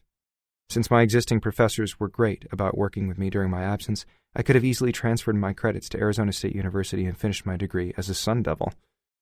After that, I'd have been able to get a job in Phoenix that didn't involve tourism and came with better hours. Best of all, if I'd stayed, I wouldn't have Max and Reed around to break my heart again. But my mom is right. Living in the past isn't moving forward. I don't belong in Phoenix anymore. The bittersweet week I spent there clarified that. So here I am, back in paradise. Lost. I'm glad that Maxon and Griff finally made up and decided to work together on the Stowe estate. They're already marketing the property jointly to prospective buyers and getting a lot of interest, according to the younger of the Reed brothers. That's great news. They will finally be on the road to whole hearts. My work there is done. Their future is looking up. Where is mine? I was really trying to decide that while I was in Phoenix. I started to miss the ocean and trees and the sultry breeze on my skin. I missed the incredible Asian food, the lazy pace of the days, and the quaintness of Maui. I definitely missed Griff, one of the best friends a girl could have. We talked nearly every day on the phone, but it wasn't the same. I didn't want to think about the sheer beauty of my adopted home, or that tall, infuriatingly ego-driven, looks-like-a-god realtor I'm mad for, but I couldn't seem to think of anything else. I still can't. No matter how I try to shove the memories out, they creep back in. Maxon kissing me on the beach. Maxon holding my hand as we toured the amazing plantation-style house with the endless views where I swore I could picture our future. Maxon trying to karaoke and leaning on me like a trusted partner and friend. Maxon making love to me on his bed, that final, fatal night. I think he loves me, in his way, but being second to his ambition, to his need to win at all costs, isn't something I can accept. I hope he understands. I'm disappointed that I haven't heard from him since the night of the brothers' reunion. Griff says Maxon was devastated about our breakup and even volunteered to give up the Stowe listing to prove how much he cares about me. That shocked me and gave me a glimmer of hope, I admit. Maybe that's the real reason I decided to return to Maui. No denying how badly I want to be with him. I'm still afraid that I'll surrender myself and he'll break my heart once more. But my future isn't in Phoenix, and the romantic in me can't stop wanting Maxon to love me enough to put me first. Yes, I know expecting him to change is unrealistic, which is why I'm as confused and conflicted as I was 3 days ago when I boarded the plane back to Maui. Since landing, I've picked up my phone 1,000,000 times to call Maxon, and I put it down again every time. I don't want to be wrong about him. I don't want to be hurt by him. I don't want to know that the magical connection we once shared is gone for good. I'm not ready to face that. I glance around the little sports bar, relieved to see the surprisingly thick crowd just before I take the stage. I spot Griff in front. As I peek out from behind the curtain shielding the employees area, he waves. I wave back. He's sitting alone. I try not to let disappointment overwhelm me. I guess that means Maxon either can't forgive me for my well-intended lies to reconcile him and his brother, or he got over me quickly. I should stop what-ifing because I can't live in the past. It isn't moving forward, isn't healthy, and trying to do it now is killing me. I don't know what I expected from Maxon. More, I guess, but we were only together 22 days. Maybe it didn't mean that much to him after all. I thought he was the love of my life, my soulmate. Actually, I have a feeling he still is, and always will be. It's not his fault he didn't feel the same. I meant well when I came into his life. Yes, I lied to him. I simply wanted to figure out how he felt about his brother, and if he might have any forgiveness in his heart. When I got to know Maxon, I liked him a lot. Of course, he was hot and cocky. He was also different from anyone I'd ever dated. He made me laugh. Usually with him, but sometimes at him. When he propositioned me about coming on to Griff, I realized it was the perfect way to achieve my end. Yes, I was insulted and annoyed at first, but then I saw the beautiful irony of his plan. Unfortunately, nothing turned out the way I thought it would. Aloha, Lahaina. I'm Keely Sunshine. I'm going to sing you some of my favorite songs, and since I'm a single girl who recently broke up with the man she loves, they'll probably all be about heartache. After a smattering of applause, the little band behind me starts, and I launch into one of the saddest songs I can think of in this moment. Bonnie Raitt's I Can't Make You Love Me. The ballad's melancholy melody fills the space between my ears and hits me right in the heart. Every word is enveloped in a grieving note and seems to tell my story. It's a fight to sing without tears, compromising my voice. I'm not even sure how I'll make it through the end of the song. I try to focus on the subtle intricacies of the tune. My appreciation for the keyboard player Gus, brought in to better fill the audio space of tonight's set list. Anything but Maxon Reed and his absence. The applause is somehow subdued and hearty at once. It preserves the moment. I'm weirdly grateful that the people in the bar seem to understand my mood. Right now, I have to revel in these small victories until I'm over Maxon and I'm able to appreciate the bigger ones again. This is a song that I've been listening to a lot over the past week. I remember it from high school and didn't quite understand it then. Now I completely comprehend the addiction Michelle Featherstone sang about. The naked piano provides the sole melody for coffee and cigarettes. The bittersweet notes rake across my senses as I close my eyes and sink into the ballad that totally describes my mood in this moment, where I feel as if I've given up the vices I hoped would make my problems dissipate, but my pain hasn't moved into yesterday, as the lyrics suggest it should. The second verse is a blur. I know it's something about pouring booze down the kitchen drain. I'm not much of a drinker, much less of a smoker, but I feel what she's saying about the loss of something you love, and equating it to someone you miss more than anything, even if they're bad for you. Often the metaphor is more powerful than the straightforward explanation, so I'm grateful to music for helping me through this difficult spot in my life. But now we've come to the part of the song where I can't avoid admitting that I'm still blue, but I've finally figured out what I must quit. You. Some form of this sentiment repeats 2 times over, then I'm done with the song. It's already hard to breathe, and holding my emotions back is getting so damn near impossible. Why didn't I sing upbeat stuff? Walking on Sunshine, or I Got a Feeling, or Happy? Probably because I would have cried through those too. Despite what Maxon may think about my deception, I'm not a good liar. I only wanted the best for him and Griff. I try to be a good person and help others. I never imagined in a million years how badly it would mess me up. The small band begins the intro to the next song. I close my eyes and groan. Why did I ever imagine this was a good idea? Yes, I rasped out in the last song that I was going to quit him. It's logical, but for better or for worse, I'm a girl who thinks with her heart, and Plum's I Want You Here is a much closer representation of how I really feel. This is another sad tune with a simple piano melody. Is the keyboard the new plucker of heartstrings? I already know the song rolls and builds to a wrenching chorus. I doubt if I'm going to make it out unscathed. When the lyrics start, I'm thankful the song isn't really about romantic love, but too much of it echoes the sentiment in my heart, the fact that I can barely breathe because my ache is so deep. I've asked myself if it will ever heal. In truth, I've spent days pondering that question. I grip the mic desperately and try to hold on. I already know I have to change the whole next set. Everything I have planned is just sad and sadder. I'm a happy person by nature. I need to realize that this experience with Maxon was still valuable, even if we weren't meant to be. He's not my happily ever after, simply a lesson I needed to learn. I'm not sure what knowledge I was supposed to glean yet, but everything happens for a reason. I'll figure it out someday. I just have to get through this last song, and I'll fix everything, from my set list to my personal life, and start grieving in private. Then, I sing that I'd waited so long for him to come into my life, and now he's gone. I wasn't prepared. I'm in agony. Maybe it sounds melodramatic, but I feel it. I'm devastated. Suddenly I can't see anything. My whole world is blurry. I feel wetness on my face. Hell, I'm crying in front of the whole audience, actually shedding real tears down my face. Music has always been therapy for me, and it's probably good to get this out, but not in front of people who just want to be entertained. I suck.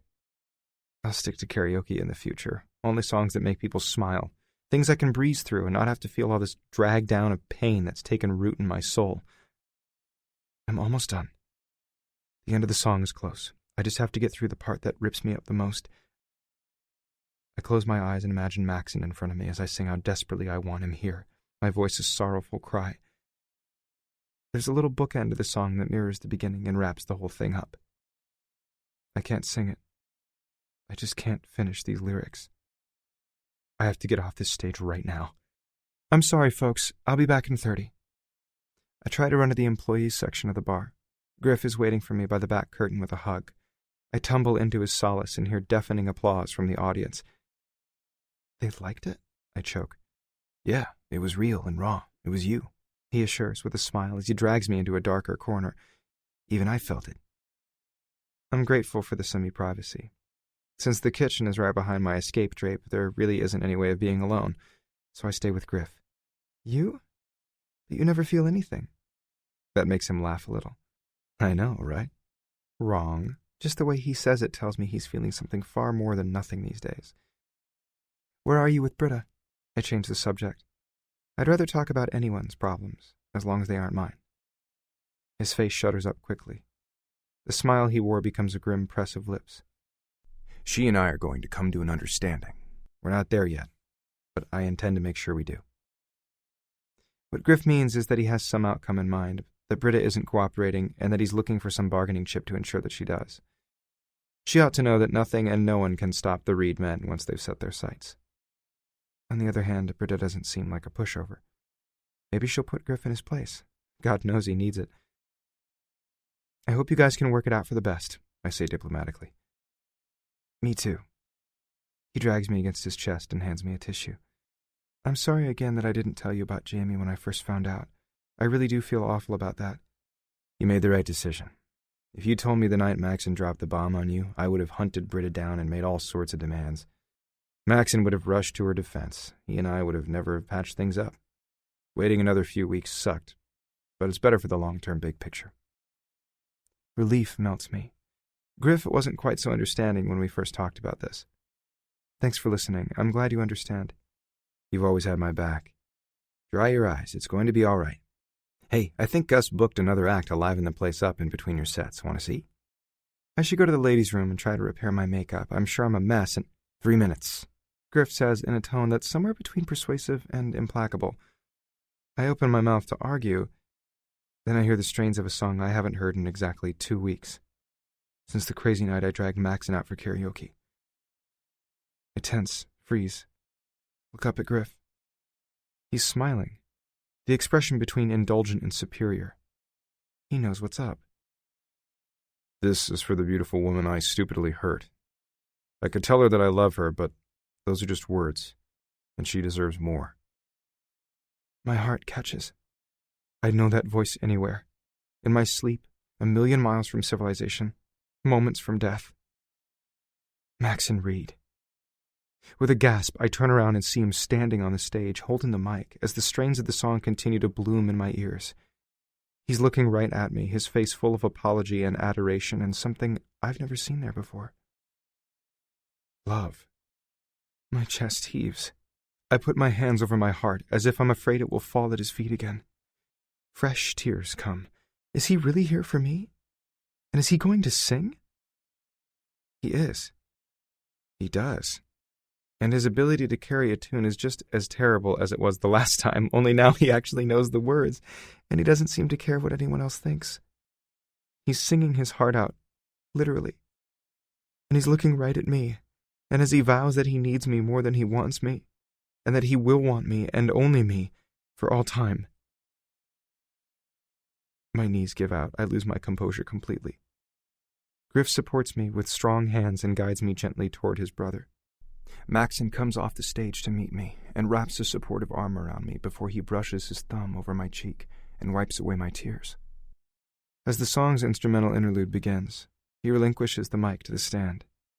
Who cares if anyone sings the rest? All I want is the man in front of me. I stare up at Maxon's face, his green eyes caressing me with a heartfelt devotion I never thought I'd see from him. I'm sorry, he murmurs. So sorry. What I did was wrong and thoughtless and not at all indicative of the fact that in my heart, you'll always come first. Words fail me. I know he means that, not because he's spoken, but because he's now shown that he'll sacrifice everything. His career-making deal, his need to best his brother, even his substantial pride, for me. He loves me. I sob into his chest. He crooks a finger beneath my chin. Hey, I'm here, and I'm not going anywhere. Did you see what I'm wearing? I'm still hoping all of this means that he wants me back as I send him a watery gaze. Wearing? What does that have to do with anything? Then he shows me the timepiece on his arm. Black band, white face with Roman numerals. Cartier. My grandfather's watch. I realized I never wore it because I didn't feel like a man of honor. You changed that. You changed me. I send him a teary smile of hope. I wish I could stop crying, but I'm an emotional girl. I also admit when I've done something wrong, too. I'm sorry I didn't tell you the truth about who I was, and why I was here when we met. I meant well, I swear. I knew Griff needed you in his life, and I figured you needed him too. You're right. He waves my apology away. If I had known you'd come for Griff, I wouldn't have listened to any of the important things you had to say about changing my life and embracing love. That man didn't deserve the truth, or you. But I'm going to spend the rest of my life being worthy of you because I love you. With a kiss on my forehead, he drops to one knee and pulls a box from his pocket, then flips the lid open. It's a simple solitaire winking at me from a thin gold band. It's striking and beautiful and perfect. Everything inside me stops. He's proposing? I hold my breath. Are you serious? He nods. Marry me, sunshine. Please say yes. Nothing will ever again be more important to me than you. I promise. I know some women might hold out longer, want to make him suffer and squirm. They would want to make sure he learned his lesson thoroughly. But I think he has, and that's not how I roll. I love him. Why would I risk losing him again by saying no? If he screws up, I'll remind him of his priorities. With a watery nod, I urge him to his feet. Yes! Oh, thank fuck. He sounds relieved. I laugh in joy. The audience claps and cheers uproariously. Then I cry again as he slips the ring on. It hugs my finger just right. I'm glad you said yes, because I have another surprise for you. He whips out a set of keys from his pocket, along with a business card of a hammock on a beach. It reads Sunshine Coast Bed and Breakfast. The address matches the house we toured together, the one in which I pictured our happy future. It lists the proprietors as Keeley and Maxon Reed. I gasp as thrilled disbelief courses euphoria through my veins. You bought the house? For you. When we met, you said you wanted to be happy. I'm going to make you delirious. He grins at me. Is it working so far? Yes. I nod like an idiot because I can't imagine being any happier. This is perfect. Good. We already have our first booking 8 weeks from now. It's the beginning of our future. He looks near tears too. He's holding me close, and I feel so cherished. Tell me you love me. The way he searches my eyes for my heart nearly takes me out at the knees again. I have a feeling he'll be doing this every day. I love you, Max and Miles Reed, I vow. And I love you, Keeley Sunshine Kent. I giggle. That's not my middle name. Whatever. He shrugs. It fits you. Just like you fit me. You're my everything, sunshine. It hits me in that moment that he's mine to kiss and tease and feed every day. He's mine to laugh with and make love to every night. I can't imagine a better ending than that. A million emotions pelt me, and I wish I could tell Maxon everything I feel. I guess I could try, but I know a better way. After a glance at my ring sparkling under the muted lights overhead, I kiss my fiancé. I can't believe I can call Maxon that. Then lean over to the band and clue them in. Then I grab the mic with a sniffle. Aloha, Lahaina. I'm a red-eyed but very happy Keeley Sunshine. I just have one more song for my groom-to-be, then I'm going to go start the rest of my life with him. The obliging little band starts the music. Now I'm particularly grateful Gus brought in a keyboard. This song would be lost without it. As Ruel's I Get to Love You starts, I can't contain my smile or my joy. It's sparkling and sweet and hopeful, just like this moment. I'm going to cry through this ballad, too. But it's a good cry. The happiest cry. Because Maxon has made me the happiest woman imaginable. As the song winds toward its close, I look his way and sing every word to him. I promise to love him and always choose him because I'm forever his, and I'll forever say I do. The bridge picks up about love being a journey. I can't dispute that at all. I sing the song's title a few times, blinking at the happy tears filling my eyes. Then he comes forward to wrap me in his arms and meet my gaze with the promise of forever. I get to love you too. And I always will, sunshine. This concludes More Than Want You by Shayla Black. Narrated by Christian Fox. Copyright 2017 by Shelley Bradley, LLC. This unabridged audiobook is published by arrangement with Shelley Bradley, LLC, care of the Whalen Agency, Ltd., and was produced in the year 2017 by Tantor Media, Incorporated, a division of Recorded Books, which holds the copyright thereto. Please visit Tantor.com for more information on our growing library of unabridged audiobooks and to take advantage of special offers.